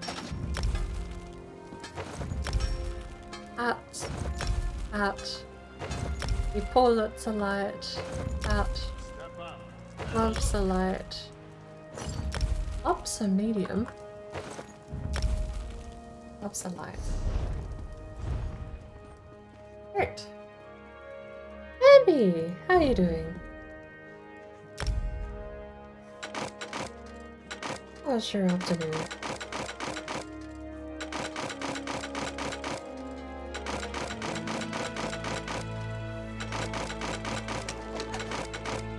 How many are we gonna get? I don't think we're actually gonna get the whole 100, are we? Maybe. With all of these robes and sashes. Tops are medium. I was right.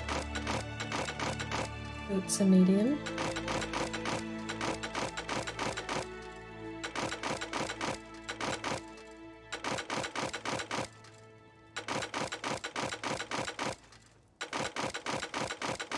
Clicking things a lot in a menu. We have 100. How many are left over? You know what? Let's just do the intricate stuff because I want to know what the difference is between white intricate class items. Let's go. You know what? No. Be explicit.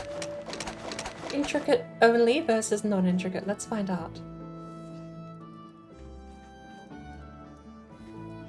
Right. 80 intricate items at level 3. How many levels do we get? 2, 3, 4, 5, 6, 7, 8, 9, 10, 11, 12, 13, 14, 15. That was 16 for intricate. And we've got all of these left to go now. I'm curious because with greens and blues down here, I'm actually really wondering if trashy intricates are even worth it compared to just getting better gear and trashing that instead. And we got 16 levels. I'm not expecting anywhere near as much XP because this is half the amount of items. But I'm really curious compared to the 60 we had before, what we actually get out of this. 16, sorry. 1, 2, 3, 4, 5, 6, 7, 8. Half. Half the amount of items. Half the amount of XP, but none of them had intricate. So it actually breaks out about even. If you just want a level, you do actually seem better off getting intricate because you're not wasting the mats. Suppose makes sense generally speaking.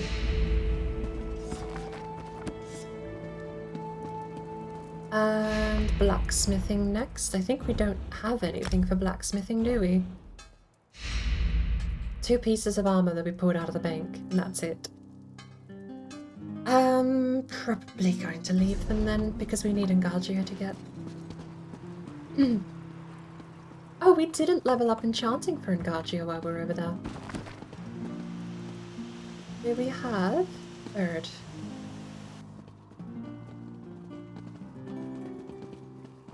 The bird. Only the finest wares here. There's a lot of people here. The people are definitely the reason the game lags out, but it's running better and worse in the same sentence. Things still aren't loading in, but I'm not getting as many frame drops as I normally did before. And it makes me want to push things back up to medium and see if I can get with it. Orichalcic Battle Axe, level 32, no trait. Profits can't get rid of. Restoration Staff with training I had on me for some reason. I don't know why oh, that's probably the one I was using before I got my lightning staff. I think we're fine to get rid of anything not locked, right?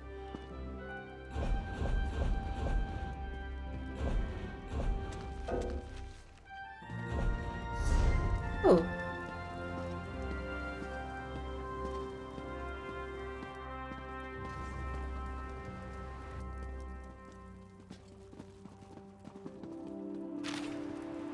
Alrighty. Back to the Master Crafter.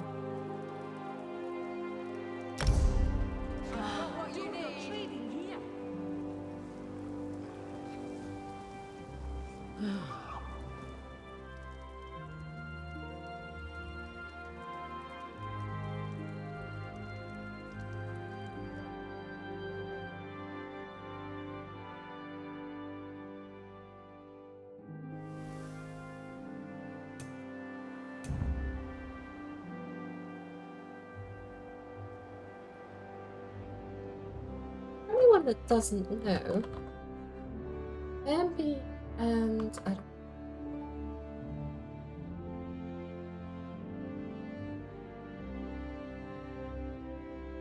Bambi and Solar are doing a run on Valheim at the moment. I would like to draw more attention. I didn't realize, but someone I used to watch a lot when I started out on Twitch, Uncase the Mace, passed away recently, and Bambi and Solar spotted doing a tribute run at all of his classic mods. So go and give them a follow. I have been over there actually as well. They've got all of the usual spawn. They don't have Mace had a sub-only command, which was spawn 5, and you had to be subbed to use it, and it let you spawn in 5 of whatever he had equipped in his little mod pack at the time. But they're doing a tribute one, and I do want to draw attention to it. Everyone should go over and give it support and celebrate, I suppose, is what I'm gonna say. Remember in good times as opposed to be sad is what I would like to say, but I'm not so good at English. I'm very terrible at it.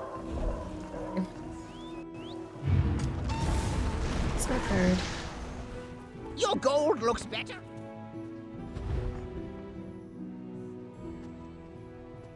I think it's solar_spot.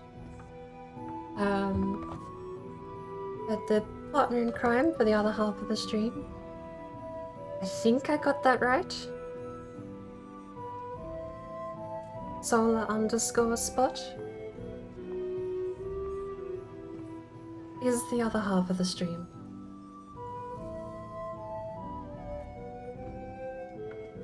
If I haven't, it's come up with someone's name, so.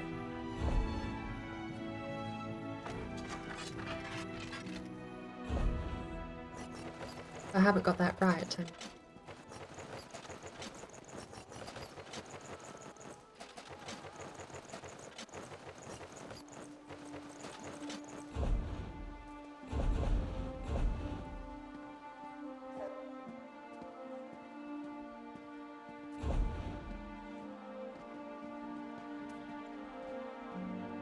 He was. Mace's mods were some of the first mods I ever saw of Valheim. Admittedly, he was one of the first people I ever started watching Valheim on. I think I started watching Uncase the Mace before I even started watching some of the pillars we have now, like Jonathan Raymaker.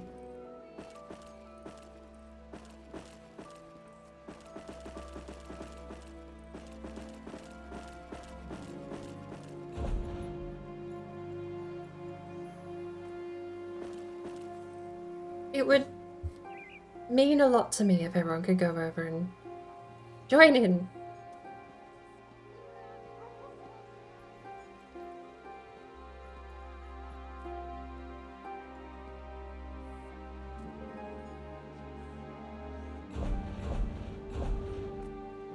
It's weird not knowing someone, but actually...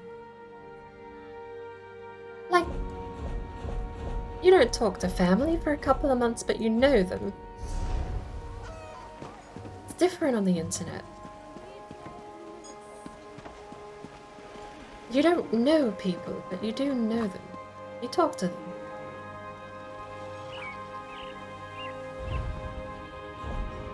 It's very weird getting used to living online.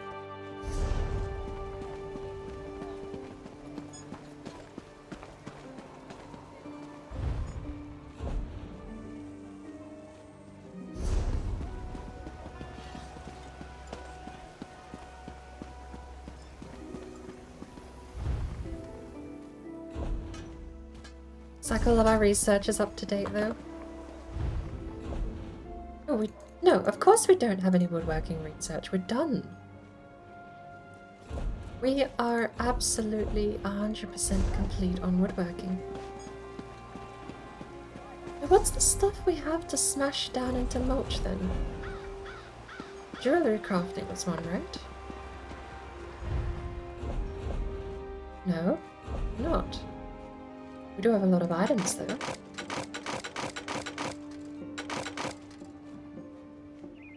What can we get out of this? 420 raw materials. How much do we get? 1 chromium grains, 4 zircon grains, which is enough for another zircon upgrade. And a bunch of plating. We're back up to 5 superior plating. I ended up burning a lot of those for the training gear I made dungeoning group recently.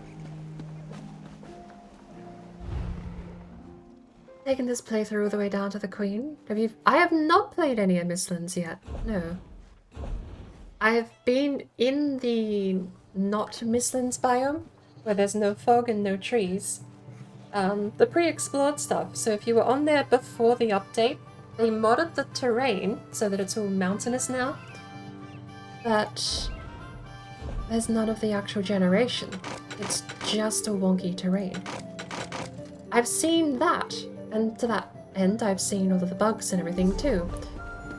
But I've not seen the trees. I've not seen what's in the fog. I've not seen any of the marble structures, even though I found a couple of people out there that drop marble. It's one of their mob drops. 500 items. Should we just turn this up into stuff? Half of it is raw ancestor silk. I'm gonna leave it. Do we have a woodworking table? I think that's what I'm missing, is a woodworking table. We've got alchemy, jewellery, it's enchanting, that's tailoring, blacksmithing, and... oh, woodworking, there it is.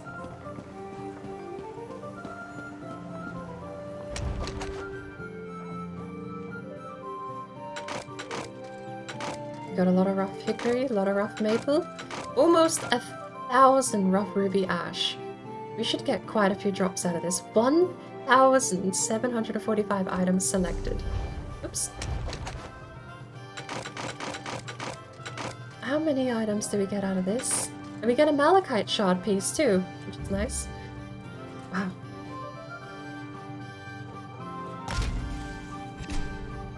$11 rosin, 17 mastic, 24 turpin, 27 pitch, 700 refined wood material.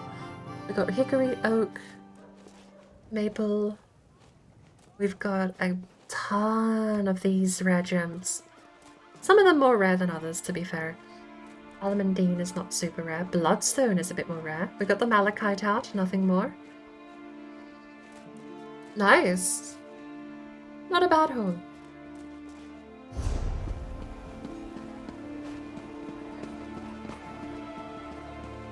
Have I done my dailies? I have not done my dailies.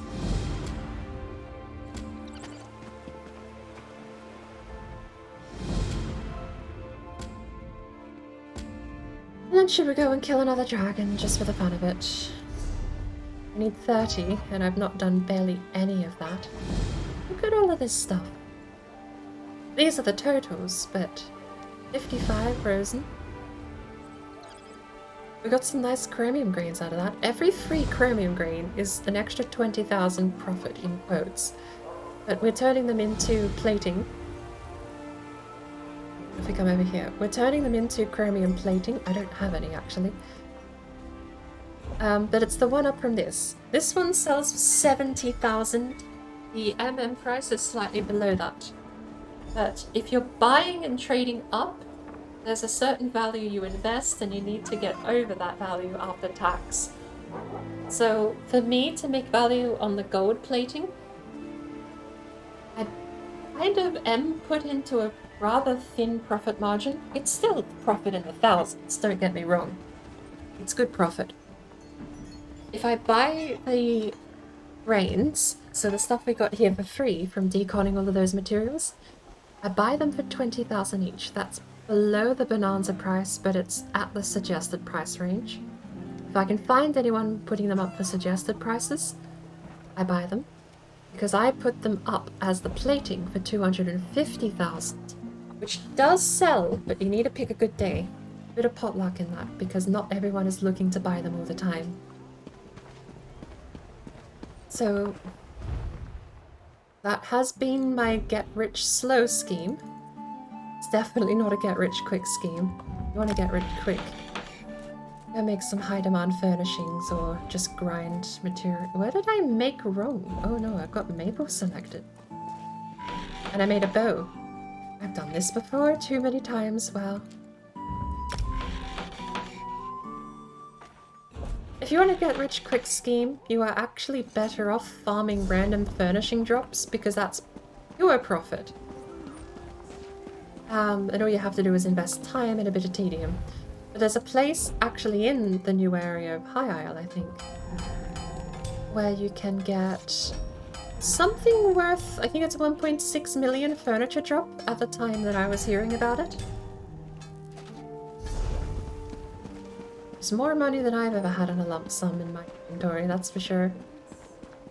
The most I've seen is actually since I've been peddling these chromium grains. Or the plating, actually. Since I started peddling the chromium plating, I've got 380,000 gold now. The most I've ever held is 408. That was recently. Thanks to getting a nice payout. Well, this is a masterful concoction.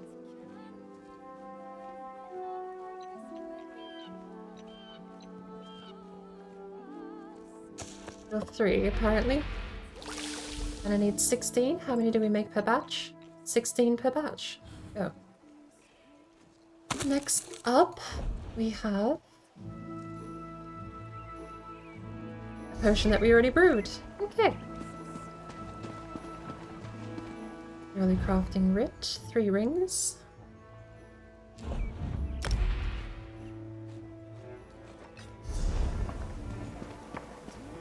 The chanting rune. Missing items. I really probably should just go spend the money and get that glyph and turn it in. I think it's worth 90 writs, but it's a stupid expensive rune. It's an essence rune. It's one of these, and it's something like 16,000. Rejera Mako Ta.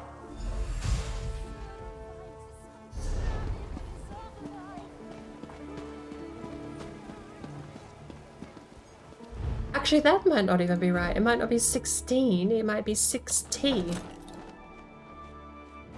Checking out missions, but I'm waiting to fully get a feel for it on Mace's playthrough. I've heard it's good. I really want to go and poke around, but I'm trying to hold off still. I know I'm a bit late. Trying to hold off on spoilers through this day because I want to go through and do it all with Blue. Because I've got a co-op run with Blue Wolves at the moment that I wouldn't mind. Lift, concoction, that's fine. Hint, hang on, my contact can be found in the city of Mournhold. What does that hint for? Provision are rich. We need a garlic hagfish. Isn't there a cooking station over here?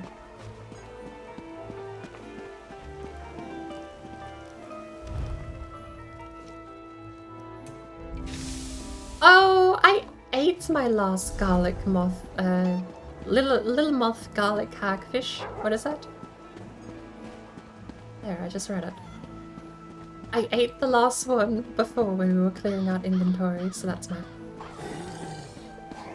Why do I have a marker over here? Oh, I hope no one's Oh. hurt. This shudders. Every town has their own writ delivery destination, I forgot. Oh, Mama Raiden's dress. Never know. It looked like it. I've not seen it anywhere though. If it's a rare drop cosmetic, it's definitely rare. Are we upstairs or downstairs? We're over there. Locked myself in this parlor, haven't I? Almost. Okay. Parlor.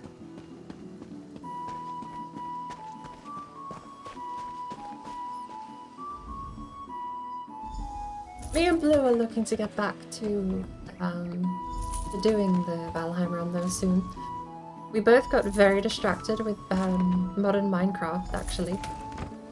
Medieval Minecraft had a couple of enticing gameplay loops.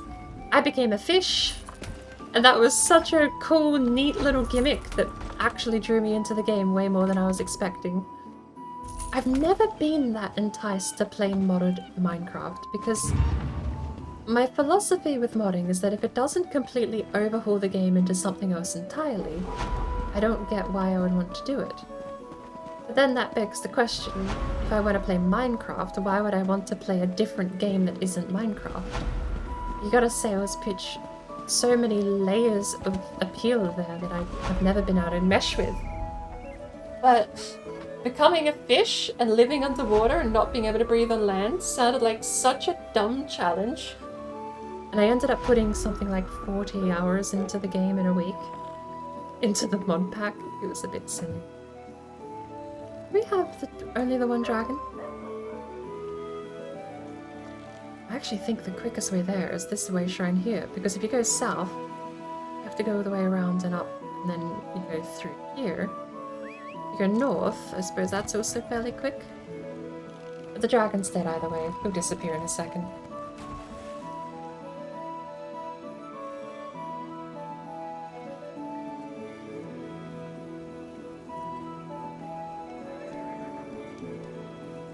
It was slightly longer than a second. It was still way too late for me to portal over. I've had a dragon appear here somewhere. Was it here? I'm not sure where, but no, down here has been a dragon appear sometimes. I didn't even know that was a spot a dragon could appear. I've seen it twice since the event.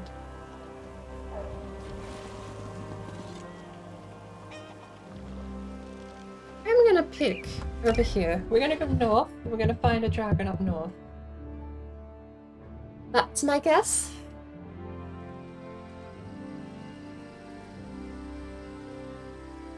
That's what I'm sitting with. Where are we?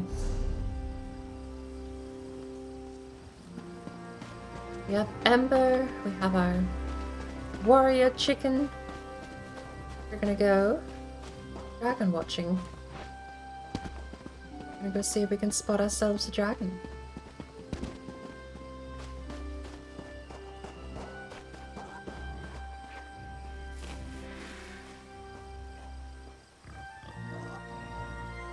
It's such a random... I guess boars eat snakes or something? I remember that's a cutscene in Ancestors. Where a boar and a snake fight. Every time two animals meet in Ancestors, that draws a cutscene out. And the boar and the snake one that plays at the start of Ancestors just...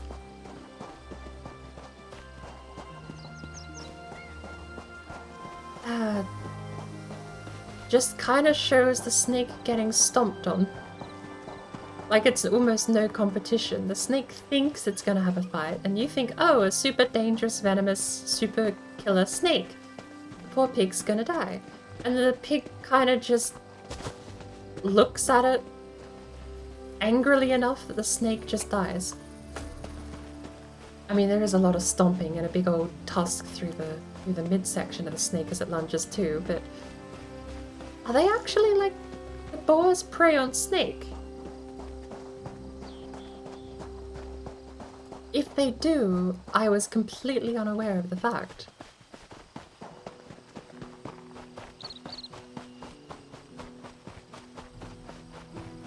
Where's this dragon spot, by the way?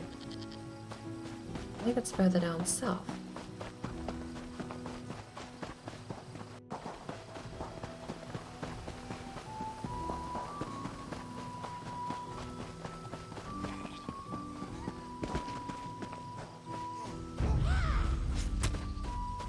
This looks about right.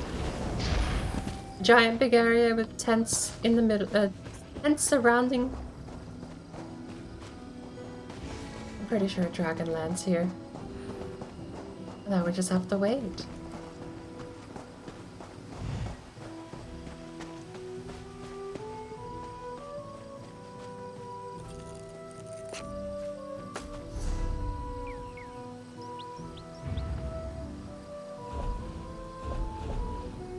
Oh my good lord.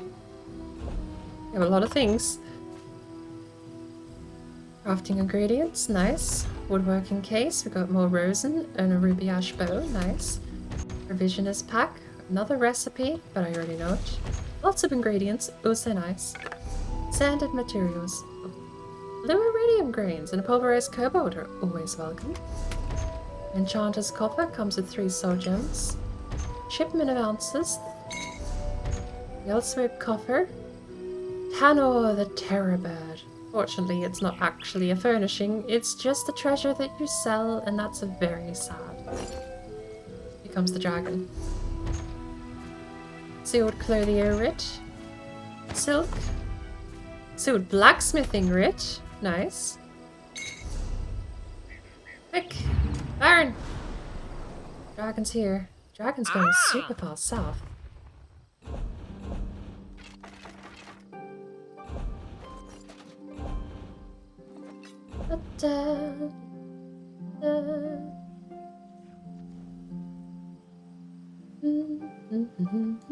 Keeping all the ones I noted. I just need to go selling some things again.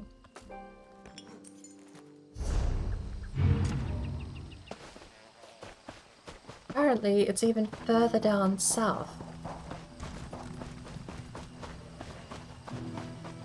Oh, and before I log off, someone remind me that I actually do need to go get my final writing lesson for carry capacity. I'll finally hit 200 inventory items. And we've got our first frame drops loading in characters.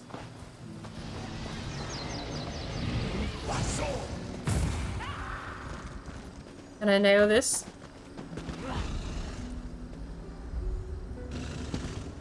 Like love. Well, that was just a bit more death.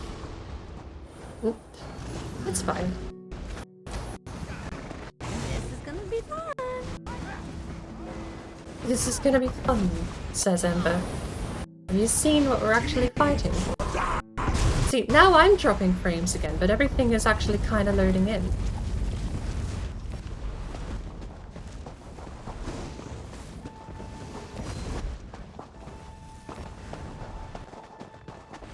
I don't want to stand in the middle, I want to stand a little bit back here. I'm gonna go over here. Go. Okay. Can I actually fit right here? No, no, I cannot. I know in the trial, there's a nice spot right under his chin. It's very thin pickings.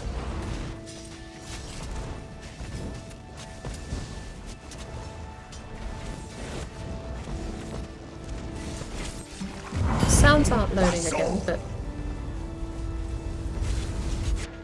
Oh, the sideswipe hit me from out here, really? That's so lame. If only I'd stayed in my circle, I would have been fine.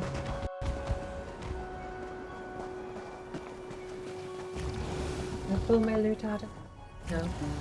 There we go. Ghost with real loot?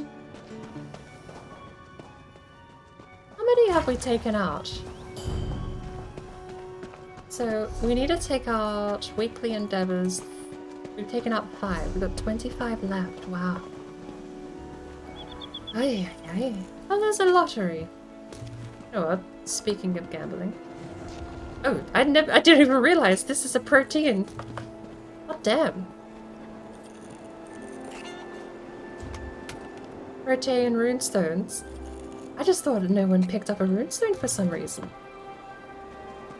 Managed to find one of our enchanting surveys. I would love it if it dropped that one runestone I need. I don't remember what it's called. It starts with a H and that's all I remember. But if it drops that one runestone, I would adore it because that would save me about 60,000 septims. I would be lying if I said it isn't way more appealing to have something like that drop into your hands as opposed to purchasing it. Even if the cost is still theoretically the same to craft it, and the payout is still theoretically just as not worth it to give it in to the quest, not paying for the thing definitely makes it a nicer deal. Do we have another dragon already? No. Am I going to hang around here and wait for another one in the same area? Probably not.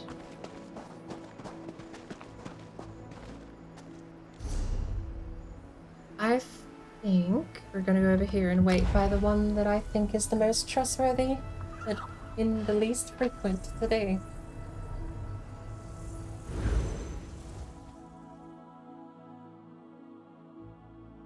Also, since it hasn't spawned yet, there's a chance we might actually get there in time for it to spawn.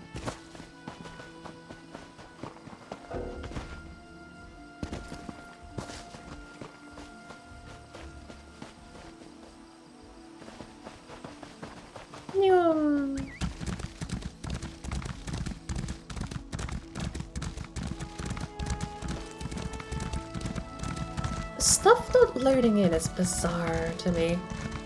Because it's only been since the most recent patch that it started happening.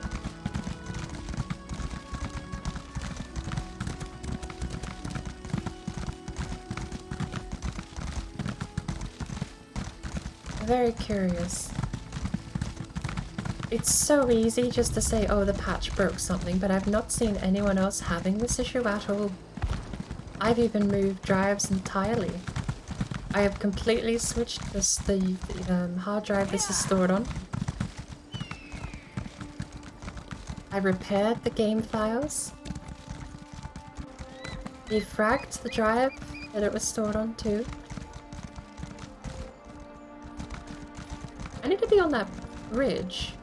Rather, I need to be over there. This one looks very deadly. What is this?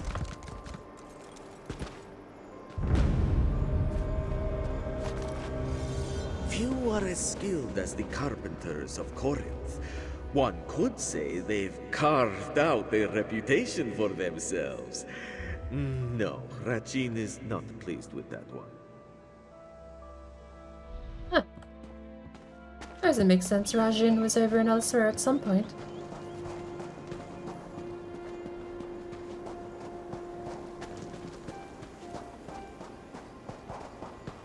Another inventory piece for another museum collection that I'm likely never going to be able to find out how to cash in.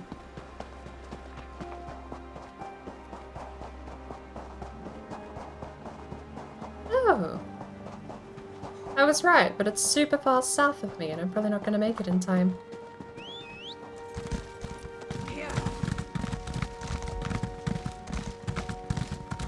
There's the ever so slightly rare chance that it will get up and fly closer to me. But I think much more likely it's just going to pop off the map there in a second.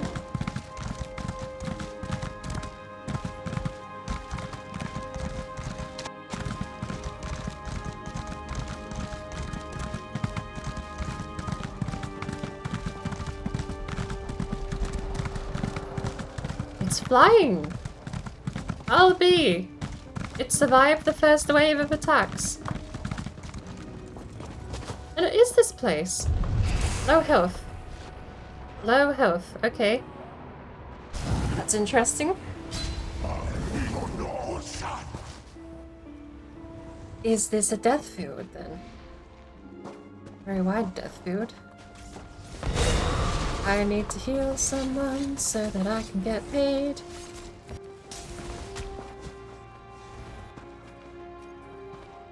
I think that's a block even though it seems to not be moving. Can't tell. Going to...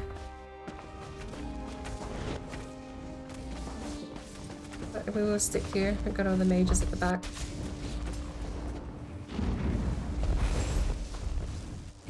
Oh, he's only at 68. A lot had happened before we got here.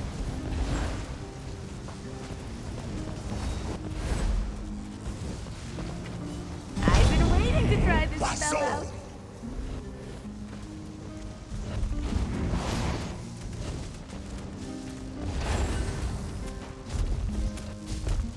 He moves.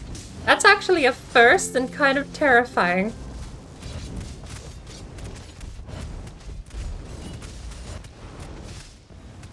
His tail is going to be a problem for me.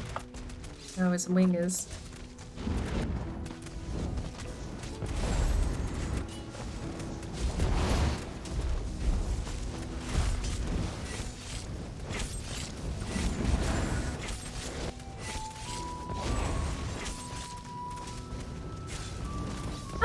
Does this still look trash on the other end?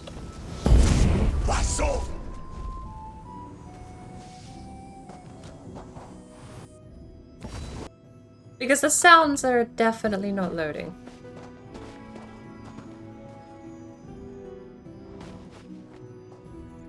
And some of the people aren't either. You know, out of pure morbid curiosity,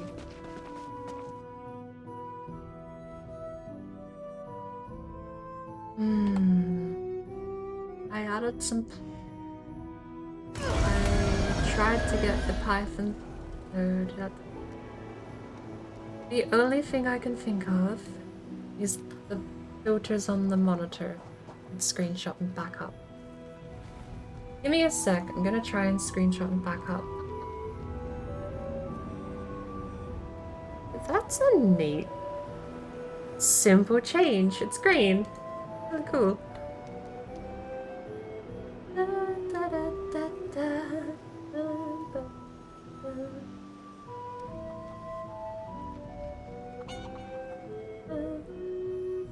Alright.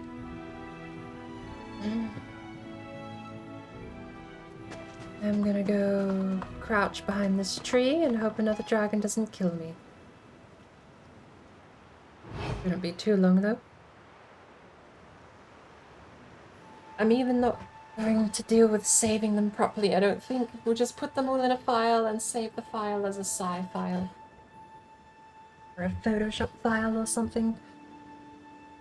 Right, so...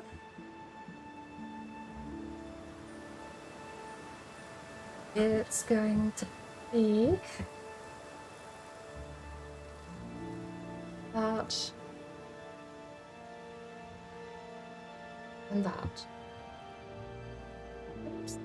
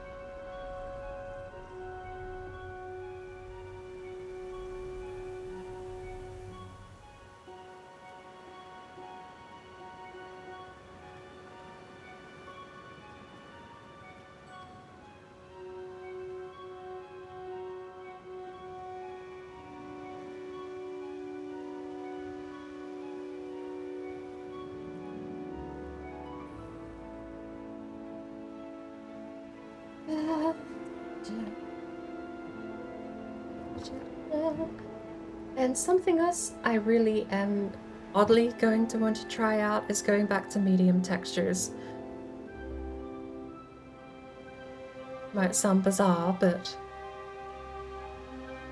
it's all coincidence because the patch ran like trash, so I got it all in my settings, and it's still kind of running like trash, so I kind of want to put it back to the last known good working state. It's my thought process. I know it doesn't make sense, but I do kind of want to try the medium textures.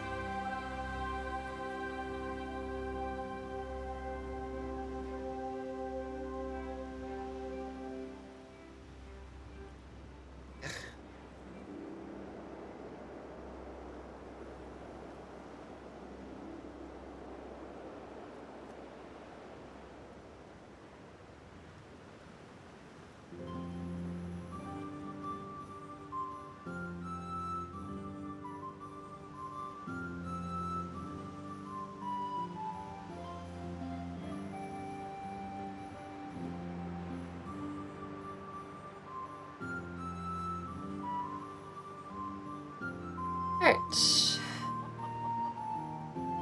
There we go. Let's remove all of these filters. Yes. Alt Y. Oh, a lot of clicking. I don't know if it's just me. I've always preferred keyboard shortcuts to ever doing anything with a mouse. And we're done. The filters are removed. And the day is hopefully saved. The game may not run any faster, not until we relook. Look at all of these nice things I paid money for. 100,000 septims I paid for.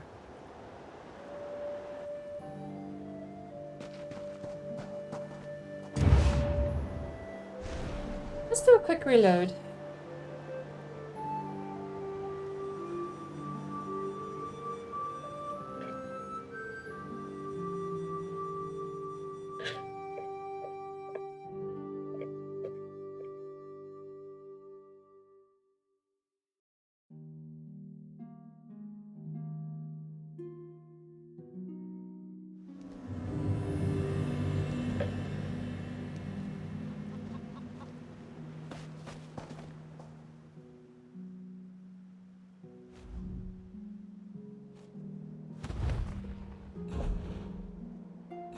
Oh!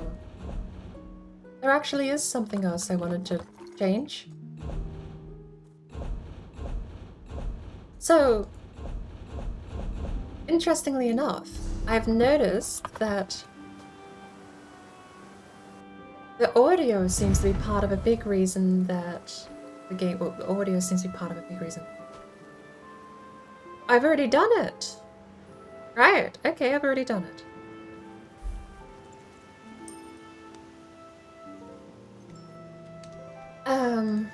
Okay, well, I was gonna toggle this. Music off. It's already been done. I guess there's nothing else to do for it, but change the texture quality back to medium and see if for some reason loading in higher resolution textures helps the game out.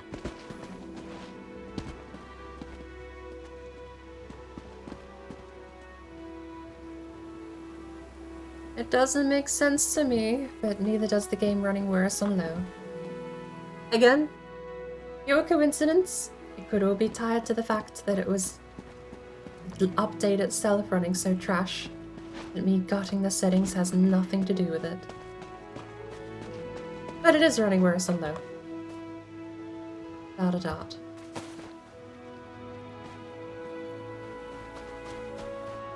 I don't know if they changed how much data is streamed, because I'm pretty sure this game has a lot of streamed data. Actually, I should be able to measure that. Glasswire.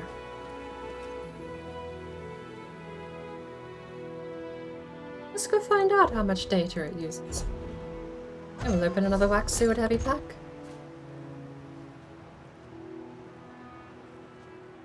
Comes with some berries now. You have treasure maps and recipes.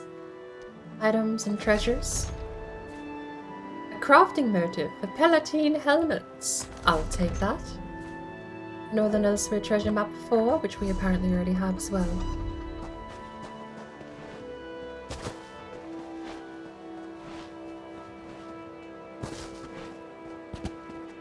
How long do you think we'll have to wait for the dragon to appear?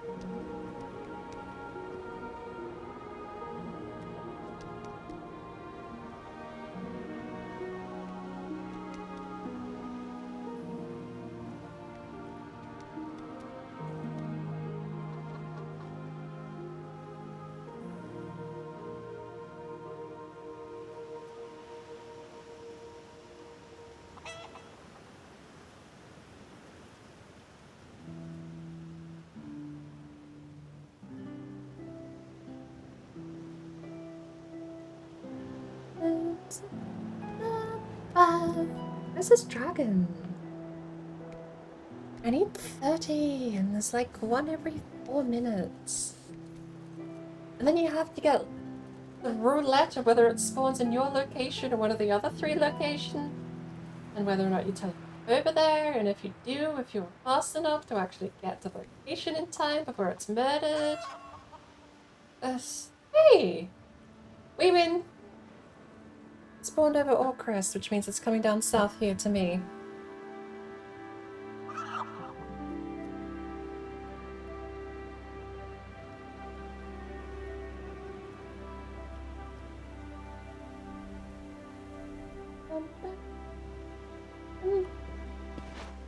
How far south? Down there? Go with that.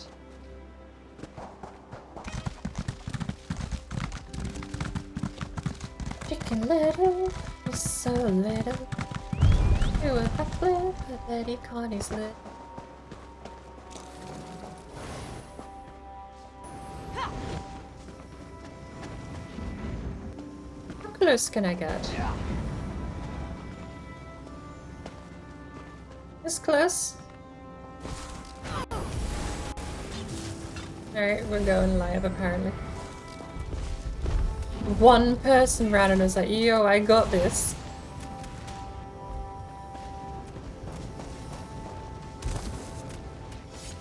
How little health did you have? But were you just tanking a lot of damage?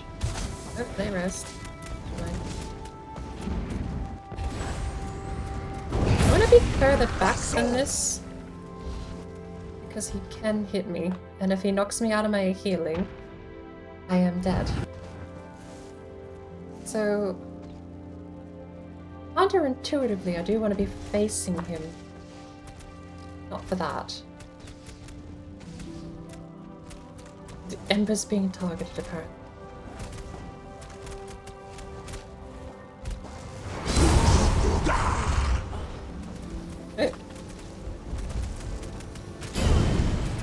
Oh, I don't want to be there.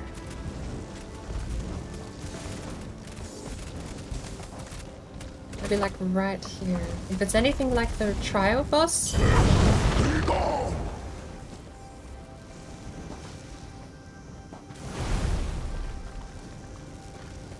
He's glowing. Should he be glowing? I don't think he should be glowing.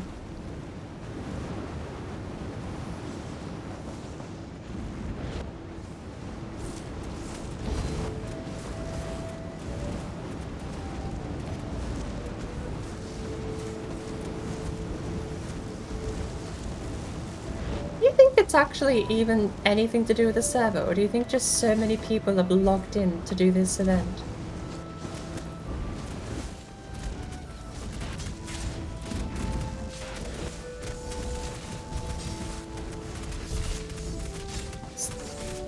Yeah, if you're gonna face me, face me. I got wiped standing in that AoE.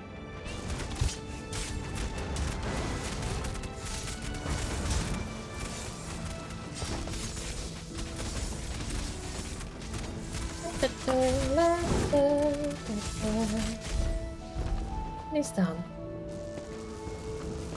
We contribute to the fight. We get paid. Dead or alive. I don't know if dying affects the bounty. Okay, this is a bit ridiculous. Sound's still not loading. I know there's a ton more people here than what I normally do with. So, I'm gonna do the completely counterintuitive thing and turn up my graphical settings back to medium. This is the part where I get a little skeptical because I know I've got the hardware to run it. Something isn't loading properly. I know I've got the hardware to run it on medium. I have been for years. I can say years now. It's actually been over a year.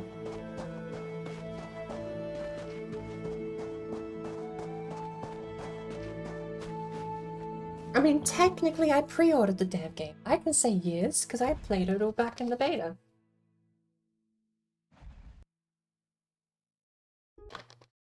I just then didn't touch it for 8 years. Came back to it with High Isle.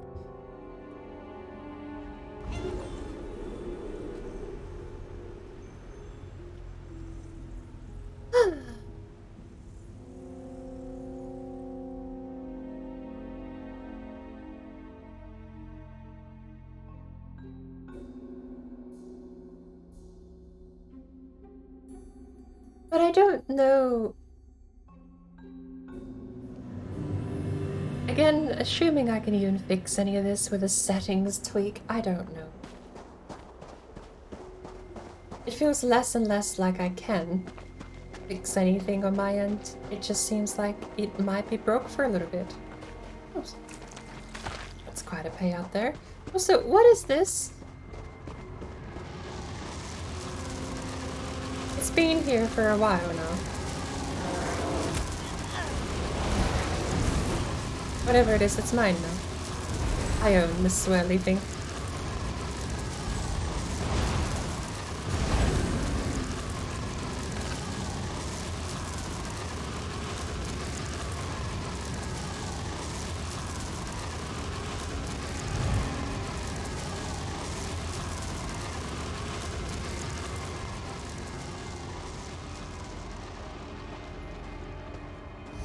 We have a dragon over there in the spot I didn't know existed before yesterday. Who gets super choppy when fighting the dragon? I thought that was getting better too. We'll see, because now we've set everything back to medium. We are quite literally running the last known good configuration. Medium textures, with everything else set to low. No anti-aliasing, no FSR, subsampling is high because turning that down it just looks trashy. Same with FSR, turning that in anything, even ultra quality, still looks trashy compared to just off. Because everything makes it a lower resolution. It's kind of okay if you do FSR mode and then you turn on the anti-aliasing to TAA, but it still just looks like a blurrier version of what I see right now. I suppose when downscaling to stream, if it does help the stream run, I could deal with a slightly blurry picture, because you guys are being 720 downscaled anyway. So it'll probably look negligibly different until you get up close, but up close you shouldn't really notice an FSR downscaling anyway. Shadow quality, we could turn to off. I dread to think what no shadows look like, though. Screen space reflections are off. Planar reflection quality are off. Maximum particles is 768. And the particle suppression distance is 35. View distance is abysmally low even at high. Ambient occlusion, none. Grass is low. Honestly, grass is kinda good looking for low quality. Depth of field off. I even turned distortion off. Maybe I should turn that back on. We'll go for the actual genuine last known good working configuration, shall we?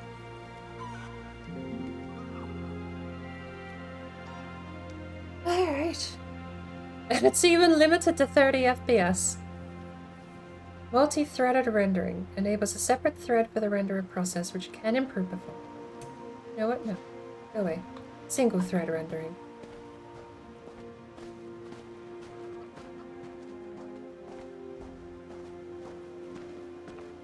So now the only difference we have from the last known working config is single thread rendering. Where is the dragon's up north now? Suppose that means in the rotation of things, were it even, we would be next.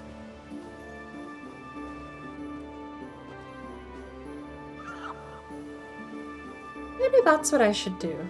I need to jump between two places, because that seems more likely to hit than just staying at one. I mean, that dragon is still over there.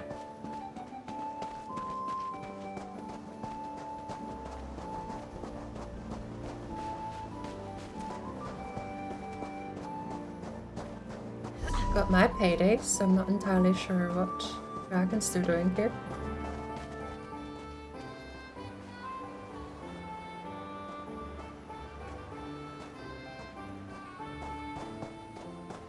Ba-da-ba.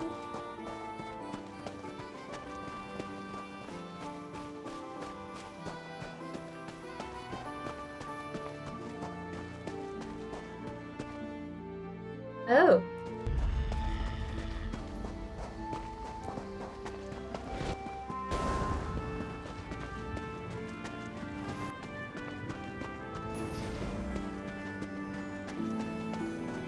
I do wonder what that even is, though. That weird buffer where you just reload.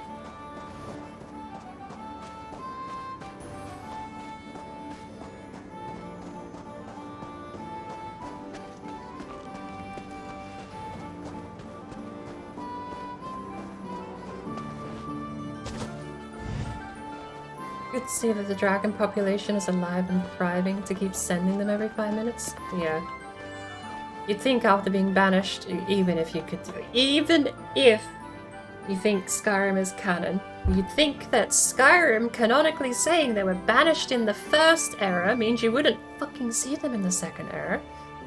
But again, this game is the weirdest mix of Bethesda not giving a shit about the lore and writing some brilliant behind the scenes stuff. Like, there's some good backstory here that doesn't shit on everything that the other games have set up and established. And then there's the Skyrim stuff, where dragons sell copies of games, apparently. Because kids love dragons. Whoa, wow, that's so cool, there's a dragon. Oh my god, Mom, can I buy the dragon game? Oh my god, Mom, look, there's a pet dragon over there. Wow, you have a fucking continent we could have gone to, which canonically has dragons up to the third era.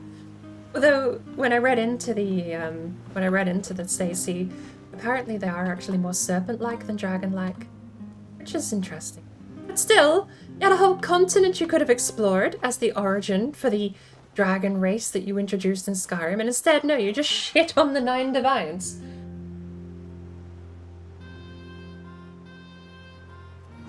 And then elsewhere, you even doubled down and was like, you know what? You know what's better than dragons being banished in this first era? Them reappearing in the second era. What do you mean there's no literature that explained any of those events happening in the third era 432?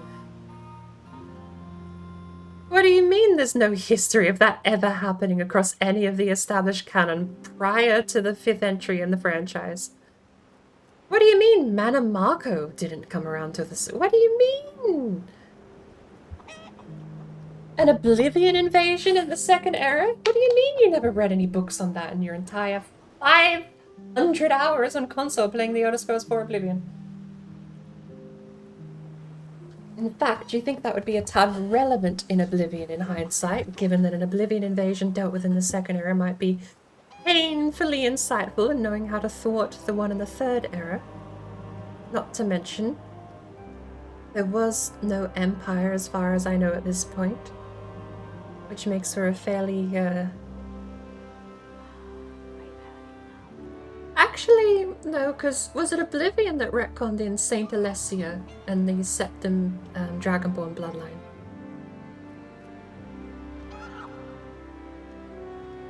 I think it might have been Oblivion that retconned in Saint Alessia. But that retcon, I don't think was very destructive, because up until that point we'd only known the one Septim. Emperor Uriel Septim VII, I think, is the only emperor you ever speak to in any of the Elder Scrolls games. At any point. Through 1, 2, 3, and 4.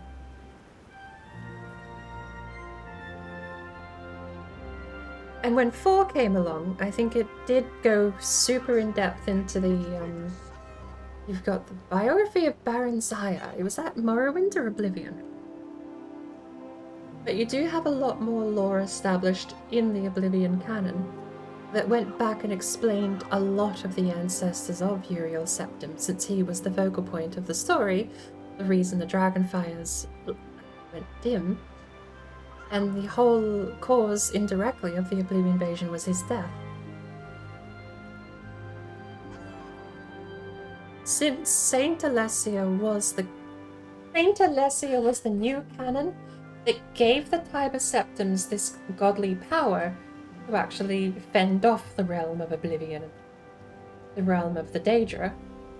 Simply by existing, they had the Amulet of Kings, that was the key itself to lighting the Temple of the One, which was effectively the manner in which people were being kept safe. I know now that that's a retcon, because Oblivion was the first game I played. But I still don't think that is such a destructive retcon. I feel like that is way more additive to the lore we already had. It doesn't do much. It's a drastic change. I will concede that. It's a very drastic change, but I don't think a bad one. Nor is it destructive to what was already established, because we'd only ever spoken to Uriel Septim VII. And I suppose, to a lesser extent, we had spoken with, don't tell me I can't go this way. We'd spoken with, Jagath Tharn impersonating Uriel Septim.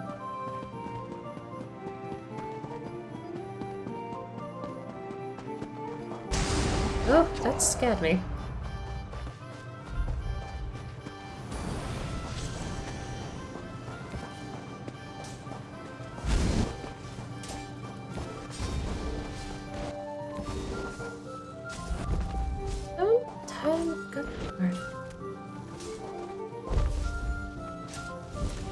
Turning.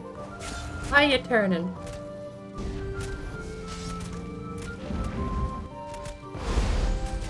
Stop.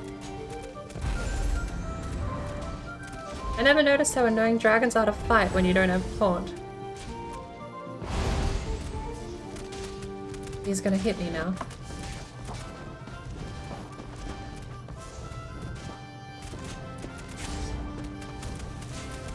It's weird though.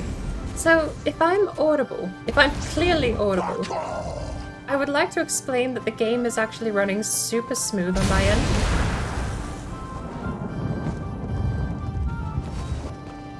I've got no frame drops, I've got no issues whatsoever. It's like a VSync is enabled again.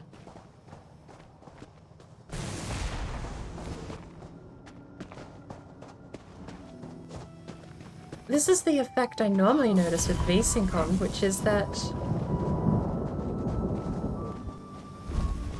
I see clearly and the stream runs a little bit trash.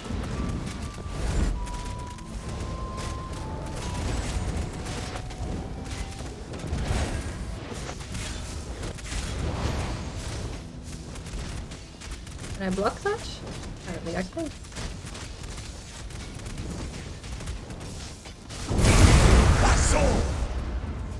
Need that, I need that, I need that. That still hits somehow. And he's down. But to explain, it's super smooth. And I don't know why. I don't think I have VSync in it. Would VSync... Let's see. Turn that on. Why not? Turn VSync on. It's VSync capped at 30 FPS, right? I guess multi-threaded rendering didn't help, so on or off doesn't matter.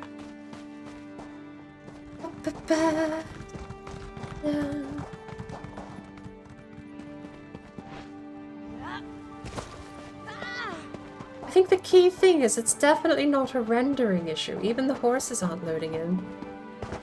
I even noticed that when I equip my own horse. Apparently I cannot mount in combat, so...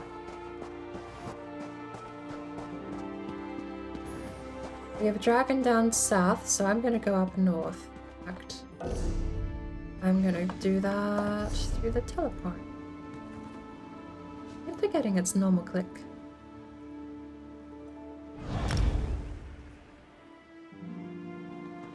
Am I not allowed to, or am I actually teleporting? I actually am teleporting. It's so bizarre, though. If it was a rendering issue or even Steam lagging up, Steam Overlay can sometimes lock up games. It's a very weird bug that I've been noticing when Steam gets super slow. It can interfere with the program. But if that was the case, it wouldn't be running this silky smooth. The program would just lock up when Steam Overlay freezes because it's a direct interface pasted over the top. Or Steam Overlay will just crash, in which case, oh, that's way more valuable. In which case, you just lose access to it. But it's nothing like that. I've even got Steam interface is cut back and restricted at the moment. There's no online features enabled, which does help the Steam system work. I like my screenshot functionality, okay? I would sacrifice a lot for that functionality.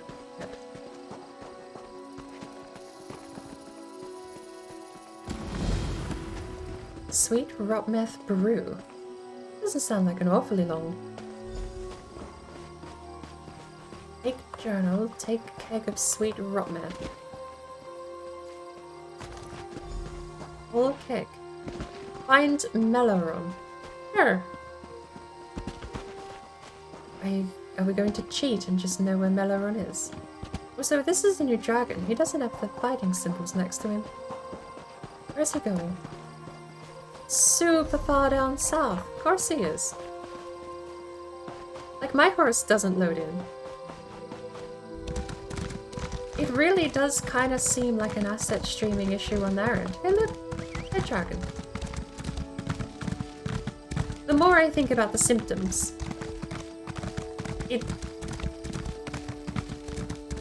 really difficult to put my finger on it. None of the performance changes I've made seem to negatively or positively impact the game. Which is good moving forward if I can get the game to run a little smoother. But, okay. And that is new. This here is exclusively new since the update. I've completely moved drives on my part. Ember only just got on her horse.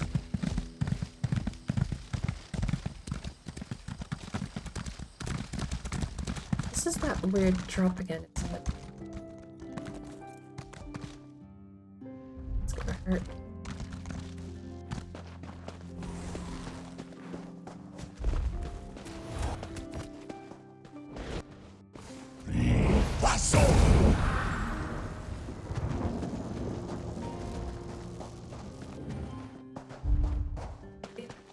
It really shouldn't be this bad.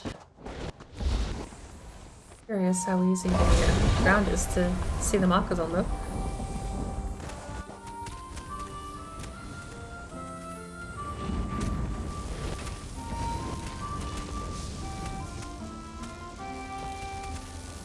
That aim, or am I over there in the game?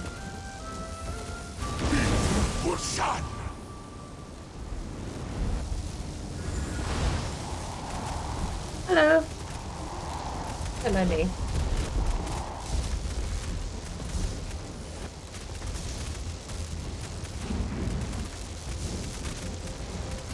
That kind of hurts. Oh, he died.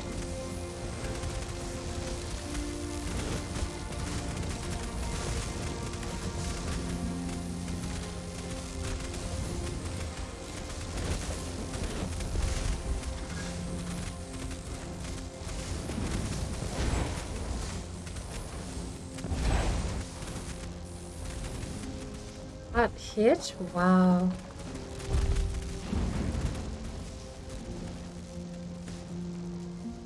But like nothing is loading in here. This is what I don't get. It really does seem like the servers are just overloaded, or they've messed up how the assets are streamed to the client.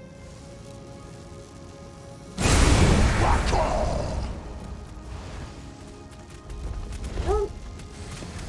Why do you walk away from me like this? But then you return around again.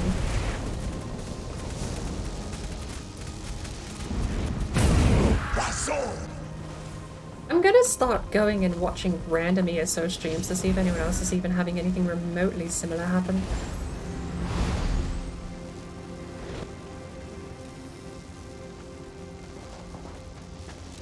Because this is abysmally poor. And nothing I do seems to change it. It really does feel like the streaming, the asset streaming part of the game is kind of shitting itself. Anytime I change a setting though, it definitely catches up a bit better. Oh. That frame rate is apparently only when it's not. Okay.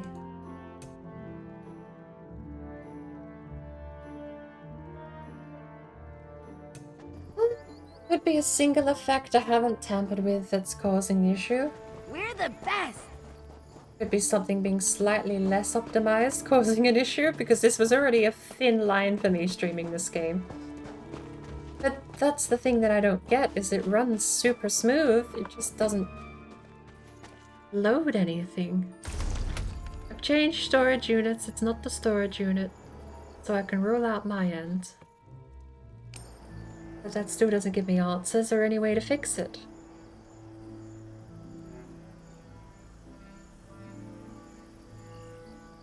ESO is... Let's actually watch. Have a look. What is Elder Scrolls Online doing? The ZeniMax launcher is not sent. Overall. What is ESO doing? ZeniMax Online has sent 31 bytes of data.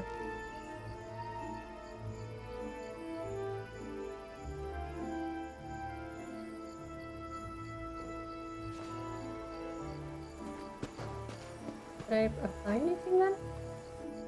Run low.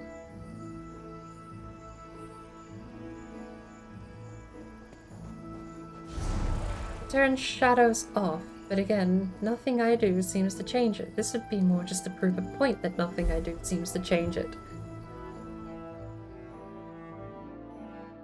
When the terrain itself hasn't loaded in, I think the last thing we need to worry about is what our settings are on. And I'm starting to get the feeling that it's just out of my hands.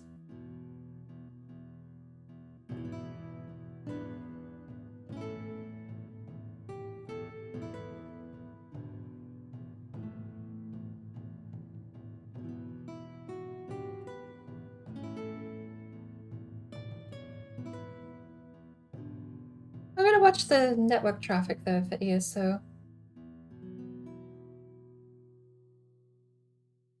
I've turned shadows off entirely and grass off entirely, and we're gonna go see if that makes any difference. We are running bare minimum now. I don't think I have any NVIDIA stuff.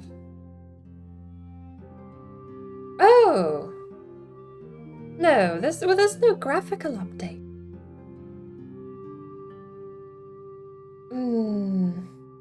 Okay. This is gonna sound really stupid, but maybe I should try updating my graphical drivers. Fallout did something else too. The last patch to Fallout, the last event on Fallout, was causing massive problems that apparently the latest NVIDIA GPU drivers fix.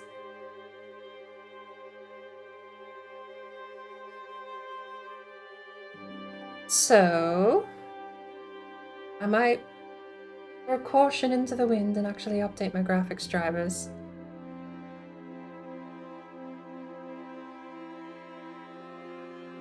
That would be the one outlier I would have that a lot of other people wouldn't. And they did the last patch to both Bethesda games. It was Fallout 76's patch, causes issues if your graphics drivers aren't up to date. And the last patch in Elder Scrolls also came with a bunch of prep work for the Necron pack that's coming out in July. So I'll maybe give that a go. I am fairly certain if I update my GPU drivers while live, it'll either crash the stream or crash my computer, so we're not going to be messing with that. Apparently getting rid of grass and shadows is fairly taxing.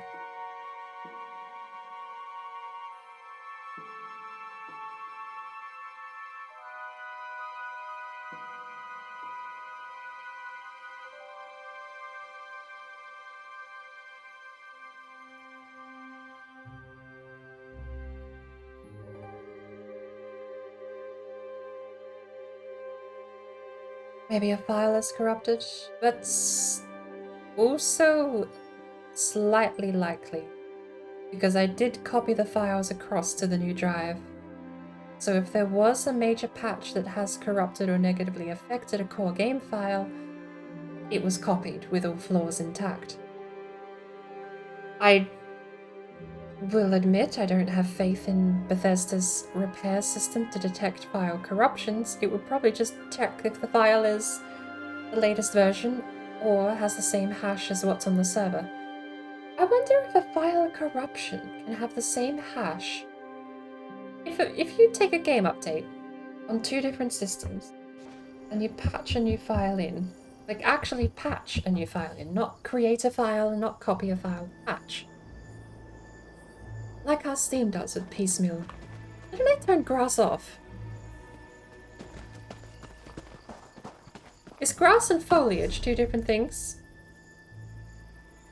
Grass off. Shadows off. Shadows off, but there's also lighting still. I mean, I suppose lighting and shadows are two different things. I still have a fake shadow though. Look at my fake shadow. I don't have a drop shadow, but a fake shadow. Or is that the other way around? Drop shadow what I have. Have we ever done the dragon? South, and it's already being fought. Alright. So this is the game on absolute bare minimum settings. I have no idea if multi-threaded red. We'll leave it on. That's what we had. Don't touch anything. If it won't broke, leave it. If it's broke after not touching it, then we can fiddle. But as for now, we're gonna leave it. Head north. Okay, yeah, the landscape is a lot more barren. The grass being gone, definitely. You can notice over wide areas now. Okay, look. I just need to be proven right that it's not my system that's having the issue. Maybe. I've still got a couple of other things to test. I got all the filters out of OBS. I turned off the browser the browser that was running constantly in the background for the just chatting screen is gone. I have done my what I should hope is fair share of cutting things on my end to make this run as smoothly as possible.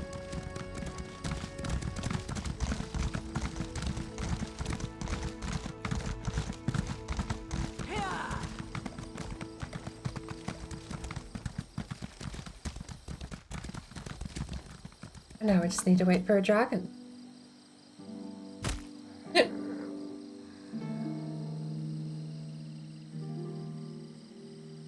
There is a very small chance that a plugin could be causing the issue, which is why I got rid of the filters that I was applying to my screen capture, because I thought if there's even a chance that having them on the scene causes issues, I didn't want to deal with it, so I got...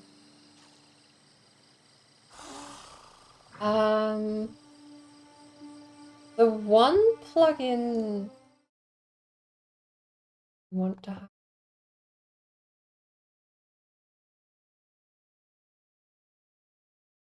The one plugin I have that may... Actually, does that mute me? When I toggle over to background slideshow, can you hear anything I say? Because it doesn't have the micro auxiliary on the mixer over there.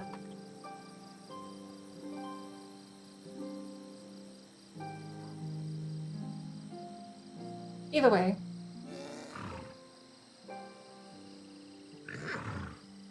I have a fancy thing on OBS at the moment.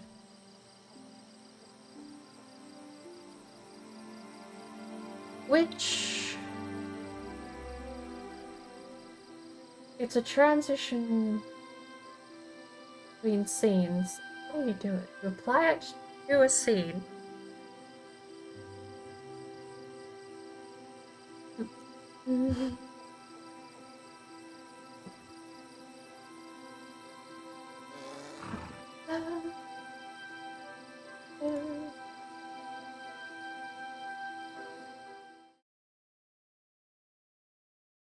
It is transition override.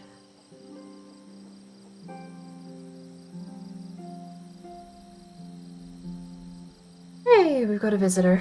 I'll have to deal with this later. What's meant to happen though is it's meant to be a smooth transition between places. I'm going south, I need to go north. That one's obviously going to be fairly taxing, although I don't imagine just having it installed is going to be taxing, but perhaps getting rid of it is something worth testing too.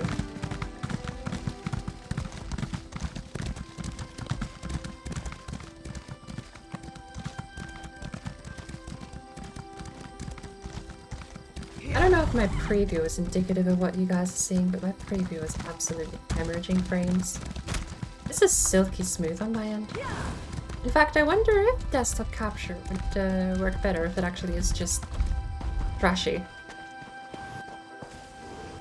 There's a person in front of me I can't see. There's one.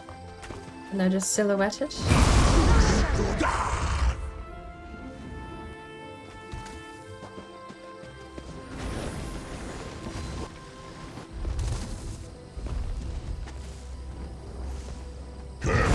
Just the whole building there. I'm just caught in shit I can't see. Yeah, I don't think it's me. The terrain the dragon is standing on hasn't even been loaded in yet.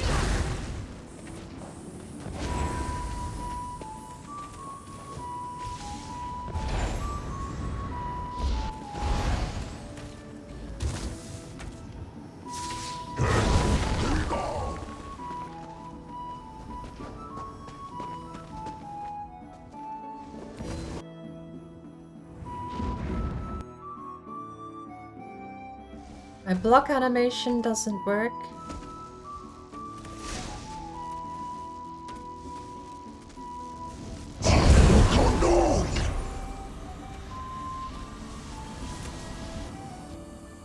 I got frozen in one shot.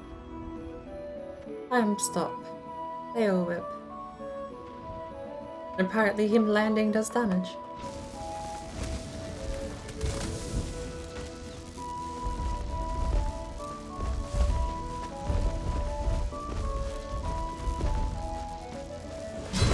It ain't my machine.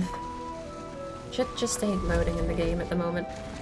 But I will update graphics drivers at the very least.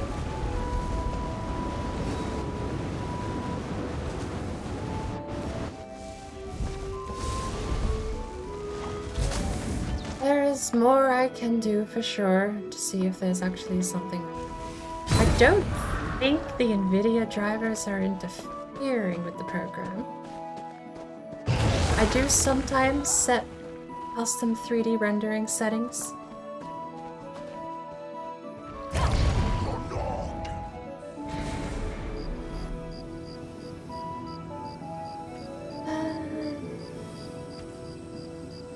Last wire is meant to be up here.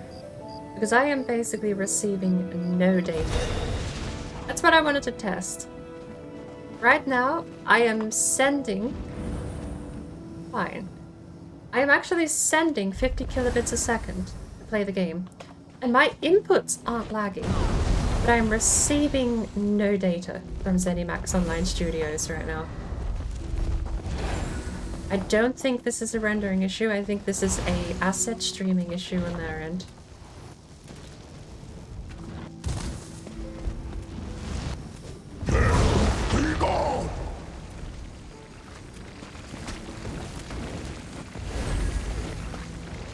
So I'm averaging about a 30 kilobit per second upload rate. Is that upload rate? No. Is that download or upload? What color scheme are we using?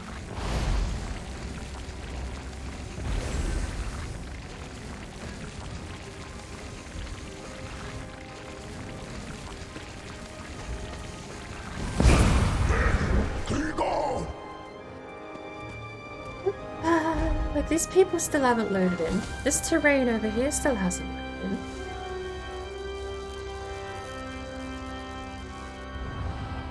Nothing is loading in.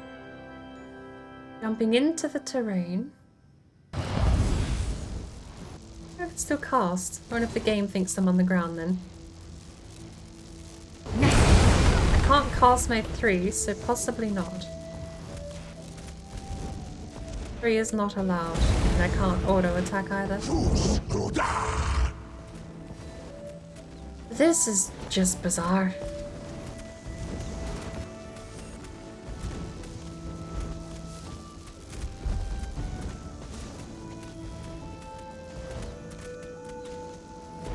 We can't blame the grass, we can't blame the graphics settings. It just runs like crap. I guess, do you want to put it down to so many people online that the servers can't keep up? Because then that wouldn't explain anyone else not having issues. But then why am I? My net's fine. If I start a Steam download right now, I can tell you that would cap out at my speed limit that I'm paying for. In fact, I'm still uploading at 4,000 kilobits a second. So I know this isn't a bandwidth issue because OBS is using its usual amount.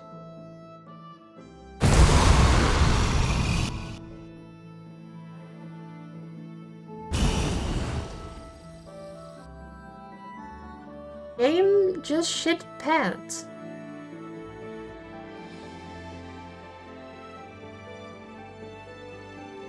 Pretty hardcore, apparently. Although since the dragons died, my data upload has gone down drastically. I still... Oh, I landed. Look at that.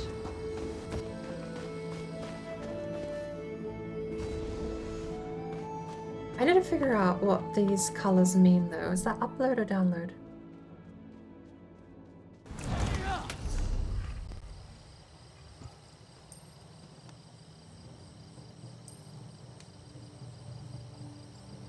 I think the yellow is download and the orange is upload. I used to color code this, but it doesn't seem to be.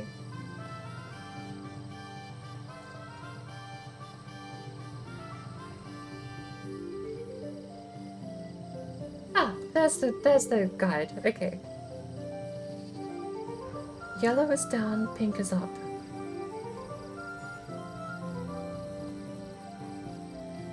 In the past 5 minutes, I've actually been hemorrhaging download rate. Wow. In the past 5 minutes, I peaked at 400 down per second. Kilobytes, mind you, not kilobits. half a megabyte down per second. That is compounded. The peak itself, if we zoom in on that, actually peaked at 90. But because it's compounding the graph, its peak is a higher average. Weird. Crushes it down into a smaller time frame, therefore I did more in that same node. It's a weird, graphs are weird, I don't get math. So, literally peaked at 90 kilobytes a second down, and I have no upload speed. But I wish I had logs of this from a month ago. Actually, you know what? I do. You know what? I do. I have logs of this from the entire month previous.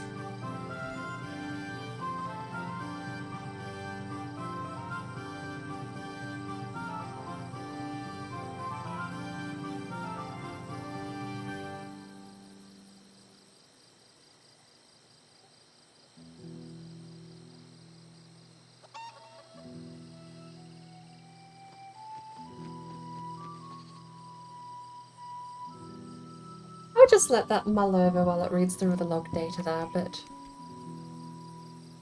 safe to say, it's not my settings. I'm going back to what I know works. We are turning texture quality back to... You know what, we'll keep texture quality low. I don't want to make things worse than they have to be.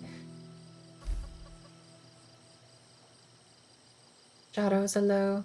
Grass is low.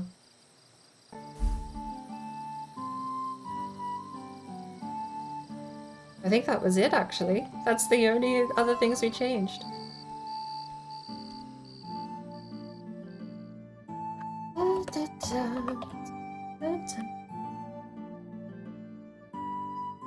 Let's get the NVIDIA panel up and see that I'm not interfering with the settings too drastically.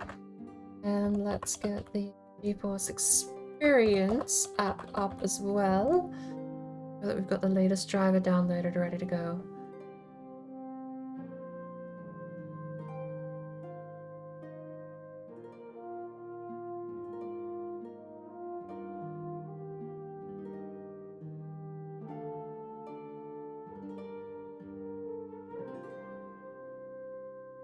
That was when ZeniMax Online Media packed the game.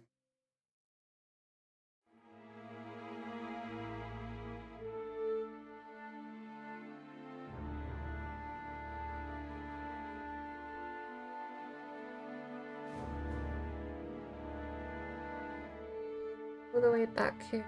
5th of the 1st. It really doesn't look like it uses a lot of data. It's quite bizarre.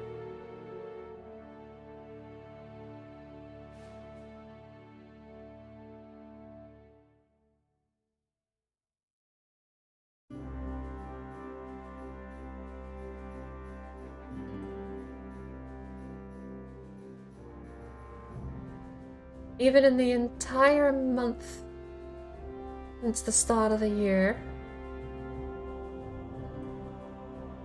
nothing looks out of whack on the network.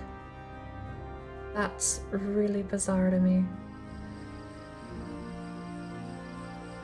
Kind of cool how small games can run these days with network traffic. Even some are network hogs and don't run well at all. But seeing Elder Scrolls Online function on effectively dial-up is kind of neat. Alright. I'm gonna go sit. Wow, this place looks so different. I still don't know what I was running into here, because I was running into something in this area. But grass and shadows do a lot of work.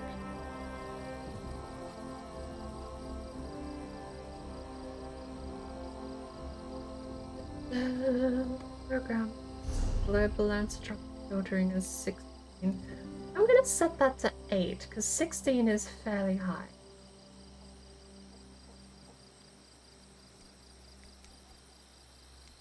Or is like fine, but not worth it at 4, you might as well turn it off. Anti-aliasing, application controlled, transparency aliasing.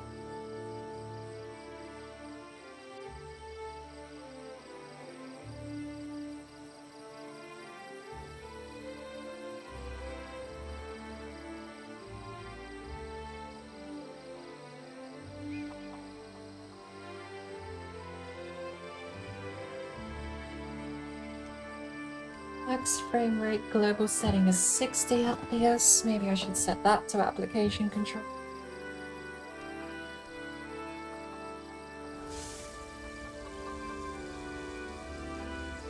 Power management mode, optimal power. Did you reset the factory default settings?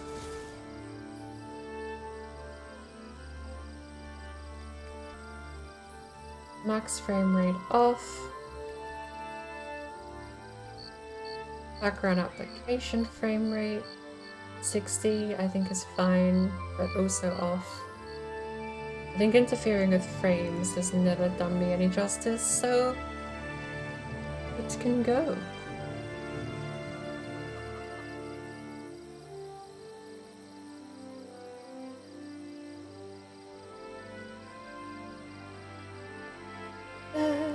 Optimal power.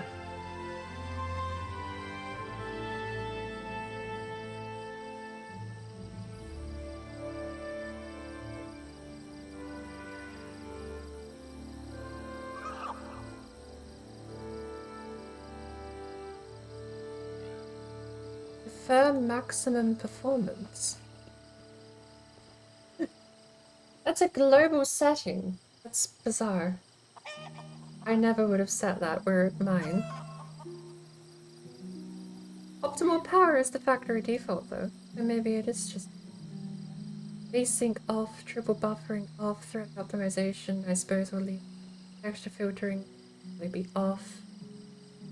Let's try linear optimization though. I do apologize.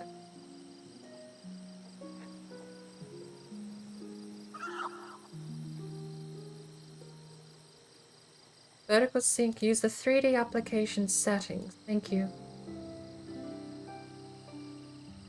And then I'll have to manually check that Elder Scrolls doesn't have anything funky set. Triple buffering, what does that do? You know what, just to be sure, because programs are very funny about graphics settings being applied. We're gonna go medium. I'm gonna turn multi-threaded rendering off. I want to test that out, and we're gonna go apply. And we're gonna close the game and reboot it when we apply all these settings.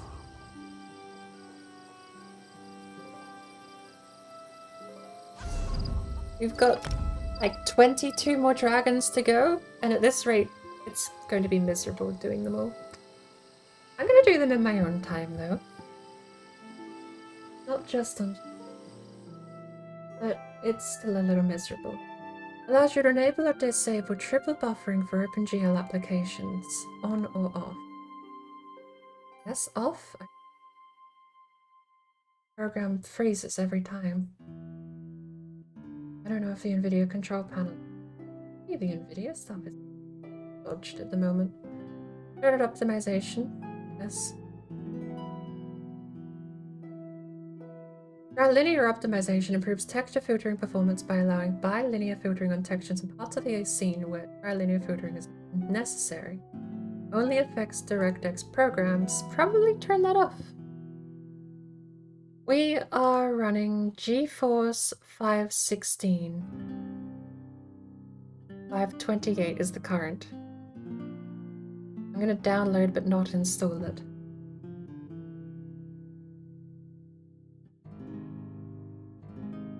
Setting allows you to simply decide if you would prefer performance, quality, or balance between the two. The NVIDIA control panel will make all of the appropriate texture filtering adjustments based on your preference. Quality, high quality, performance, high performance.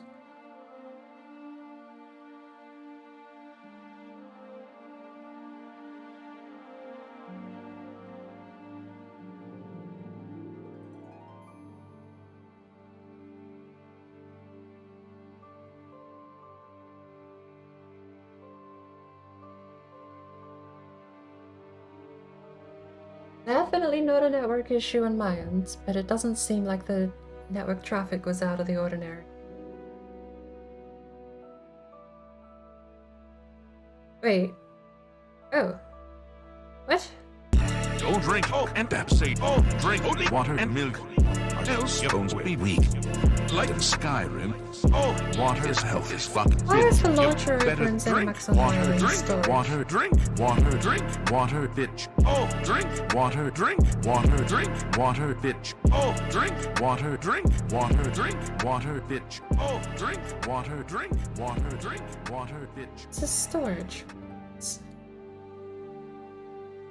Get that there.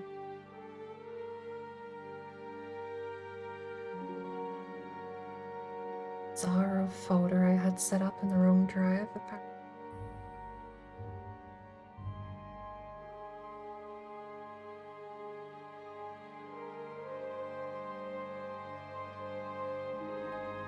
Anisotropic sample optimization limits the number of anisotropic samples used based on pixel size.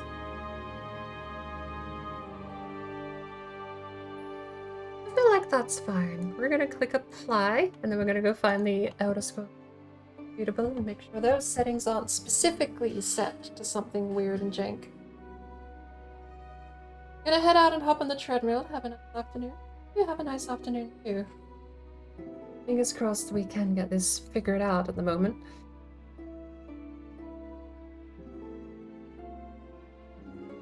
The driver's actually almost finished downloading. It's definitely not a network problem.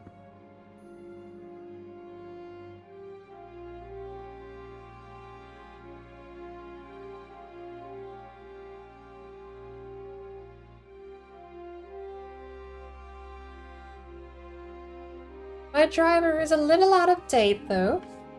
My 516.94 GeForce Game Ready driver was released September.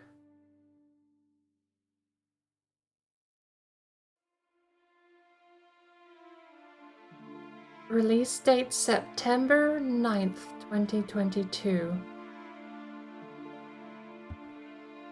So, we'll be getting a little bit of an upgrade. I'm going to give just the 3D settings here in NVIDIA Control Panel a go. But that driver update will be probably ticked ready to go the moment the stream ends today. We've been going way longer than I thought anyway, honestly. Thank you for the high change.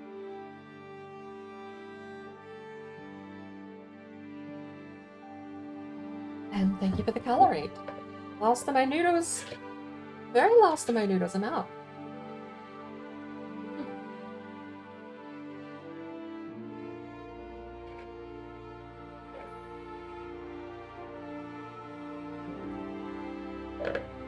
They were getting old and stale anyway.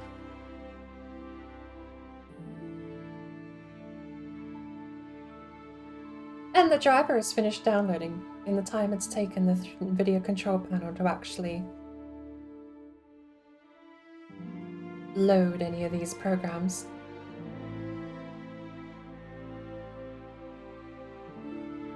Now I'm getting some severe chest pains from slouching because my posture is terrible.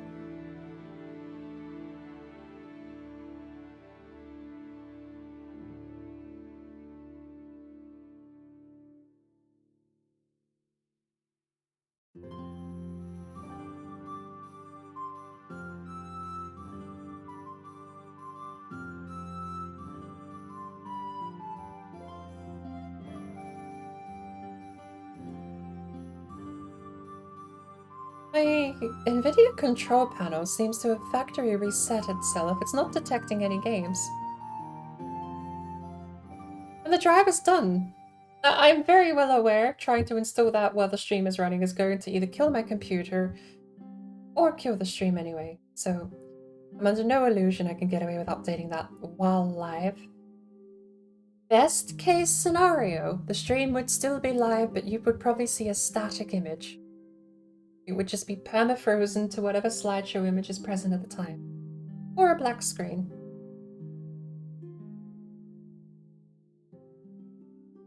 It cuts all GPU processes. I don't know what you call them. Like, that's why the monitors flicker, is because they turn the GPU engine off, update the drivers, and then turn the GPU back on, and then the monitors come back. Usually happens twice. Once for the uninstallation when it goes back to like the generic Windows display driver, and then once when it reinstalls.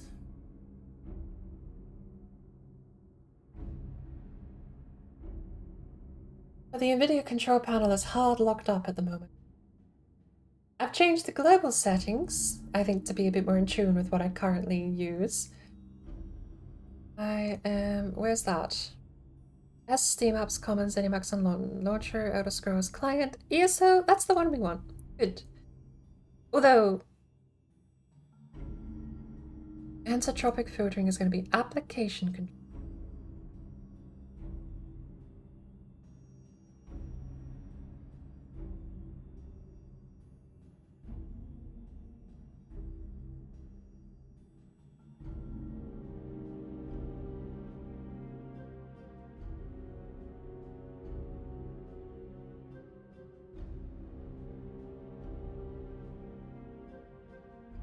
We're going to apply again.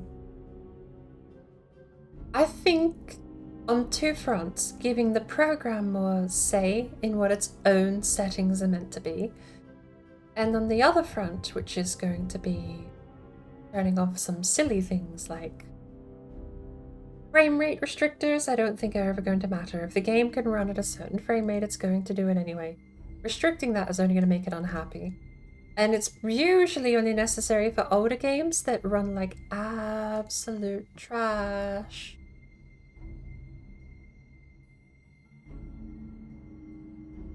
Actually,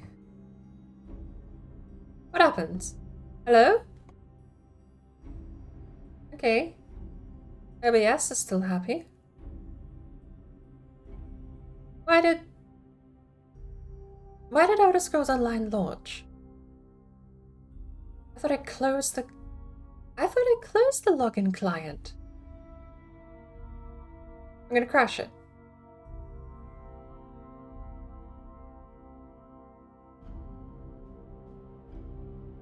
I didn't want anything up, so it's going away.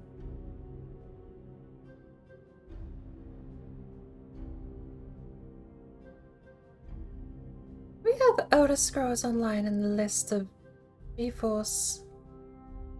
Sorry, did that say? Oh, I thought it's in Miami Street. Restart Steam? No. No, I don't think I... Hey! 2 versions of OBS Studio, apparently. 3 versions of OS! Oh no!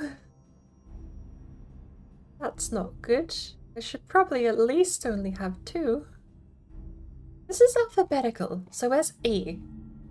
Escape from Tarkov, enter the dungeon, Elite Dangerous, that's it. There are no other games on my computer.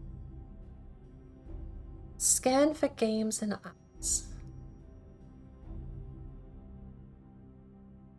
Do I still have Battlefield 4 installed?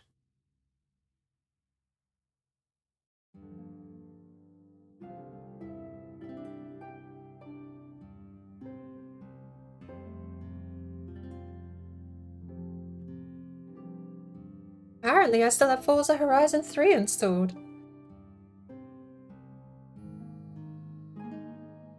Oh my word, this reflux is getting to me.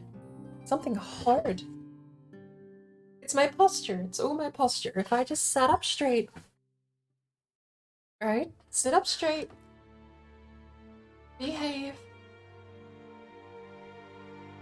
Ooh, stretch is nice, but... Alright, whatever. Outer Scrolls theme park.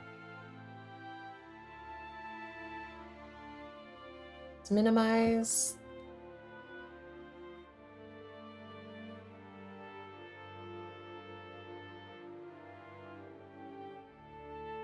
I still have Pip. What's Pip look like?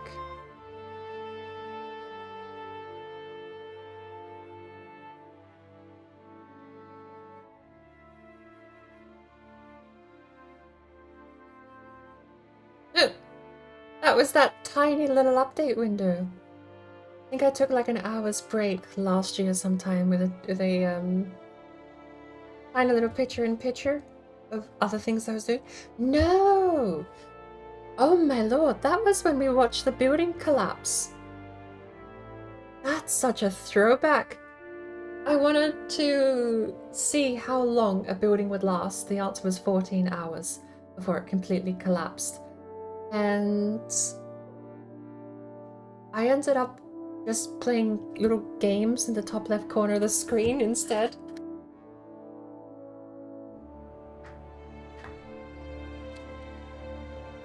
Alright, Bethesda. Alright, ZeniMax Online Studios and ZeniMax Media Incorporated. I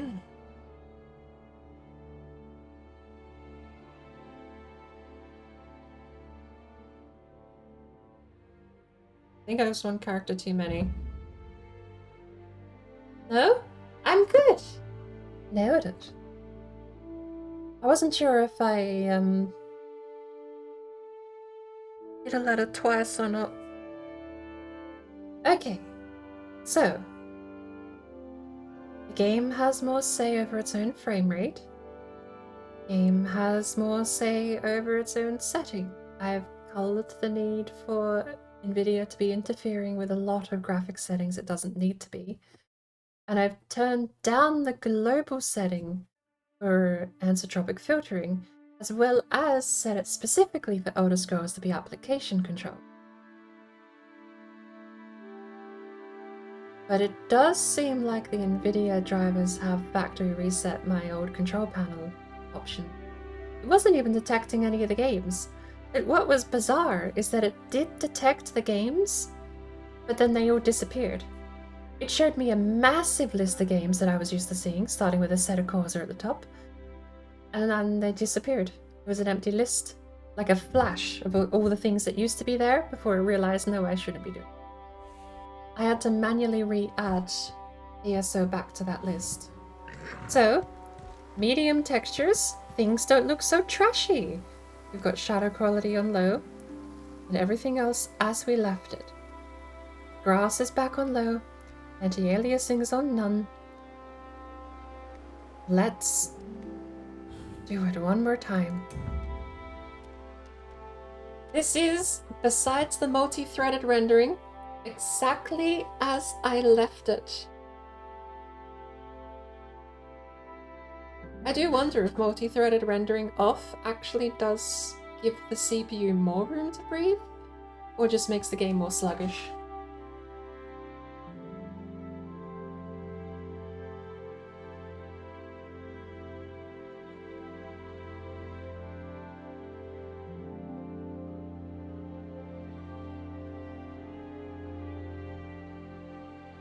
You could argue it either way, too.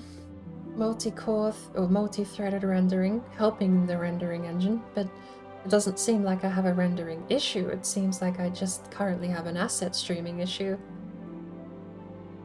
And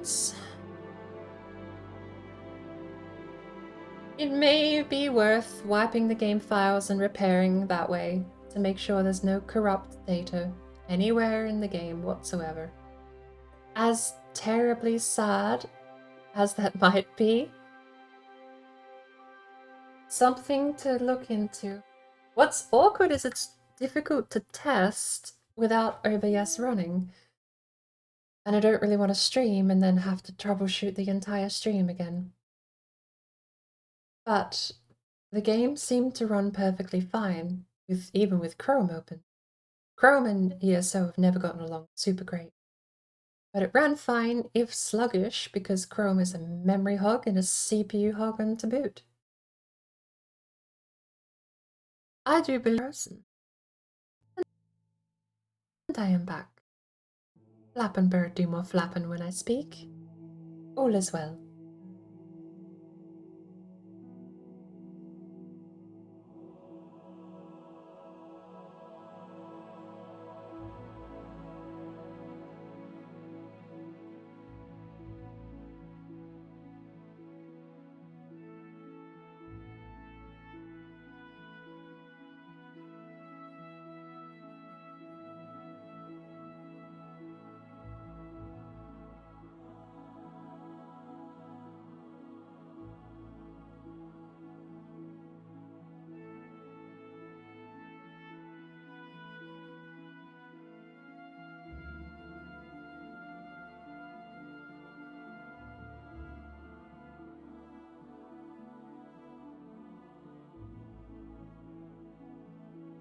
we're loading in.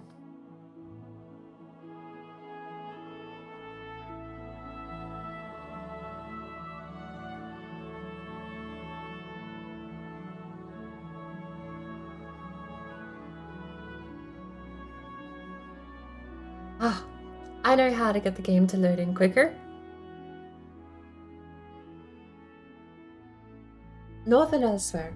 This region, also known as Anaquina, merged with the southern region of Palatine several centuries ago to form the province of Elsewhere. It's a patchwork that united many former small kingdoms, including Rimmen, Orcrest, Riverhold, and Mirvale. Well, my plan failed, because my plan was read the text and it will obviously load before I've finished reading so that I can't finish reading. But that didn't work.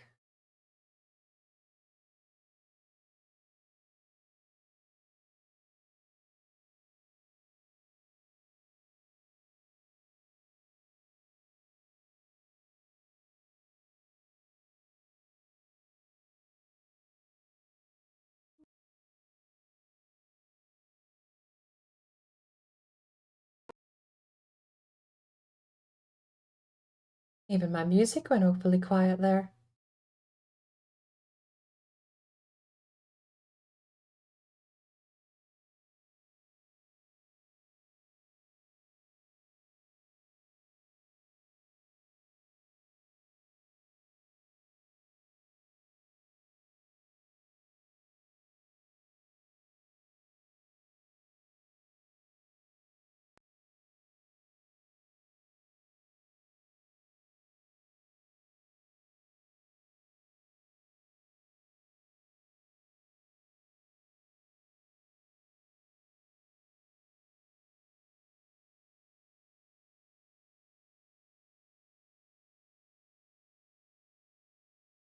Did we disconnect or are we disconnecting?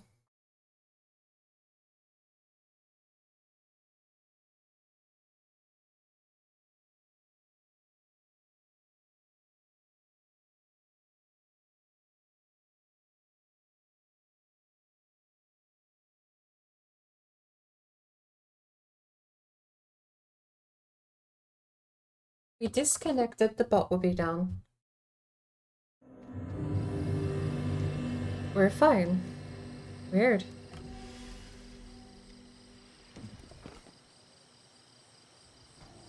There's another dead dragon here.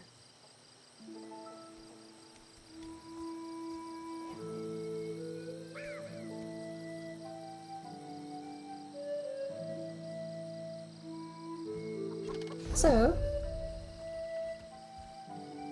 just to reiterate, multi-threaded rendering is off. Texture quality is back on medium. Shadow quality is back on low. Grass is back on low.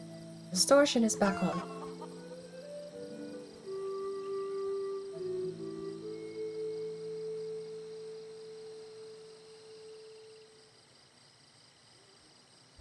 As far as I know, back to normal. Fingers crossed, actually back to normal. Dragon to the sun.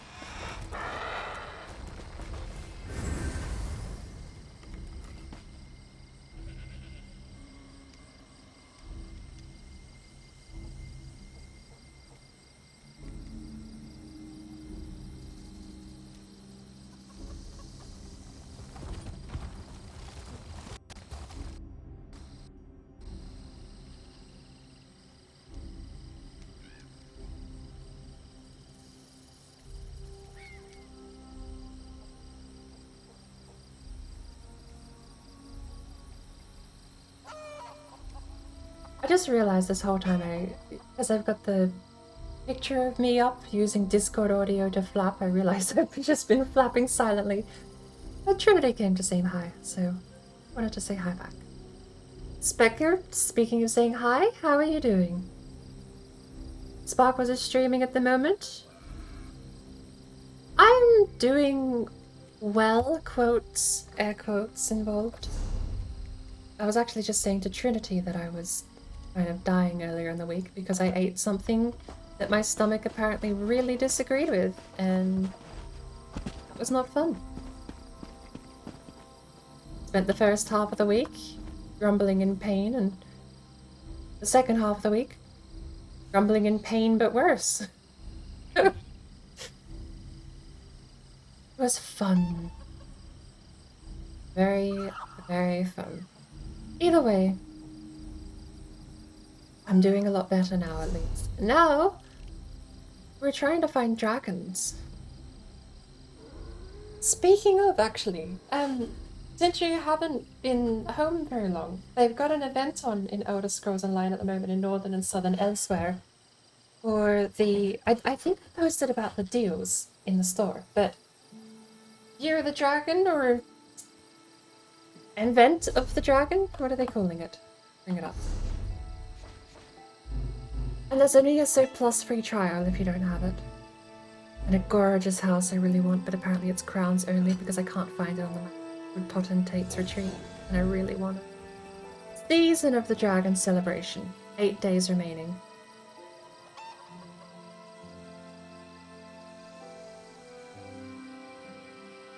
Hello!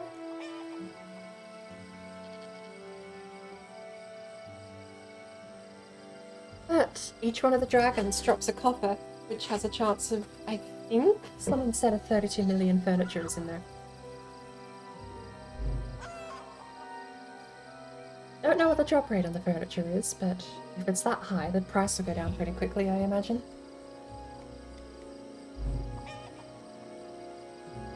Ooh! And I got an invisible horse! He's made of mushrooms that the sunlight can't see.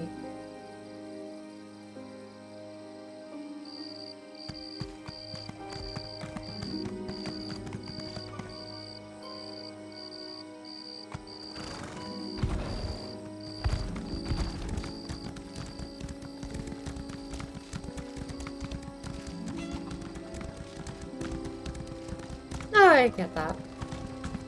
The dragons are a bit hit or miss because you kind of have to guess where the next one's going to be. Ugh, sometimes they can be a pain in the ass.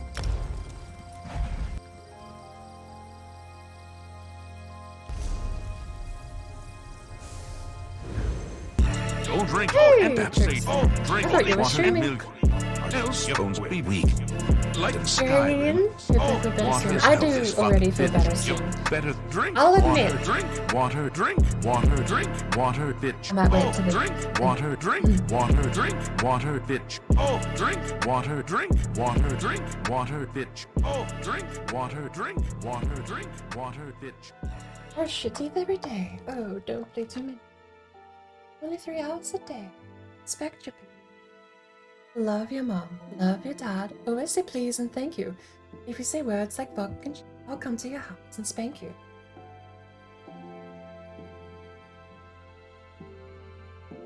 I do need a fat sensor.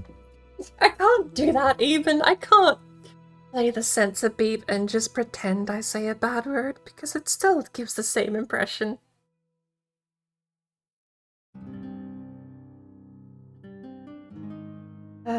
I have a lot of fat phases now, though. I have a lot of fat synths that I could use to record some gorgeous sensor beeps. I've always been a fan of JFJ's absolute distorted mess of a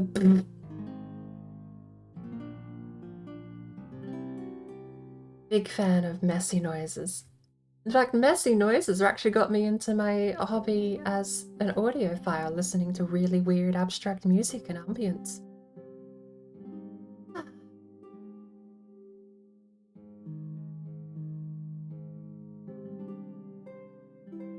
Thank you for the hydrate.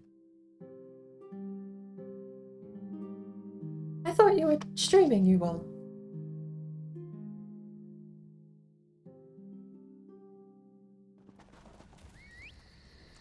Might be.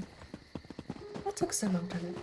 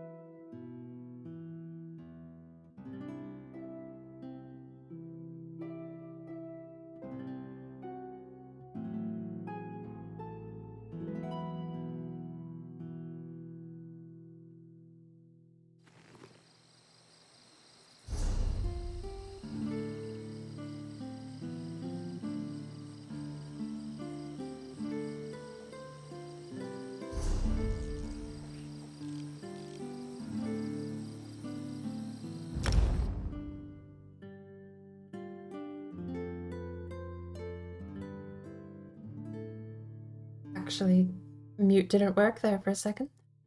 But I'm gonna make a run for it.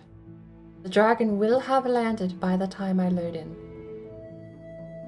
But this time, hopefully he'll only be about half health when we get there, depending how many people are in the area.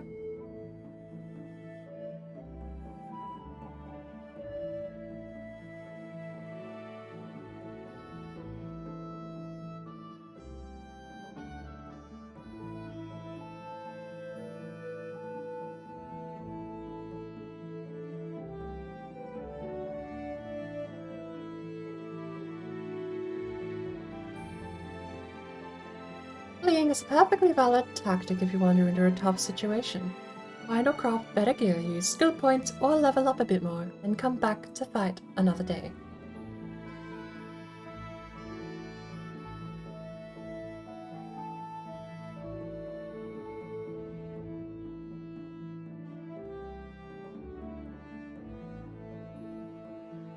Oh, what day is it? Oh, it's milk day at the butcher! It's milk day at the butcher! I get a fresh jug of milk. Last Tuesday they were closed. Monday? I don't know what day. I know yesterday was the day before milk day, and I have an appointment on milk day today. The weekday itself is irrelevant. It's milk day, whatever day milk day is. Do you think Martians celebrate Tuesday the same way we celebrate Friday?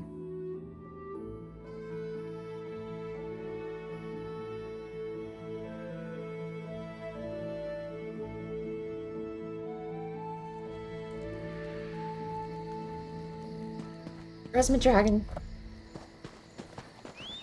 Trinity! I see you there in chat. Look at my cool invisible horse.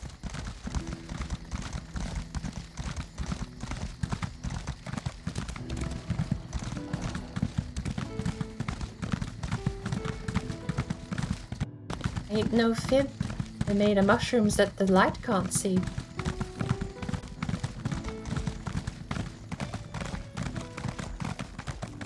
Dragon's still alive, too.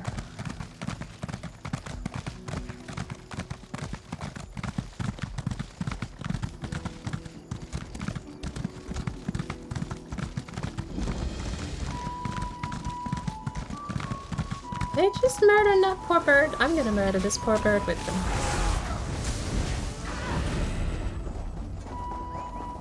What is the world's easiest achievement scam I've ever contributed towards? Never gonna beat these people over there.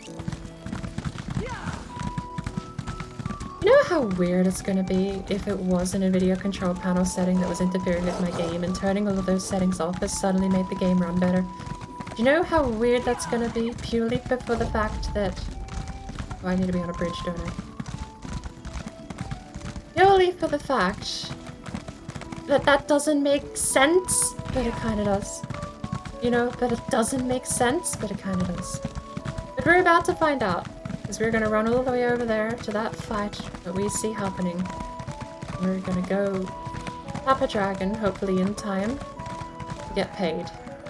I don't even need the payment. Like, the copper is not the least of my concerns. What I need is this damn checklist here for endeavors in the weekly category. I need 30 dragons! Apparently we got 20, which is fine by me.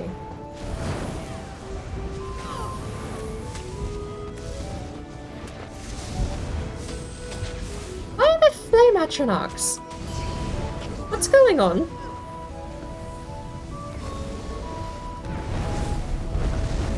What is going on?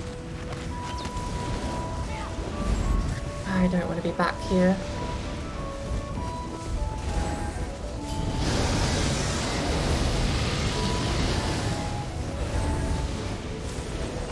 I do kinda want to play a necro healer. If I was ever going to buy the necro pack,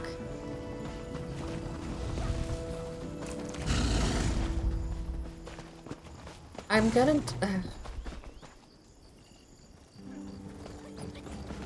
Hey, so guys, is the game streaming better? Does this look better? This is running better for me, and that's annoying me. All I changed was the NVIDIA control panel settings. I don't get it. I think we need the goggles back on.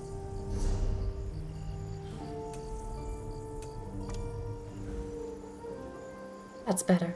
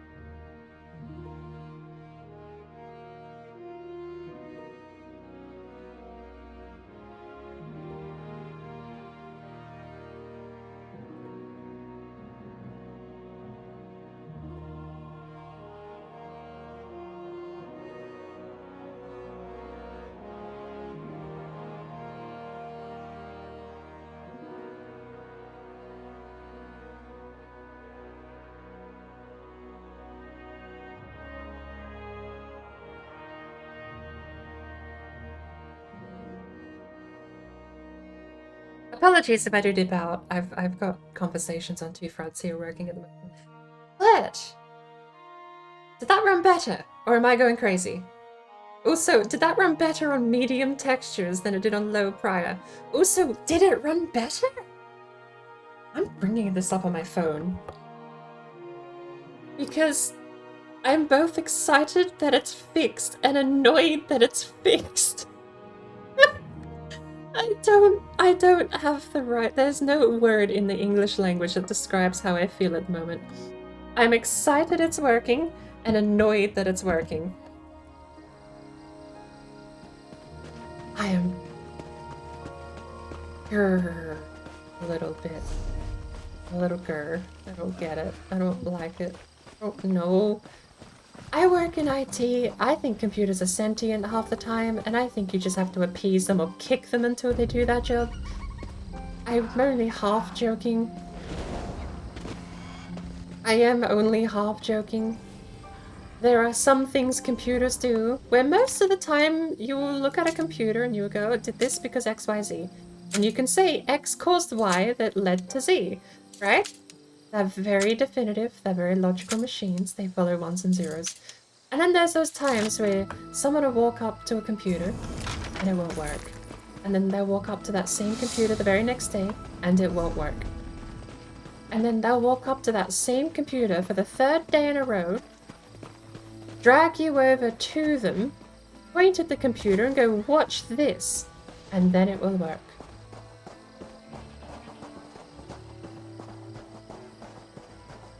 I've had a couple of voodoo situations though. One of the voodoo situations I found was that someone was pressing too many buttons while the computer was asleep, trying to log in, and they would lock their account out. It was a very fascinating thing to try and diagnose, because all I got told, working the IT team, I got told, I'm locked out. Can you unlock my account? But after the 5th time in the same week, I started going, hey, what's going on? Why is your computer locking you out all the time? And that was when the pin finally dropped. And they said things like, oh, it's every time I log back into the computer, every time I wake the computer up from sleep. Must be something with Windows being bugged. And as I watched them do it, I saw them just spam. Pardon me, it was either the spacebar or something else they were spamming, that it just put in a bunch of phony characters that the computer didn't know what to do with. And I guess they weren't watching the screen when they put that password in, so both of those things combined meant that incorrect password. Or it could have just been enter. I know if you hit enter too many times it will lock your account out, but usually it doesn't submit a blank password. I don't think so. Hey, is this running better? Is it me or is this running better? Do I not have shadows here? No, I have a shadow.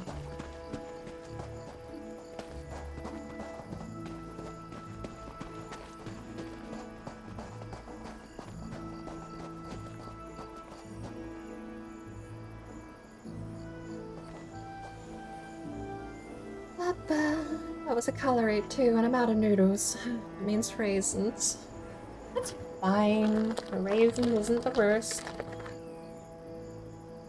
Boring.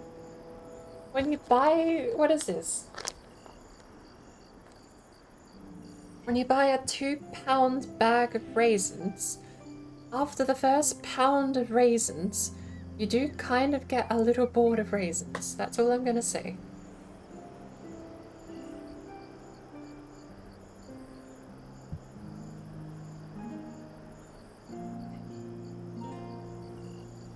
How you doing?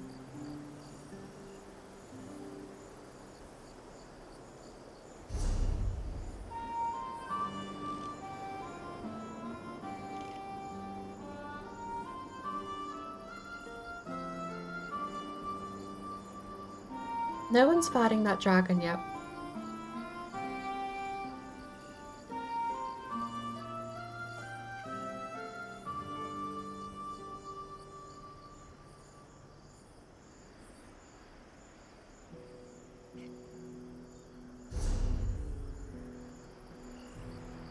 Oh, fuck it.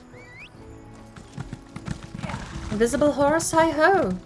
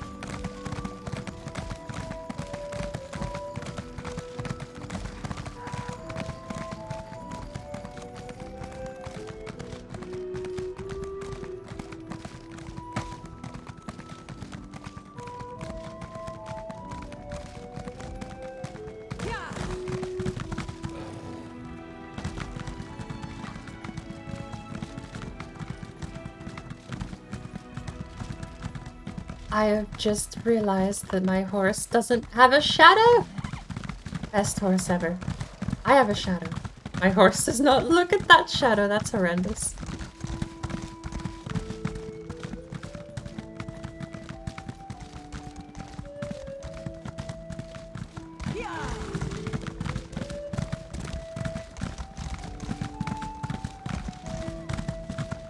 I'm killing dragons.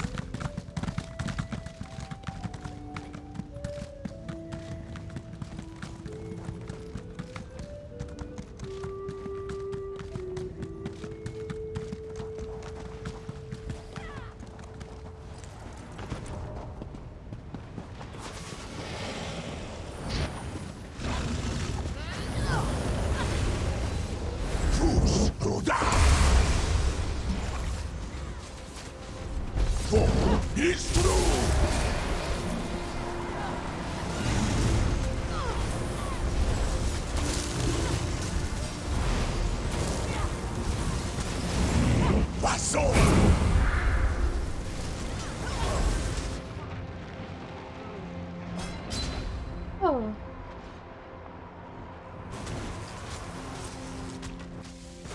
I'm not leaving.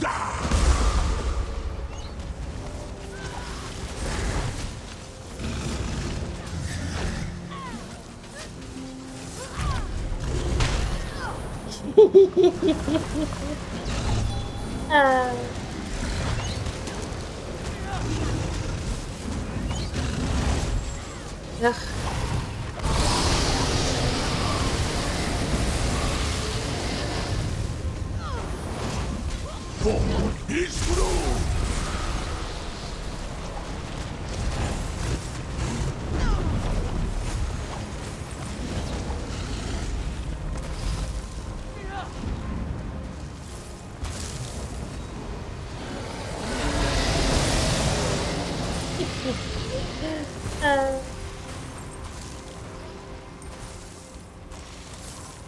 Oh, I never understood it, I found out.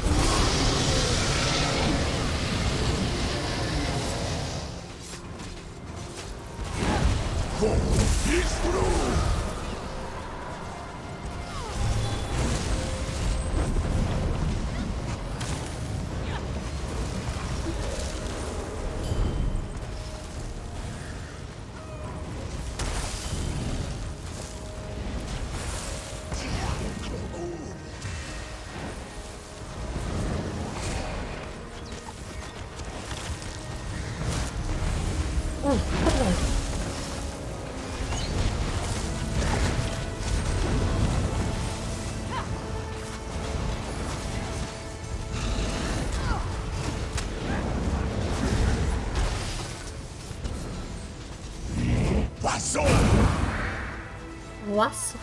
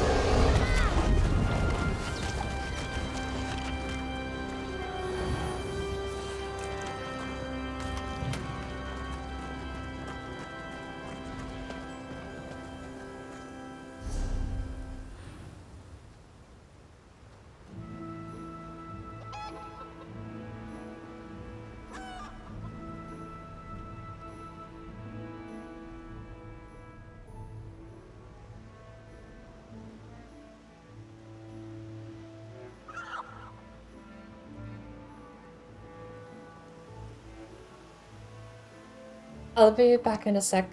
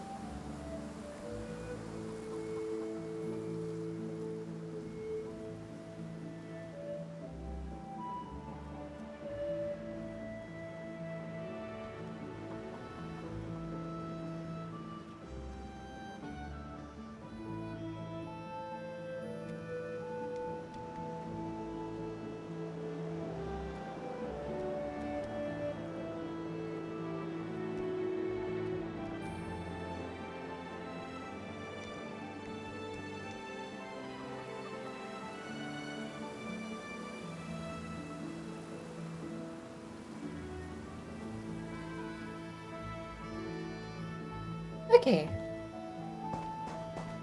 Intervention complete. That was... no, not an intervention. I got to gawk at someone else's cool toys. Someone went shoe shopping for cool people. You know what they say about men with giant shoes? I'm so tempted to quote Nakey Jakey. No.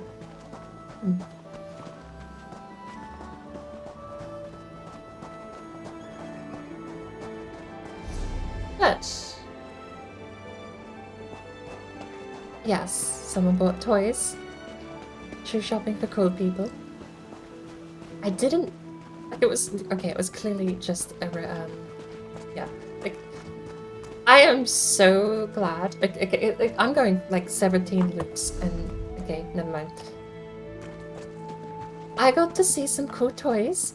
I like cool toys. I'm a cool toy enjoyer. I do apologize for the mute section there. But...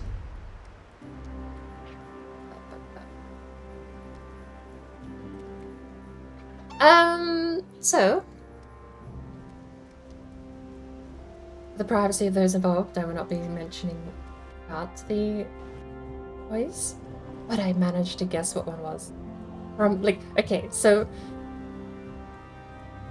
I've been getting better at picking things by eye. And I managed to pick that this was not regular, and it was really cool, and I nailed it right on the head. I thought that was really neat. Also, my audio is going to be right back in a second, because I can't see the control panel audio anymore. Subaru! Hello again. What is about a man with big shoes? Well, the lyrics to Nakey Jakey goes, you know what they say about guys with big shoes? Insecurity and self-esteem issues. The joke is that you can measure a man's value by the size of his feet. I can be way more blunt. If it doesn't make sense, I can just be blunt. But yes, guys with big shoes apparently is indicative of another trait. I was making the joke that we were looking at shoes, and there was a big shoe that came in and was showing off, and there was a cool tiny little shoe that I guessed correctly that was showing off. Obviously not actually shoes, because I'm weird and dodging the topic for some reason, even though it would have been way less awkward to just say. Probably. But, yes. And Ewell is wearing a Bane mask,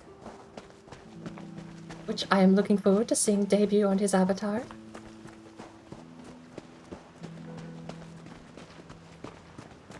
No, I had a bit of a distraction with conversations in real life there. Where is this dragon? I feel like I'm being ripped off.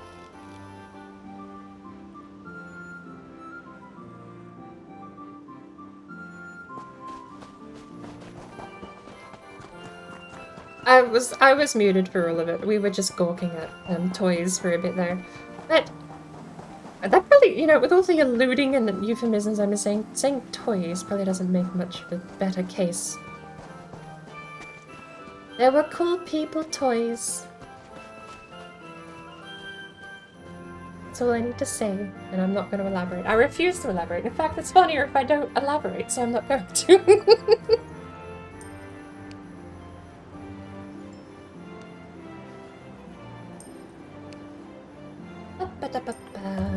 Where is this dragon? Oh my lord, there you go. Over there in Waycrest. Waycrest or Crest? There he is. Dragon. He flap. He flum. He zoom. He nyum.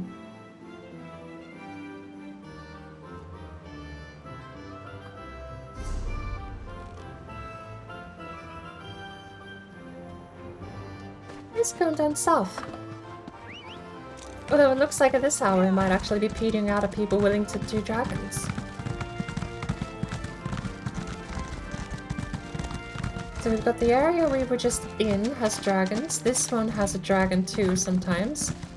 The other area he's going to is that one right there.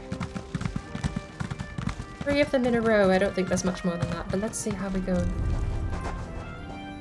Oh, people actually leave and run out. That's kind of neat. And then he roosts and makes his home. And I just get to sit here and go back here.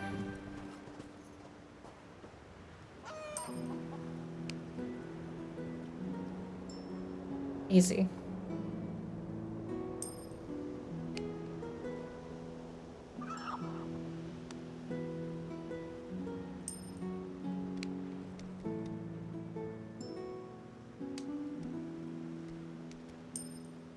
Da, da, da, da, da, da, da, da, da.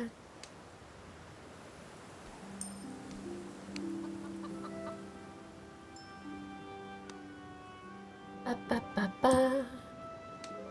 La, da, da, da. Waiting for people to join. Who's online? We have Community Good posted a ping. Oh, the lottery! That's right. What do we have? Lottery results for last week. Rolling the lottery over this week due to how low number than the entries. The bonus prizes next week will be 20k. Let's look.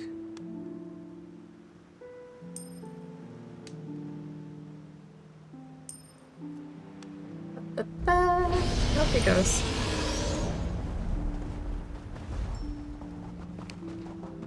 Oh, someone else just got here in time for it to run away. I guess it's going to a new location.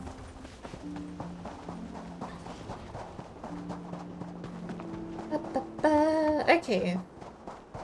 The ideal way to help support the guilds with a chance to win gold for yourself. Tickets cost 1k each and you can buy as many as you want. Prizes first, 30% of ticket sales. Second is 20% of ticket sales. Oh, there's an extra location over here to the west. Third, 10% of ticket sales. And then 10k prizes depending on total number of tickets sold. The remaining 40% of ticket sales will go towards funding guild traders and shall be allocated as followed to the Old Merchants 1 and 2 respectively, 30 and 10%. Fiends or die! Fools will die!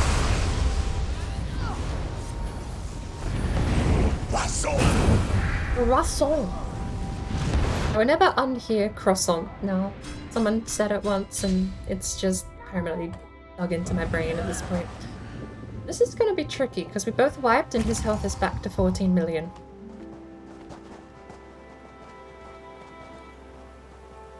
Just a reminder, the trader bid is fast approaching. All members of Tom 1 and Tom 2 below investor rank are required to either sell 10k or donate a maximum.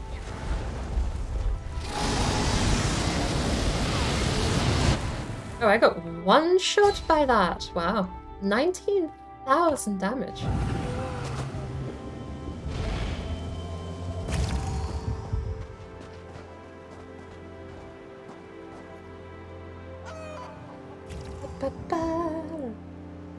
You know what? We're gonna send some mail. I want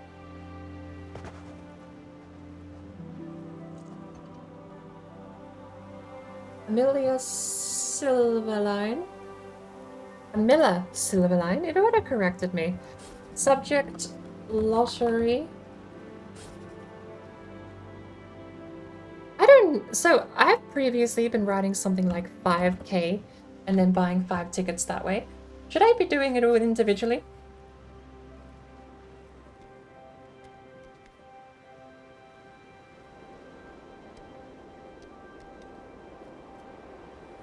Never asked and just inferred that you're able to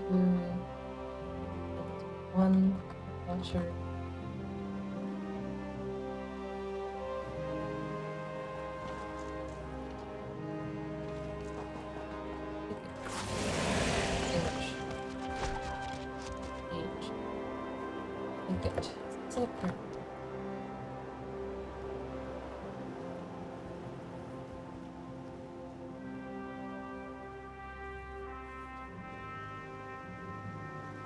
Never ask, just guess. You're able to send one lottery ticket email with X amount of payment and X or X.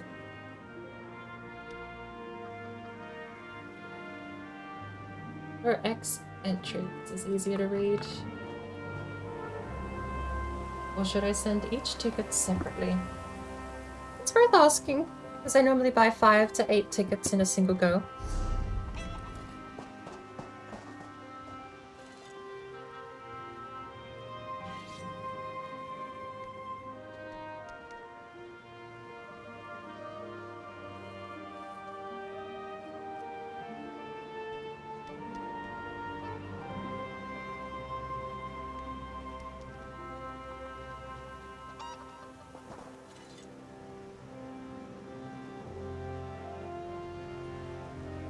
Found a new game that no one heard of. It's called King's Dilemma Chronicles, and it's a political sim if you like those types of games.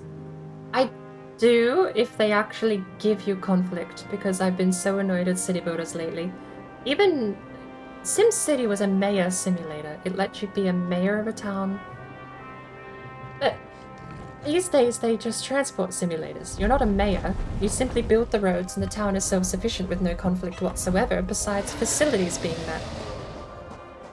The old SimCity games, you would have people petition you for like petty issues, tiny problems, and they could cost you in larger cities millions of dollars for some of these petty issues. One person might have a complaint, but it might end up costing you 10k a month to do that problem solution. Stuff like that. I miss being given problems to solve and being allowed to play the bad character.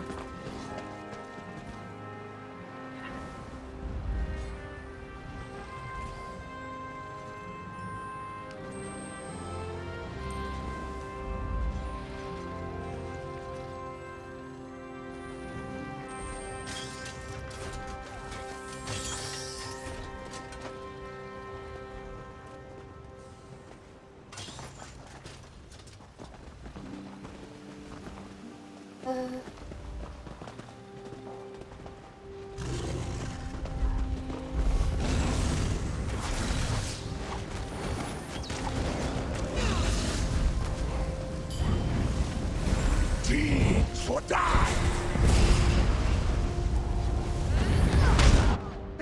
I'm gonna look that game up afterwards too. In fact, while I'm dead, let me copy that. The King's Dilemma Chronicles. Let me copy that and put that in my Steam bin for later, but...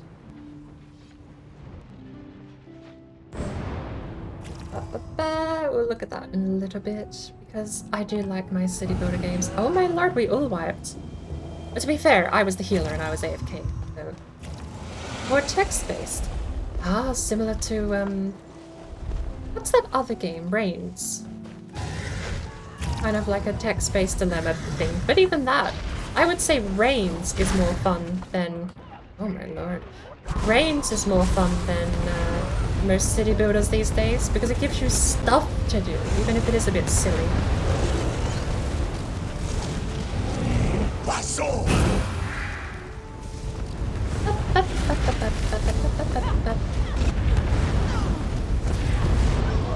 Oh my good, I can't even get my own heals off at the moment. I need to clear the area a little bit, but I also need to get my baseline heals down. How are we doing? 88%. Alright, I'm phasing in here. 5. 3. Casting 1 back out here on the outside of my area. I should still get hit here. That's fine. I can heal across range with a 4. Might even go put my zone here. Perfect. Alright. This ain't doing so bad. Now we've got a nice balance up between the... But can you do something? Oof. Oof. I realized way too late he was coming in for a flame strike there.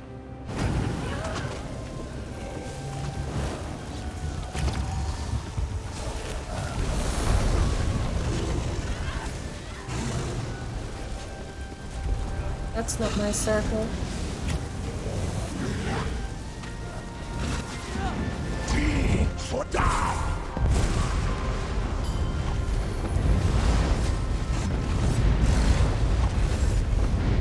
lord. Ah, lord. 13k on Wing Thrash is a bit much. But this dragon seems to be doing a little bit more damage than I'm used to.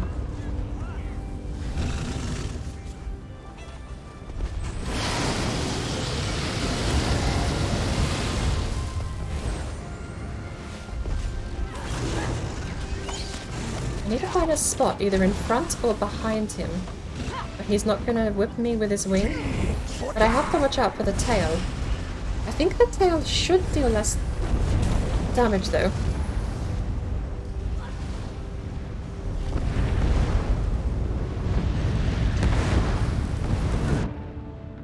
What I get for typing.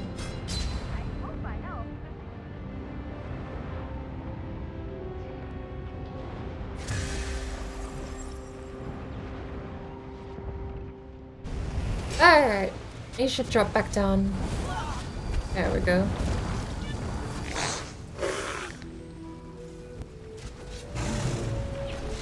This is not going super well at the moment. Oh, that was a sweep! Oh, that was a sweep! I'm okay. Ooh, oh, fucking stupid laugh. Swearing! It's bad. Stop doing it. What are you doing? Get up. Get up. Get up. Spam 4. Okay. We're fine. We have a little pocket. Okay, there we go. 2s. 3s. Extra damage. Give some greater empowerment. I don't know what it's called. 9's here. Let's go. 9 is down. That's no bueno.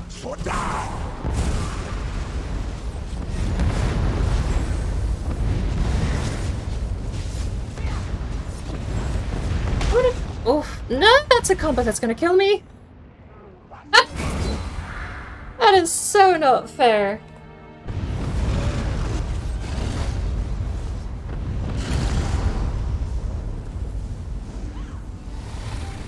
%.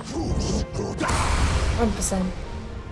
You know, Subaru, I do kind of have a swear jar.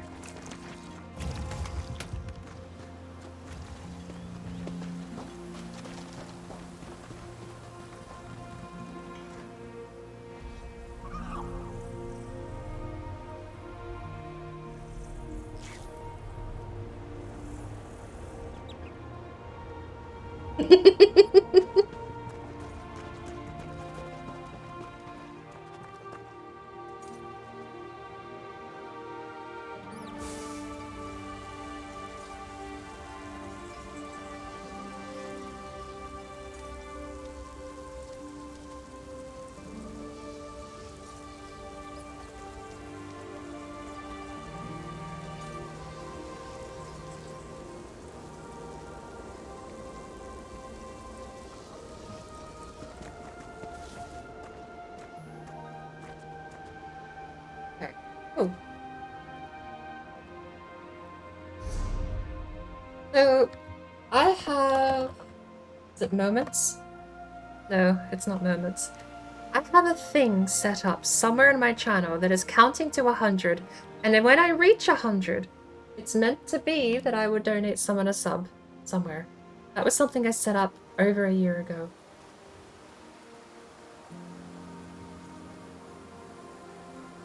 Let's jump down to BCEU. Ooh.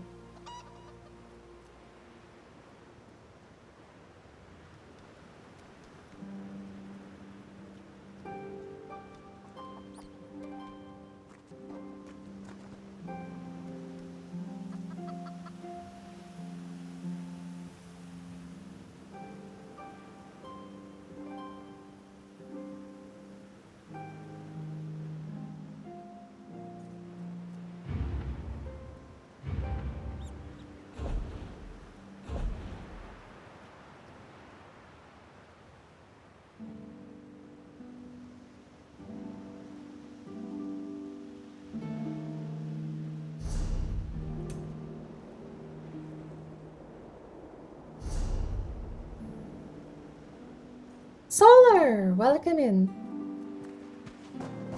How are you doing? And I do have a thing set up. It's for 100 stupid moments at the moment, I think. But every time when I hit 100, it was meant to be a payout of some kind. Incentive was to be not doing the stupid things, but we've got one to the west over by Scar's Endway Shrine.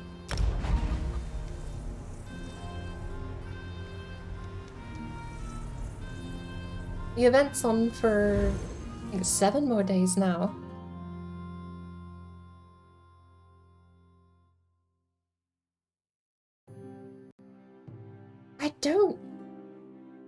I'm honestly not sure what the payout is worth it though. I mean, I'll take a freebie as far as 2 birds, 1 stone. I get a chance at a pretty lucrative drop. And paid out weekly endeavor for the Seals of Endeavor. I really should be focusing more on my weekly endeavor challenges because they pay out so much.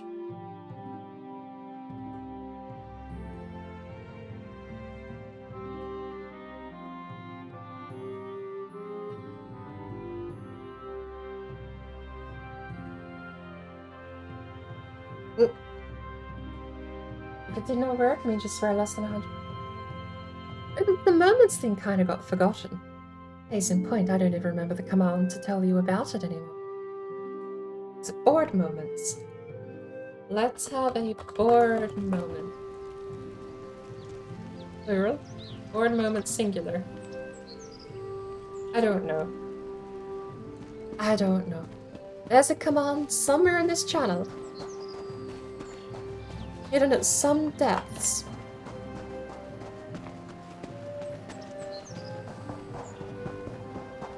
That lets you count to 100. I did set it, I think, in the end to VIP or higher can set an add moment to the channel. And then every time we hit 100... Well, it was meant to be like a silly, oh, you know, count how many stupid things I do or how many stupid things I say. And it was meant to be like a permanent tally, something that over time it would just collect and you'd get into the thousands, but it didn't even really launch. I never managed to find a sales pitch that was appealing that would engage with people to do, because it more or less boils down to just keep a tab on me and call me out if I say something dumb, but people just end up usually joining in on the stupidity, for lack of a better. Maybe I should make it an explicit swear jar, because I go off like a sailor at some points. There are times where I straight up just let loose and it's alarming. Especially when I'm playing something nice and really adorable like Little Gator Game. Sweary board should be the new command, and I think I will rework it into just a swear jar. Because I do want to cut back on swearing. 2 birds, 1 stone. Forgive the saying. I can do both. Where is this bridge? There it is. Where's this dragon gone? My lord, you beat me to it. Is anyone else over there?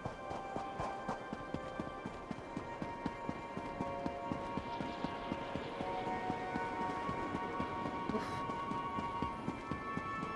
It was a bit terrible before. You basically had to pick 2 spots and jump between them. Because the only thing you can really guarantee is that it's never going to be the same spot twice in a row. But if you saw it spawn on the map, you could basically guarantee that you weren't going to get there in time.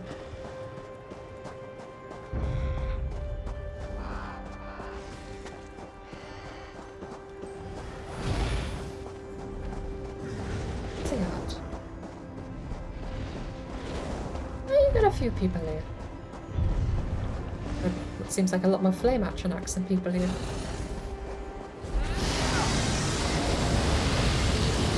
I should block that. I just remembered way too late that I should be blocking that.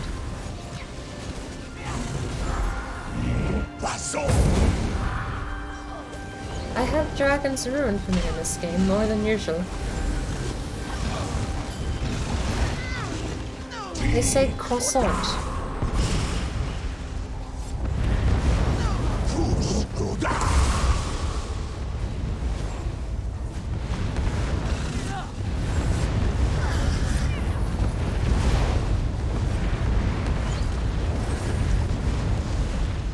What class are you playing at the moment? What class are you playing at the moment? What character are you looking to?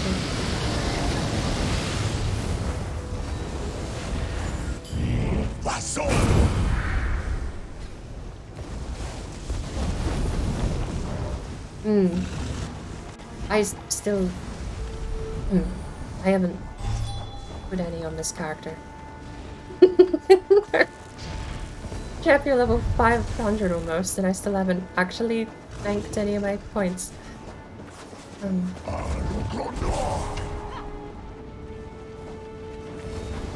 I have been very tempted lately to try and get a necro healer working. Well, it targets me. I just have to block that. Wow. There's not a kiting mechanic apparently. But I have been super tempted to try and get a necro healer going, since you have the mass res as well.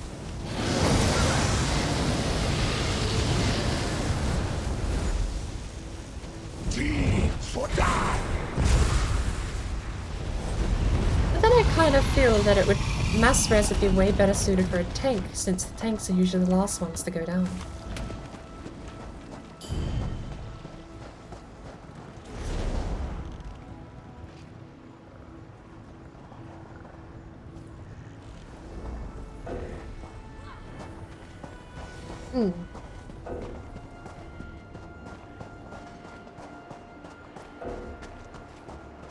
I mean, as an ultimate, it's appealing on a healer. Why can't I? I'm not in combat. Why can't I? I can't mount in combat. I'm not in combat. But as a healer, if you can get the ultimate working pretty quickly by chaining other heals, using long pull mana regen and stuff like that, then so long as you have it on ready to go for when people should rarely wipe, it's an instant res, even if it is single target. Or if you try and be greedy and wait for someone else to go down or not, I don't know, but I feel like even just as an instant res, it's got to have some value. Because regularly a res is panic mode. As a healer, to res someone, even with all the reductions on res time, I still have to throw down all of my own protections and basically burn all of my dot heals on myself to keep myself alive if I'm throwing any aggro.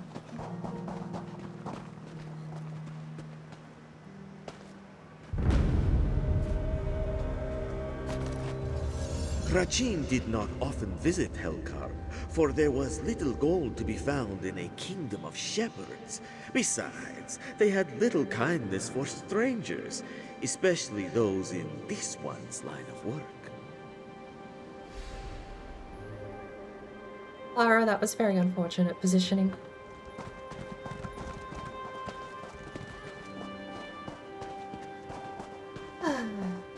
Looking at 10 Subarus right now, everyone in Colorado has a Subaru. I saw the coolest Subaru I think I'm ever going to see. Someone made a replica of the 99 Subaru WRC Rally Championship car.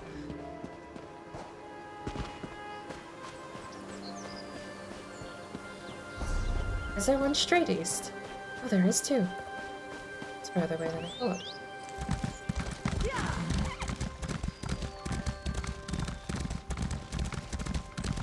I saw a replica 1998 or 99 Impreza WRC Championship car. It was replica, except for the performance. Under the hood it was stock, because apparently there's a lot more value in that thing being mint condition stock than there is in being tuned and crazied up. But that was so cool seeing that. Even if it was just a paint job. What was even more badass, I used to work at a school, the mom was driving the car, And it was a gift from the hubby to the mum. And that was like, okay, I really appreciate personally when other women are in not explicitly female professions or hobbies, okay? Because racing and driving has been a hobby of mine and something I would love to do in real life one day. So having that whole story told to me, like, oh yeah, it was an anniversary gift from my husband to me. It was like, no way, another cool person. I sat there like a dork, just like, oh yay, I'm not alone. But it was so cool. It was such a good replica too. Like, it was genuinely such a good replica that that's the entire reason I went up and spoke to them in the first place, was because I needed to know if it was real. I had to go ask, because like, is this the actual car? Of course it wasn't.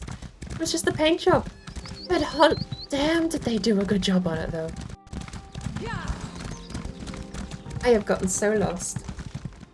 I am south of the dragon and getting further and further lost with time, I think. No one over there at the moment?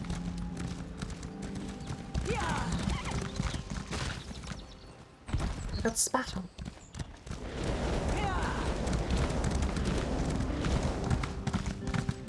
You can get surprisingly close to them and they don't attack. Obviously you can't get like stupid close, but you can get within their range to hit you kind of close before they aggro. All you have to do is make sure it doesn't wander off somewhere else, I suppose.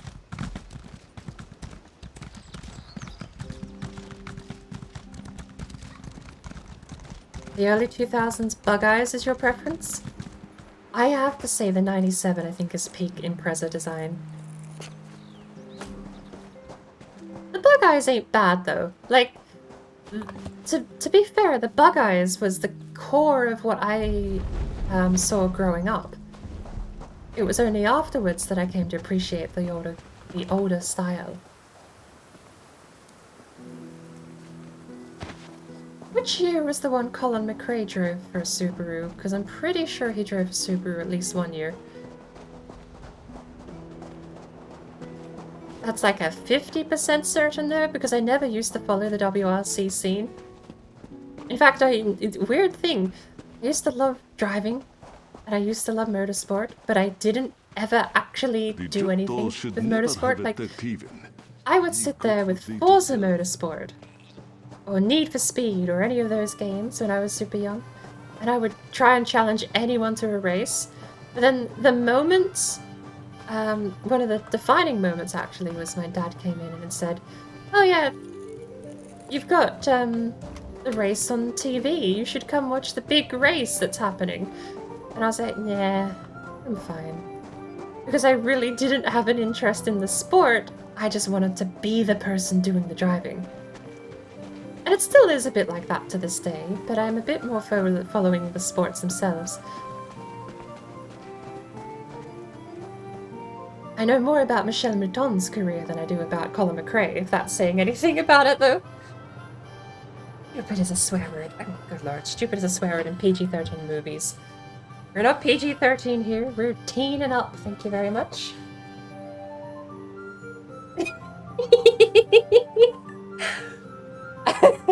I just see you from out of frame sneak up behind it. Just out of frame, like Pink Panther music starts playing as you creep up behind its tail.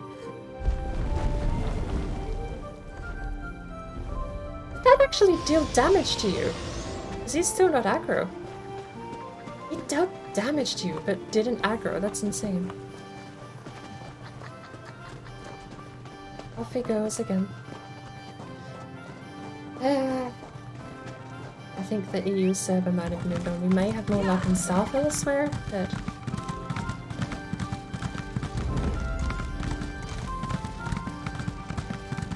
It was super hectic earlier in the day.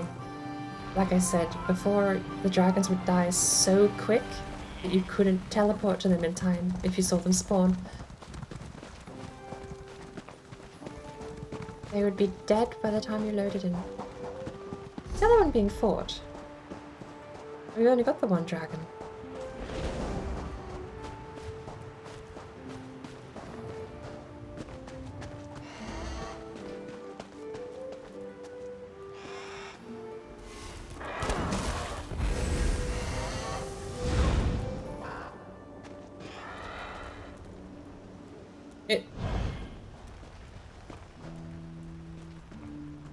He gave up.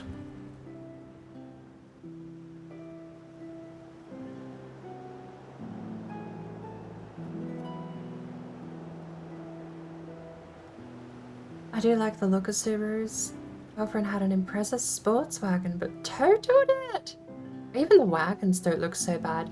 Honestly, I feel like the wagons do look better than the sedans do these days, but they need a bit of love. The stock ones don't light me up like they used to. The Cross-Tech XVs and the Forester Wilderness Editions. And that was... I don't know either of those, actually. We have a friend! 2 friends have joined. 3 friends have joined. Or 2 friends... No! At least 3 friends have joined and 2 companions.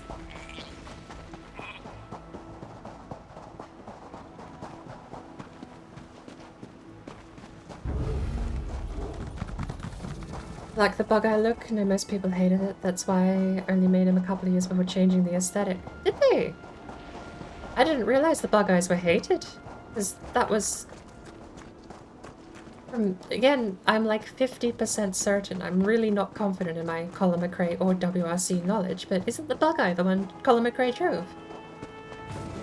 Thought it was 2000 or 2001. It definitely wasn't the old 90s, unless...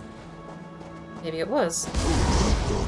Second guessing myself immediately doesn't help me make any definitive points here, does it?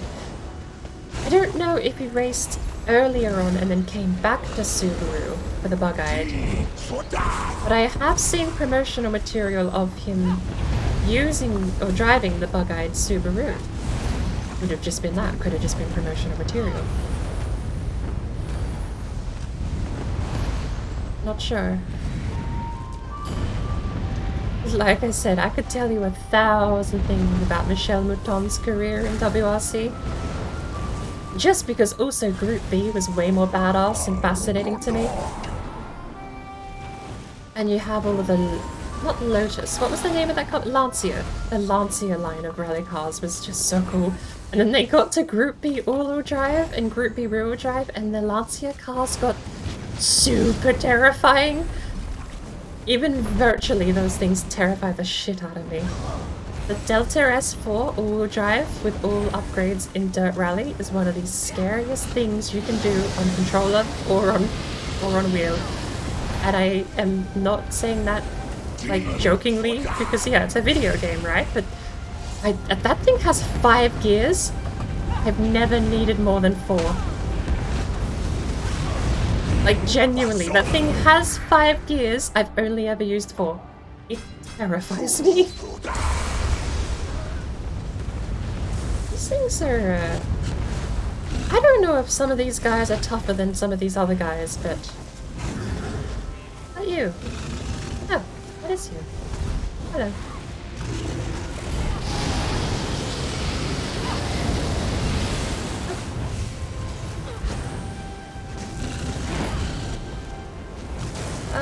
And that.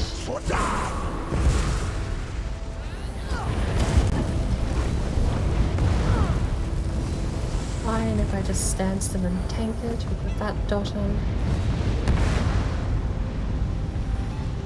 Actually, I can out-heal the meteorite if I cast at the right time. Is he leaving? No, he's coming back. Ember?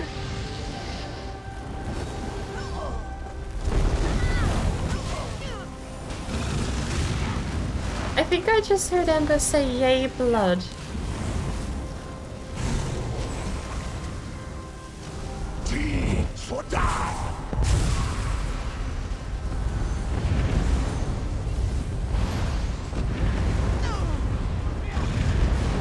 I gotta stop getting knocked over by those. That's what's killing me, is those meteorites bowl me over if I don't block them. And if they knock me over, the next one kills me.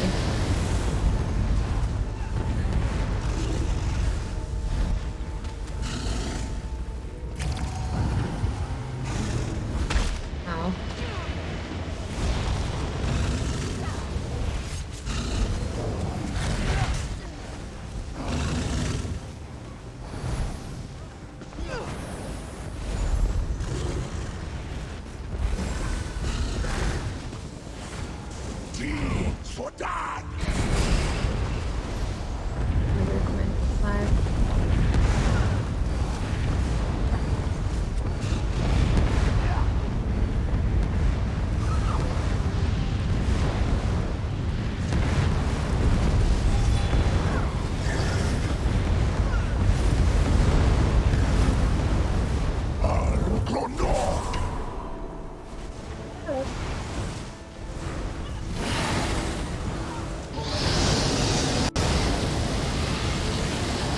Jesus isn't a swear word. Jesus is saying the Lord's name in vain.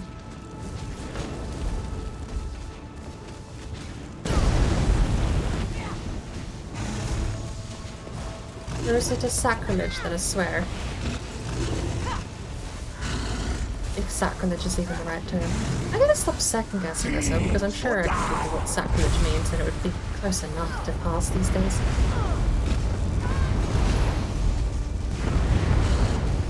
I can also just dodge the meteorite. Look at that. Oh, hang on. Wasn't watching my health. Scorched earth dealt a lot of damage to me standing in that.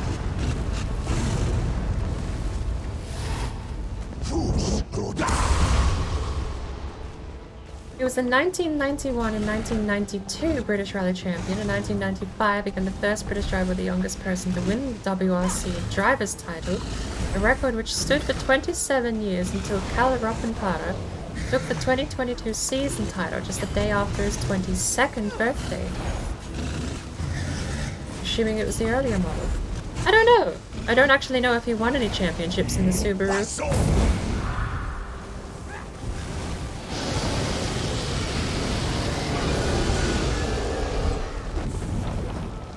I've seen promotional material with him in a Subaru, and that's all I know. And I'm pretty sure it had the bug eyes. So, could it just been bad promotional material? I don't know. Gotta run, got some errands, just wanted to swing by and say, no, I'm not. And thank you again for coming by. I honestly appreciate the tribute you guys are putting on at the moment. And that's a good segue to say that if you don't know, Solar and Bambi Cakes are both putting on a tribute for Uncase the Mace, who passed away recently. They've got all of his old mod packs. If you didn't know him, I suppose it's not the same, but he was a big part of me coming onto Twitch and a big part of me getting used to the platform. He introduced me to Stream Raiders and so many different things, and I really appreciate what you guys are doing. I would love it if you did just went over and gave Solar a follow and Bambi Cakes a follow as well. And just hang out while we all celebrate all the good memories that we had with Uncase the Maze. And thank you for popping in. It's good to see you. Good to chat too. Even if I do get a little distracted at times. Hey, a dead dragon. Who put this here?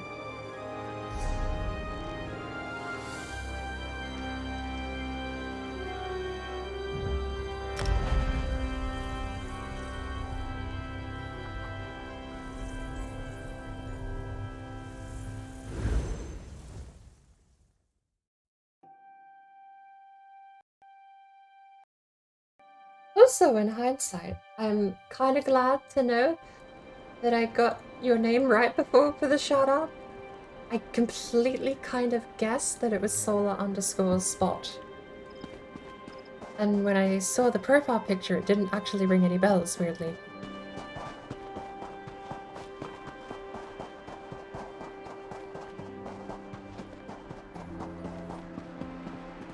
He really was. He was part of the original Valheim team. I know there's a lot of like core Valhemians that we still watch these days, but Mace was genuinely the first time I started actually watching Valheim. Because there was so much more going on than just Valheim the game. Something you need, stranger?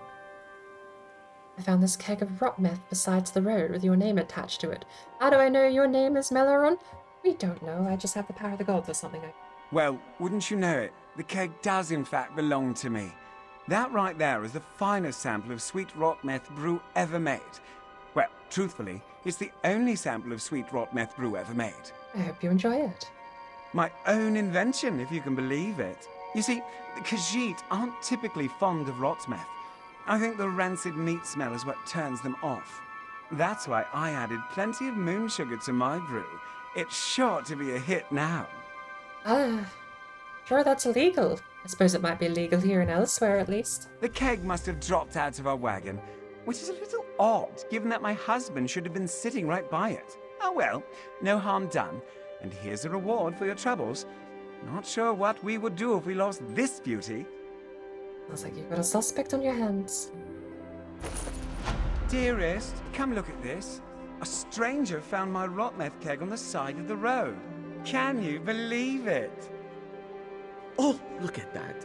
Must have fallen right off the wagon. How lucky someone found it. And it should be nice and fermented by now. You can finally test it. Of course. Let me just drink this. Oh, so delicious brew.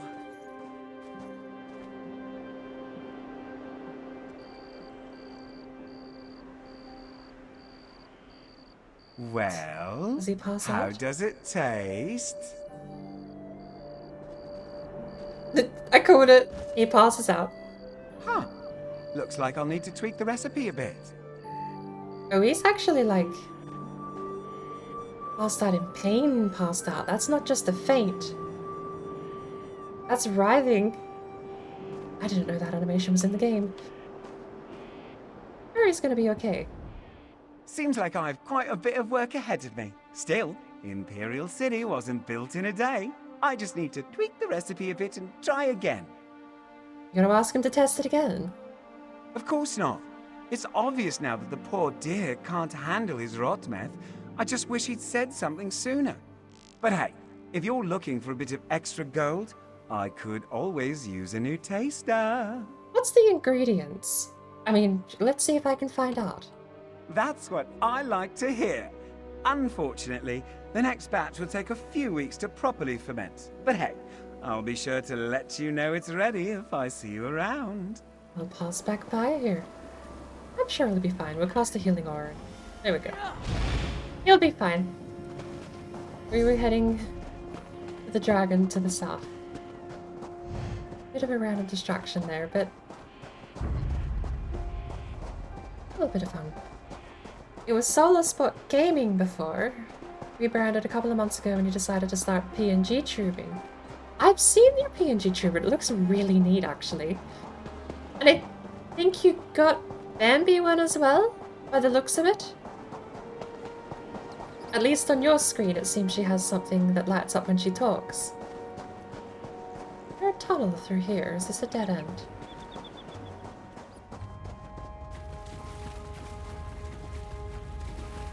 I actually don't know if this is a dead end or not. There are so many tiny hidden places like this in this map. We're not going in a dungeon. For real, leaving now, I need a feed footage. Oh! I didn't know. Congratulations. I probably did know. In which case, I've said congratulations twice now. I might look a bit of a fool. But I do hope you enjoy the rest of your evening. I've got to rush over and actually try and reach this dragon before it spawns. I'm not very good at hardly getting anywhere, apparently.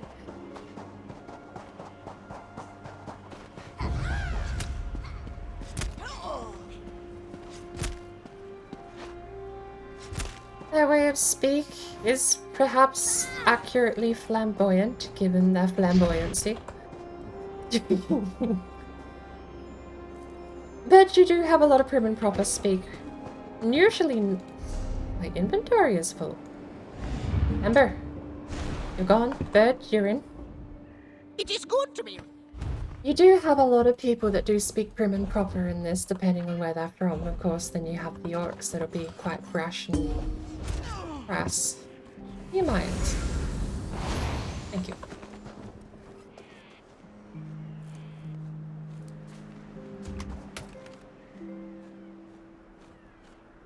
No, I don't want the butterfly. I want to speak with my bird. Fear not. There we go. So many jewelry pieces. Maybe we will get Angajia's jewelry up to task. I think I put my undaunted things in there too. Alright. How much space do I have? 20.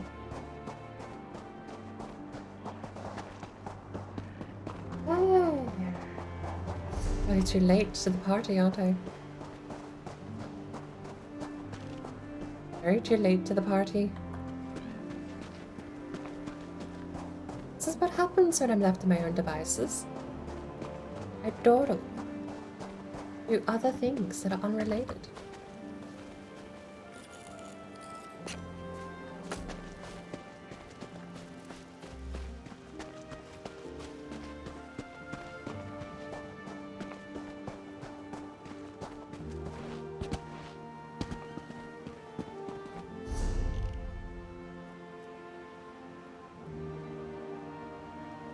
We should go back to town. Let's have a look. We've got too much. Pack suit, heavy sack, platinum dust, nice. Half digested pack.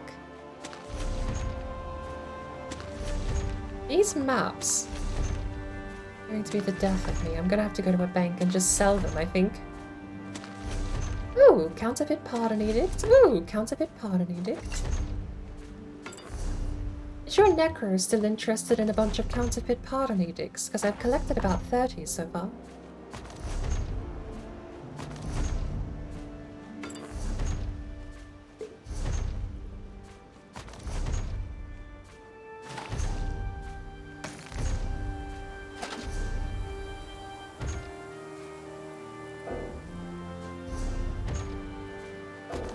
Oh, for the love of...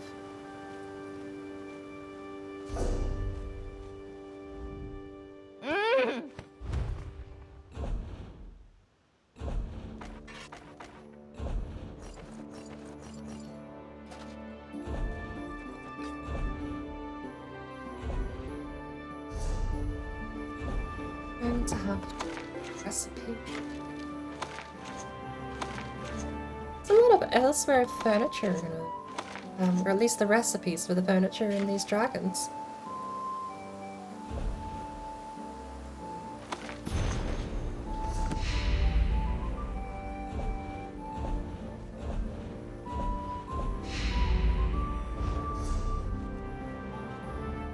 Deposit?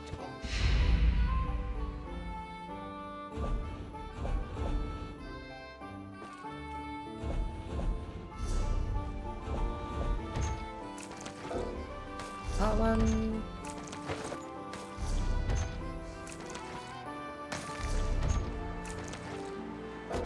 Oh my lord.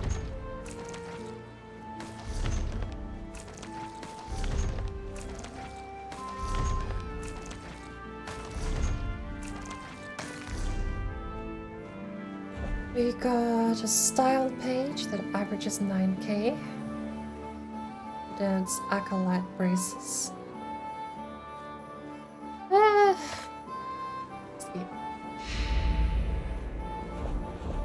I'm gonna have to sell all these maps though.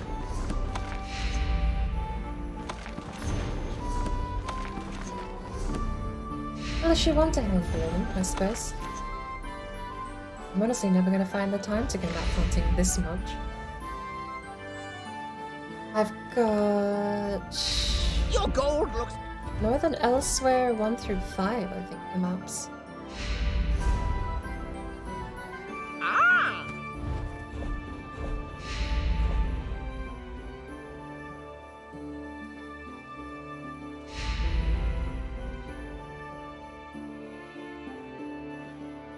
More than elsewhere, 2, 4, 5.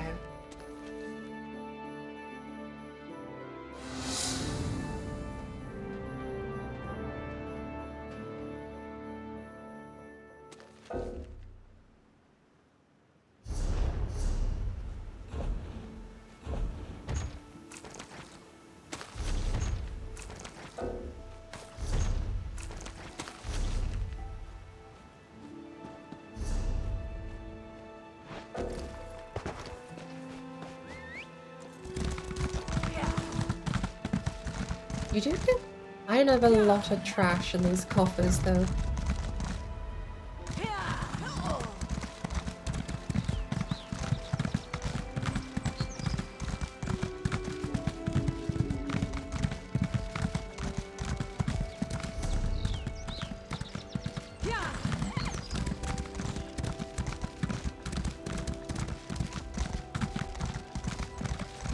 Actually, you'd be fine with all the trash treasure because you've got possess.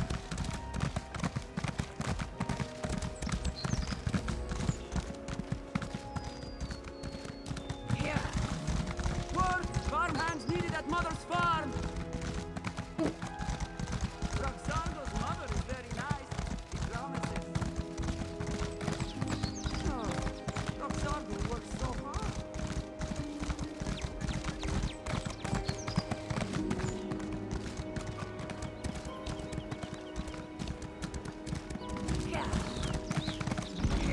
Over here! I need help! Bondar gifts us with a rich reward today. Let us take it. Yeah!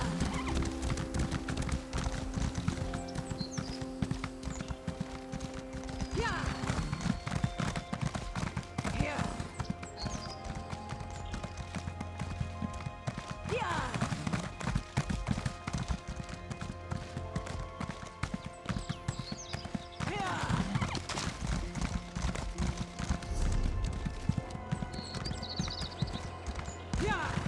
Oh, I feel like I'm starting to lose my voice at the moment.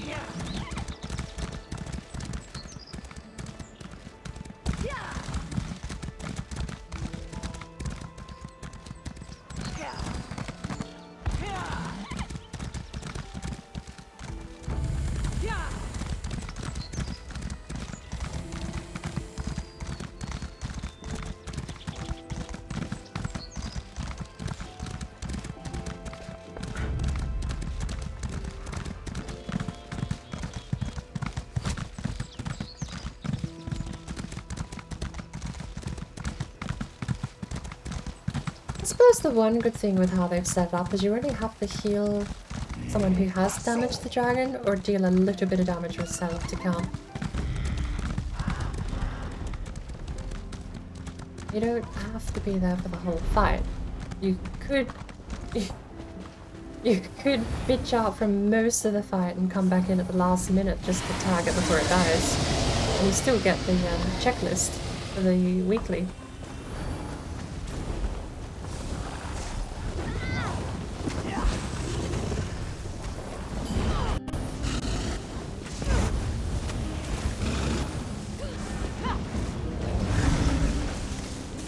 As well as the payment in the coffers, I suppose.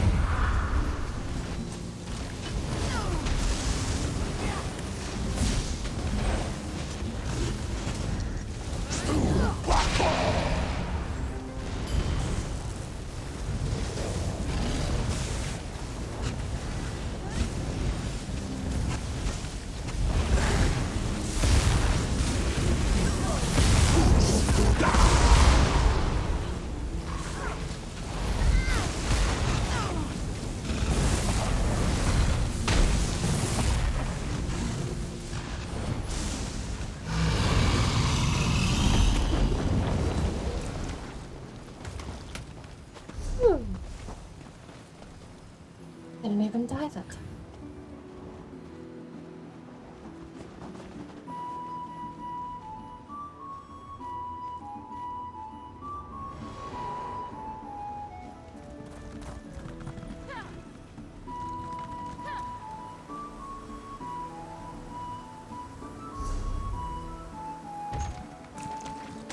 We got another counterfeit pardon edict.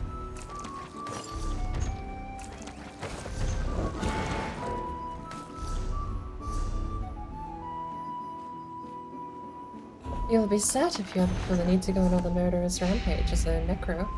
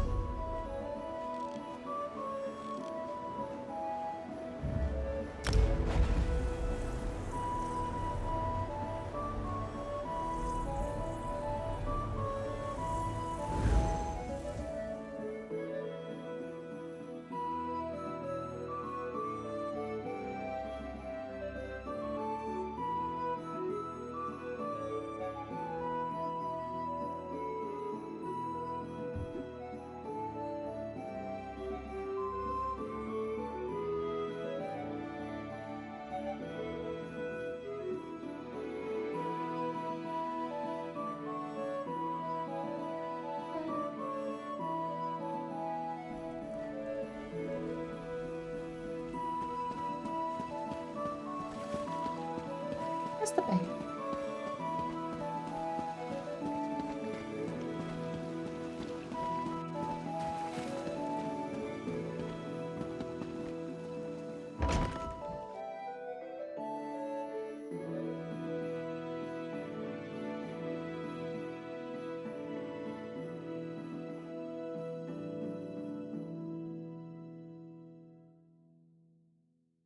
Beep, beep, boop, boop. Boop.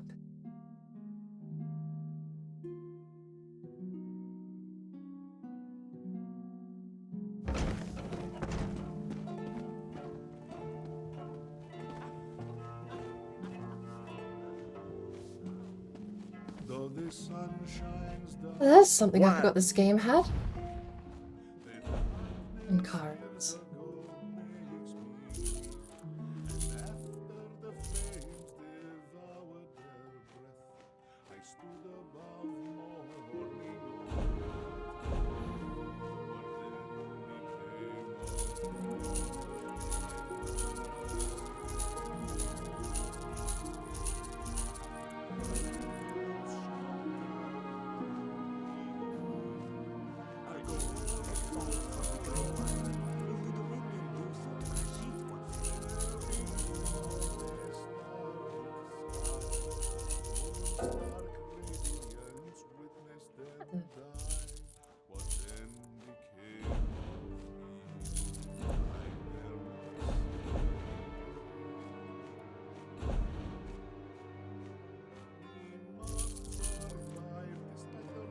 Bye-bye.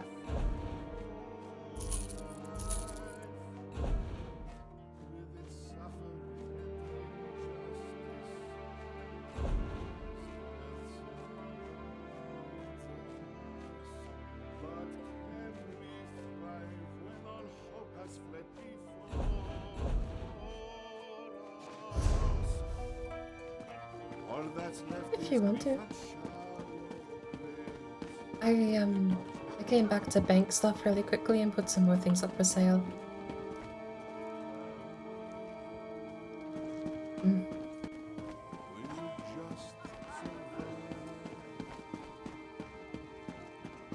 It's the one thing I wish the assistant banker could do. Is guild bank, but you can't. Although, saying that, if the assistant banker could guild bank, you would never need to go back to a town.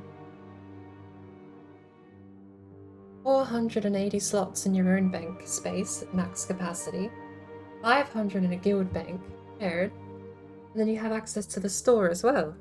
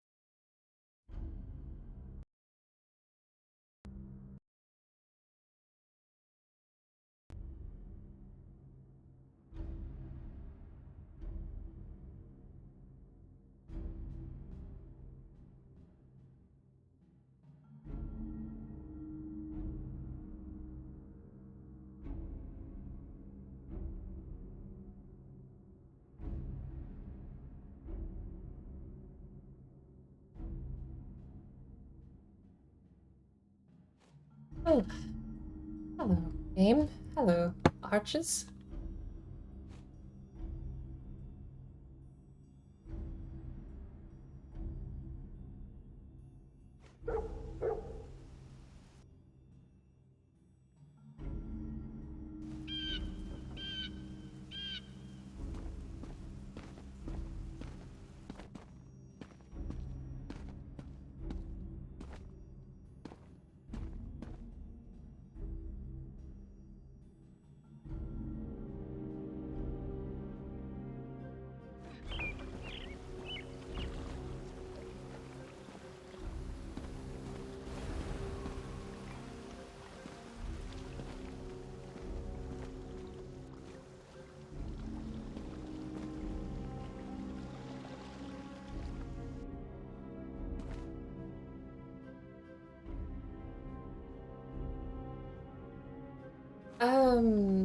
The game is doing that thing again where it doesn't load anything in.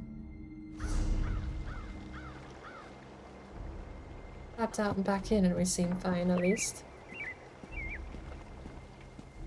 The bank is over here.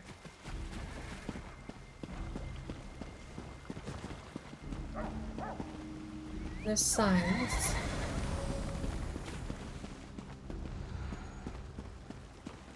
There's a lot of people coming in from upstairs. So, I recently traveled past Two Moon's temple. I hate to say it, but I think the monks there have gone mad. What makes you say that? They said they were chasing butterflies, Wonderful, but I sweet couldn't housing. see any. Is that the They cheap were one? chasing nothing. It was Restaurant bizarre food. and, well, unsettling to see. Is it just the game randomly crap bed? Can't tell. It was running so well, and then we just had no audio and the house didn't. Alright, purchase options. What is this? 3,000 unfurnished? That's all? Sure. I own this place now.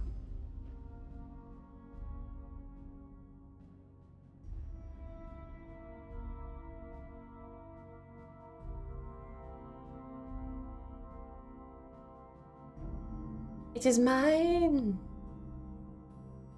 My house! Load visitor lists and ban lists from Draesh. I forget what Draesh stands for. Dra, as we know from Mandrasa, means elderly, old, grandmotherly, feminine connotation there. I didn't know naming these estates actually stuck between all of your characters though. So it's kind of weird when I log on to my orc and I go to my Draesh house, but it's entertaining in its own little way. Visitor, I don't own the place. Mandrasa owns the place. Where's this damn bank? I've gone the wrong way, that's why. But hey, for cheaper than half of the catalogue on the guild store, just bought a house. If only house ownership were that easy in real life. There's the guild.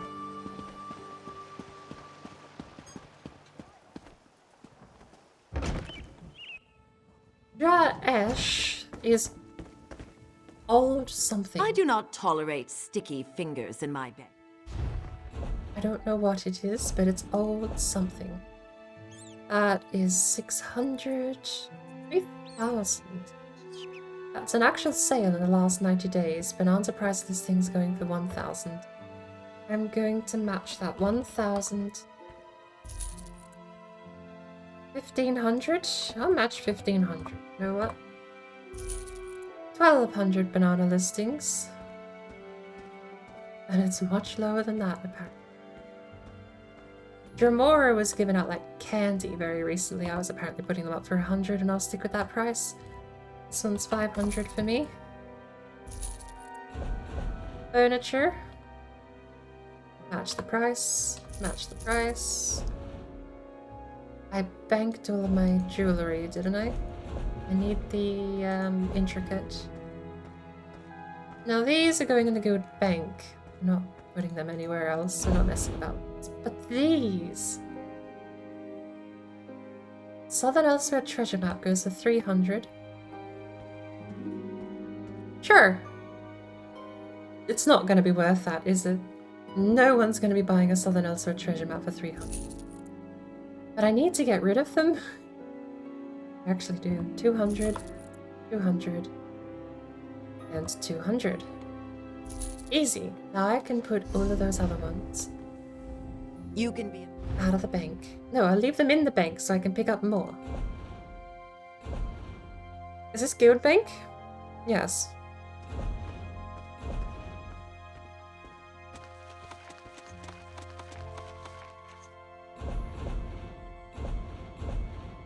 Oh, I need to put that up too.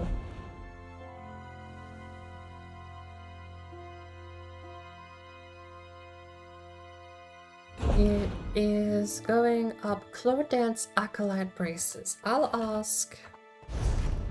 It actually has no pricing history, that's bizarre. I don't know what to expect, so I'll ask 80k. No idea. Absolutely no idea what that's actually valued at. These can go up for 3. I'll even put them up at 200.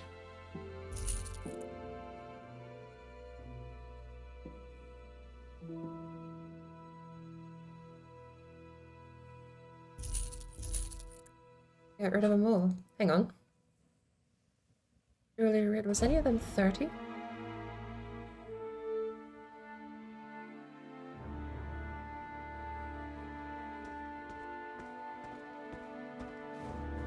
Don't I already have one? Probably. I'll get more, I'm sure. I need to go to the restroom really, really quickly. I've been trying to hold off, but I can't. I will be back as soon as I can. Don't go anywhere.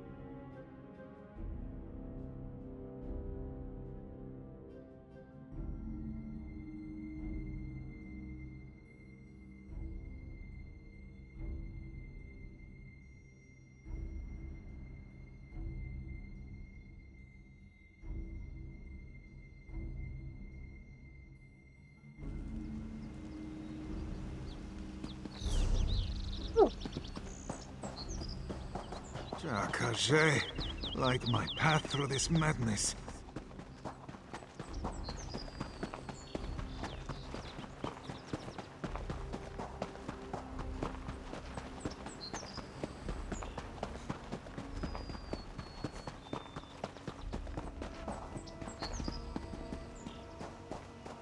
Hey, HA, welcome in.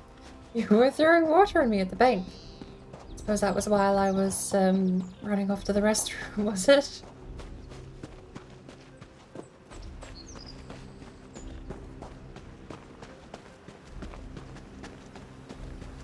They haven't yet, no.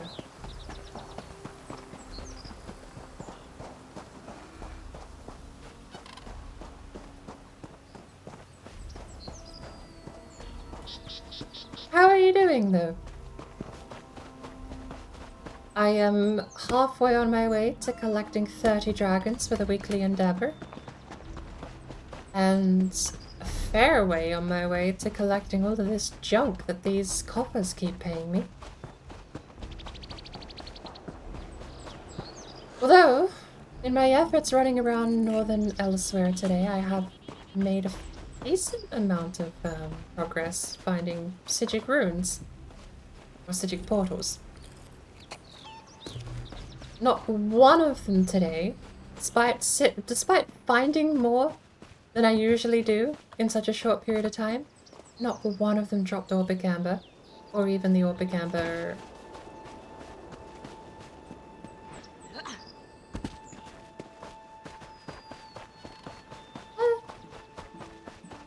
Almost enough to go for it, I suppose, once I get there.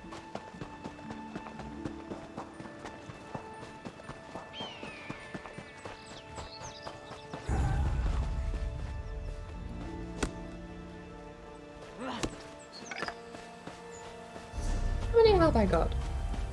16 so far.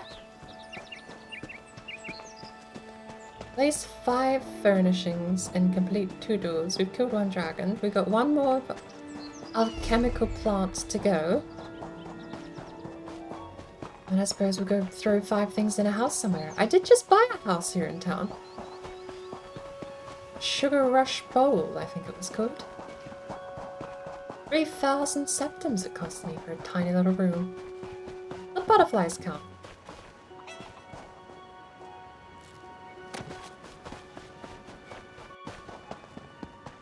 Is it an alchemical ingredient? I think that should. Oh, does it say plants? It does say plants, the cheeky.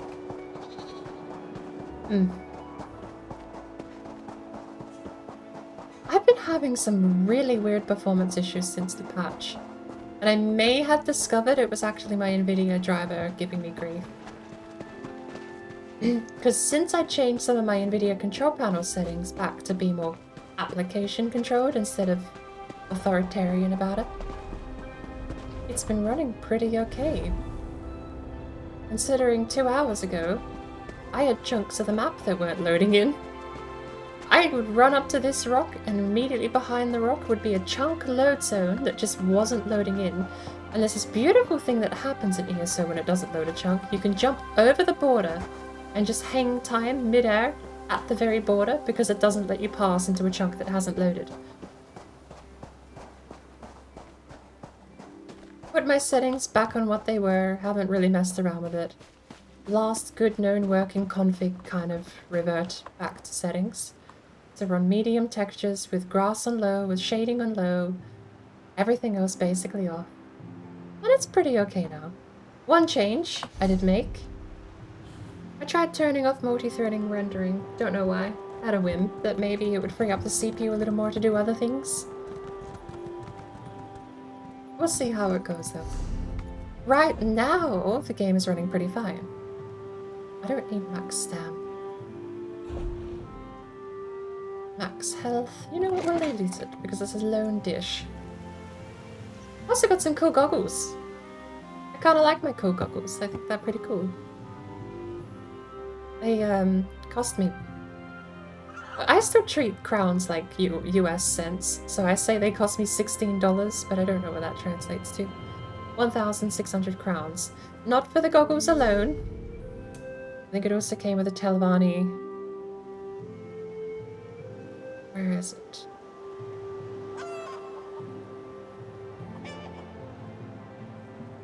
Where is it?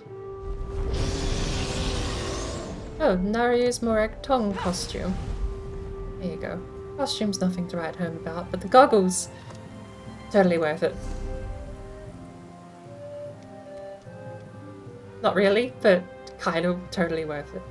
Not really! Like, fine, okay. It's not worth it for the crowns it cost me. It's so worth it for the outfit, though. I'm gonna go for a crazy doctor look in the end, I think. A mad medic, crazy doctor. I don't know if I can pull it off, though. I'm definitely probably gonna need new, different hair. Actually, speaking of hair, you've got hats, but... So... You can buy hair. Here's a bit of a question if you're actually still here after all that rambling. If I go to Style Parlor, there's hair, there's beards. Look at this. There's just hair. Barbaric windblown hair. What is it? It is hair! Category hair not collected. The current character cannot use this. My current character can't use any of that. Wow. How rude. But... Fallon Vale. Hustled Temple Hops. It didn't load anything. It straight up didn't load anything. Okay. Okay. Are you serious? It changes...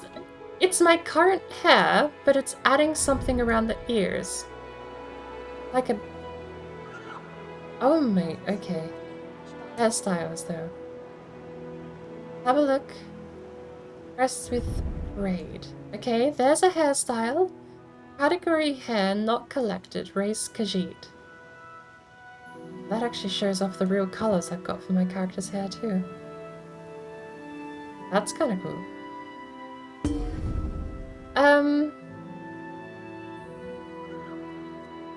Maybe I won't be able to pull off Mad Doctor yet. How do I... So, I guess that's my question. Is it outfit? Do I have to go to an outfit here? No, because that's armor. So then... Appearance. There's no hair. There's head markings, which is facial markings. That's different. That's face paint. Major adornments. If it isn't in here, then I have no idea where it would go. Anyway.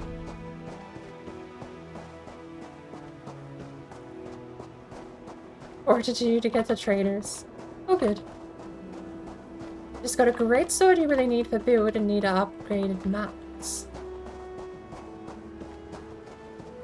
What are you leveling a character at the moment? Or are you just gearing? Apparently. That's fair. Seems like EU might have died off dragon hunting today.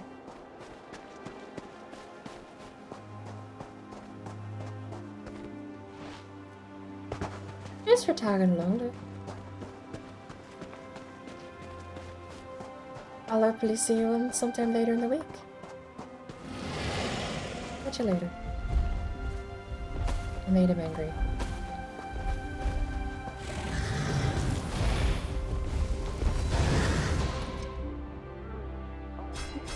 I made him angry. Or someone else attacked him. He's still aggro.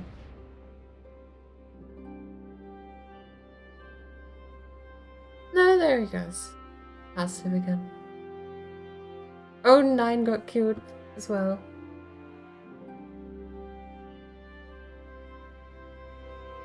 So, my question before about the hair was leading towards, do you actually have to use a character,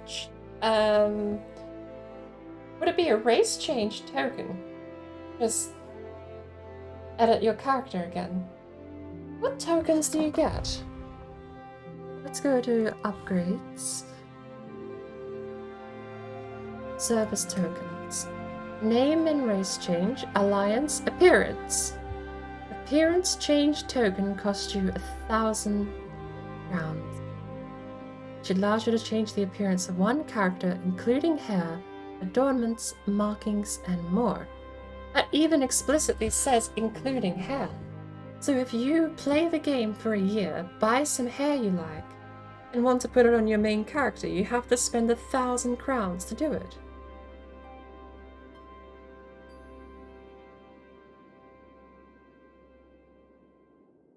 Seems a bit harsh.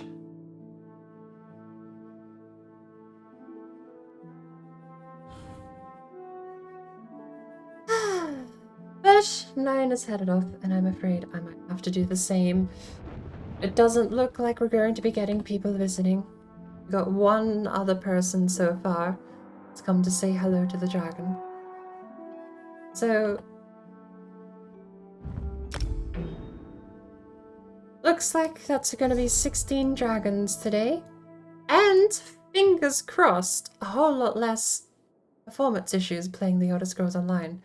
It's been running a dream actually in the last couple of hours here.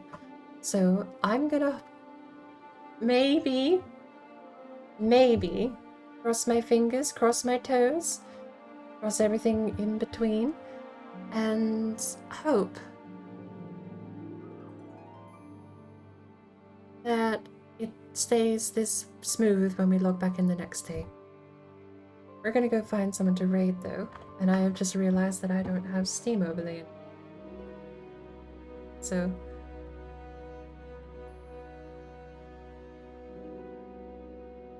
I'm gonna have to go sky shard hunting. That's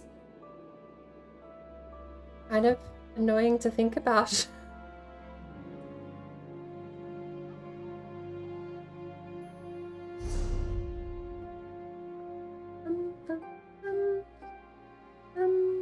Three of them. We don't need a hireling. And this would be kind of nice for some of these stupider ones. An enchanting hireling, just on the off chance that I actually managed to pull some rare stuff, right? I know the hirelings are never going to get you upgrade mats, but they get you raw mats. Like, hireling's something I would do if I had so many points I wouldn't know what to do with, but at this point I don't. I think I don't have Connoisseur or Gourmands, but I've got everything else that I want. Lapidary Research. I burnt this one. I reset my skill points and took this back to 0 out of 3, or 0 out of 4. Cut all my research times down because I wanted to know if I could do that and still keep the current research time. You can't. It was a 28-day research timer when I started it. It was down to 3 days remaining when I took this perk tree thing off, and it went back up to 28 days, if not longer. I effectively, even though I researched most of the way down, doubled the time. So, science complete. Wait till the research is done, then you can can all of the research traits. But it looks like I'm mostly good. Racial stuff, don't need. Alliance support, I need one from here, don't I?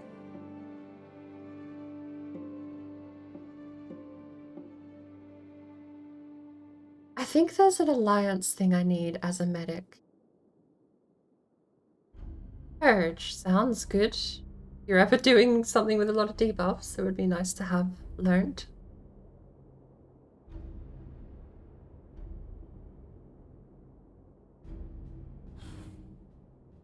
Then we have the Undaunted, which I've got the Necrotic Orb for.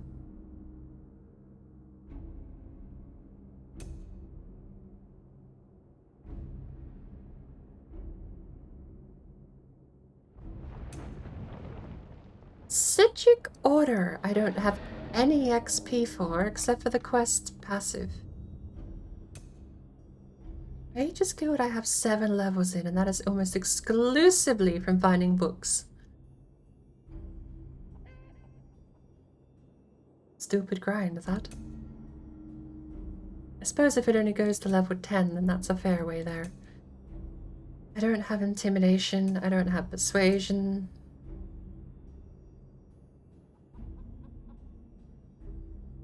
Bounty and Heat flat reduced. You could make a fairly effective criminal in this world. Got all the scrying upgrades. Soul Trap is upgraded. Not even at all leveled up though. Legerdman, we've got Trafficker. The first one's the best because it only increases by 20% after this. So they wrote it by increased number of fence interactions you can use each day by 120. Now, that's actually correct. Increases it by 120%. It doubles it and adds 20% on top. This one is 140%. The increase between these two is way less significant than doubling it. I don't think there's a need to keep putting Trafficker on. Again, that's like something I would do lastly. Would get Heavy Shovel for excavation though. No, I have not been dealing too bad with excavation. Got the weapon. Plus, Rite of Passage I refuse to upgrade until I know if there's actually... I'm kind of sort of waiting to hear like, oh, what's the meta thing? The DPS of healers per second, I guess. Sat on that upgrade for a very long time.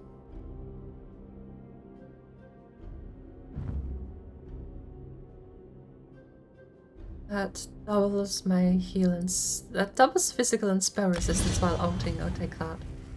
But I'm good for crafting. I think I'm good. I mean, I could get the Heavy Shovel, and it doesn't mean I have to use it. And then I think I'm good for everything else except learning the support role here in the Alliance War. But PvP skill tree, almost never gonna happen unless I get a group together to actually run me through how to do that. Honestly, I should be real. I need to either find a group to babysit me, or we can all go in there and cower together. That sounds more like a plan than babysitting me. But point being, I'm never going to do it solo, not until I know what I'm doing, or at least think I know it. As far as everything else, pretty sure we're pretty peachy.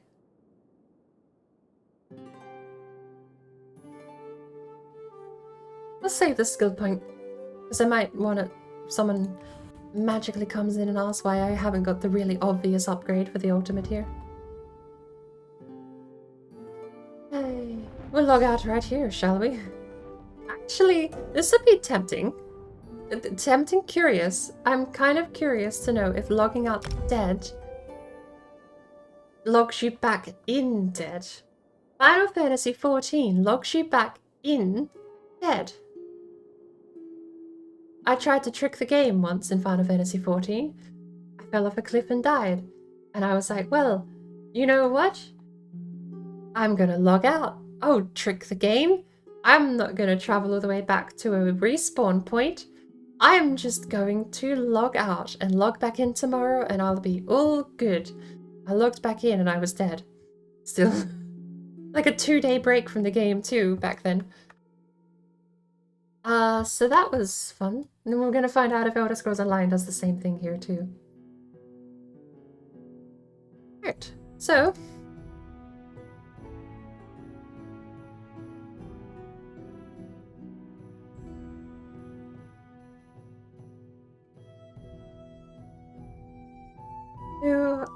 we going to raid?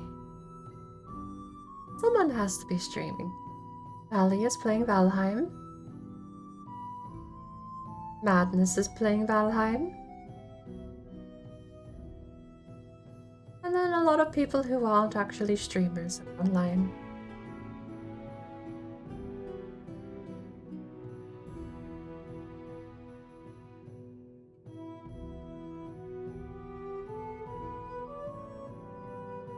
Oh, I did want to go do some crafting at Mark Graydon's house, but we'll save that for another day.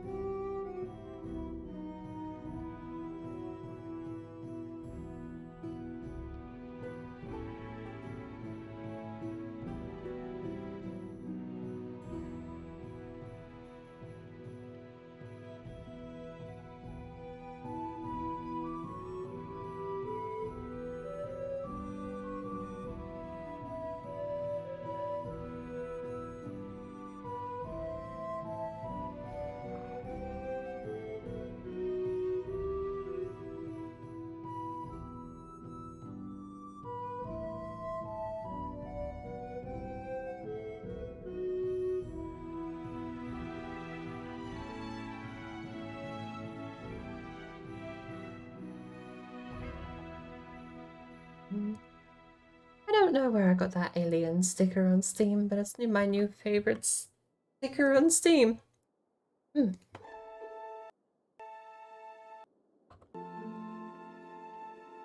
Well, alrighty. Who's online? Who are we raiding out to?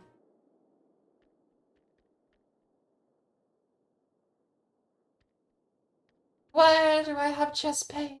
Because I'm slouching again, that's why.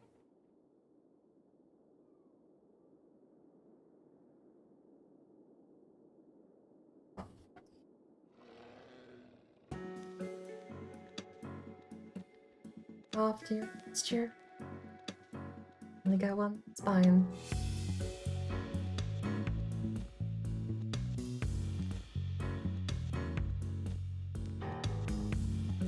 Let's see. Red Fairy's playing Dinkum. Taxi's playing Valheim as well. Everyone's on Valheim at the moment.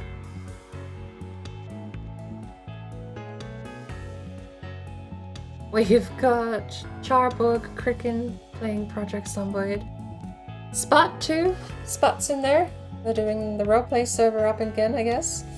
I wonder if it's different characters or if they're reviving their old roles. Sparkle, Project Zomboid 2. We've got Thor and the Unicorn Jenny both playing Valheim. Bits on Fallout 76. Falling out with too much loot. I do kind of want to raid the Unicorn Jenny because I don't often get a chance to. Red Fairy's on Dinkum. Sparkle is a fair shoo-in too. But if Tidbits has only just started streaming, we'll go give him some support because I haven't seen him online in a while either. Let's go have a look. He also wins out on the stupid. Apparently 2 hours. Oh.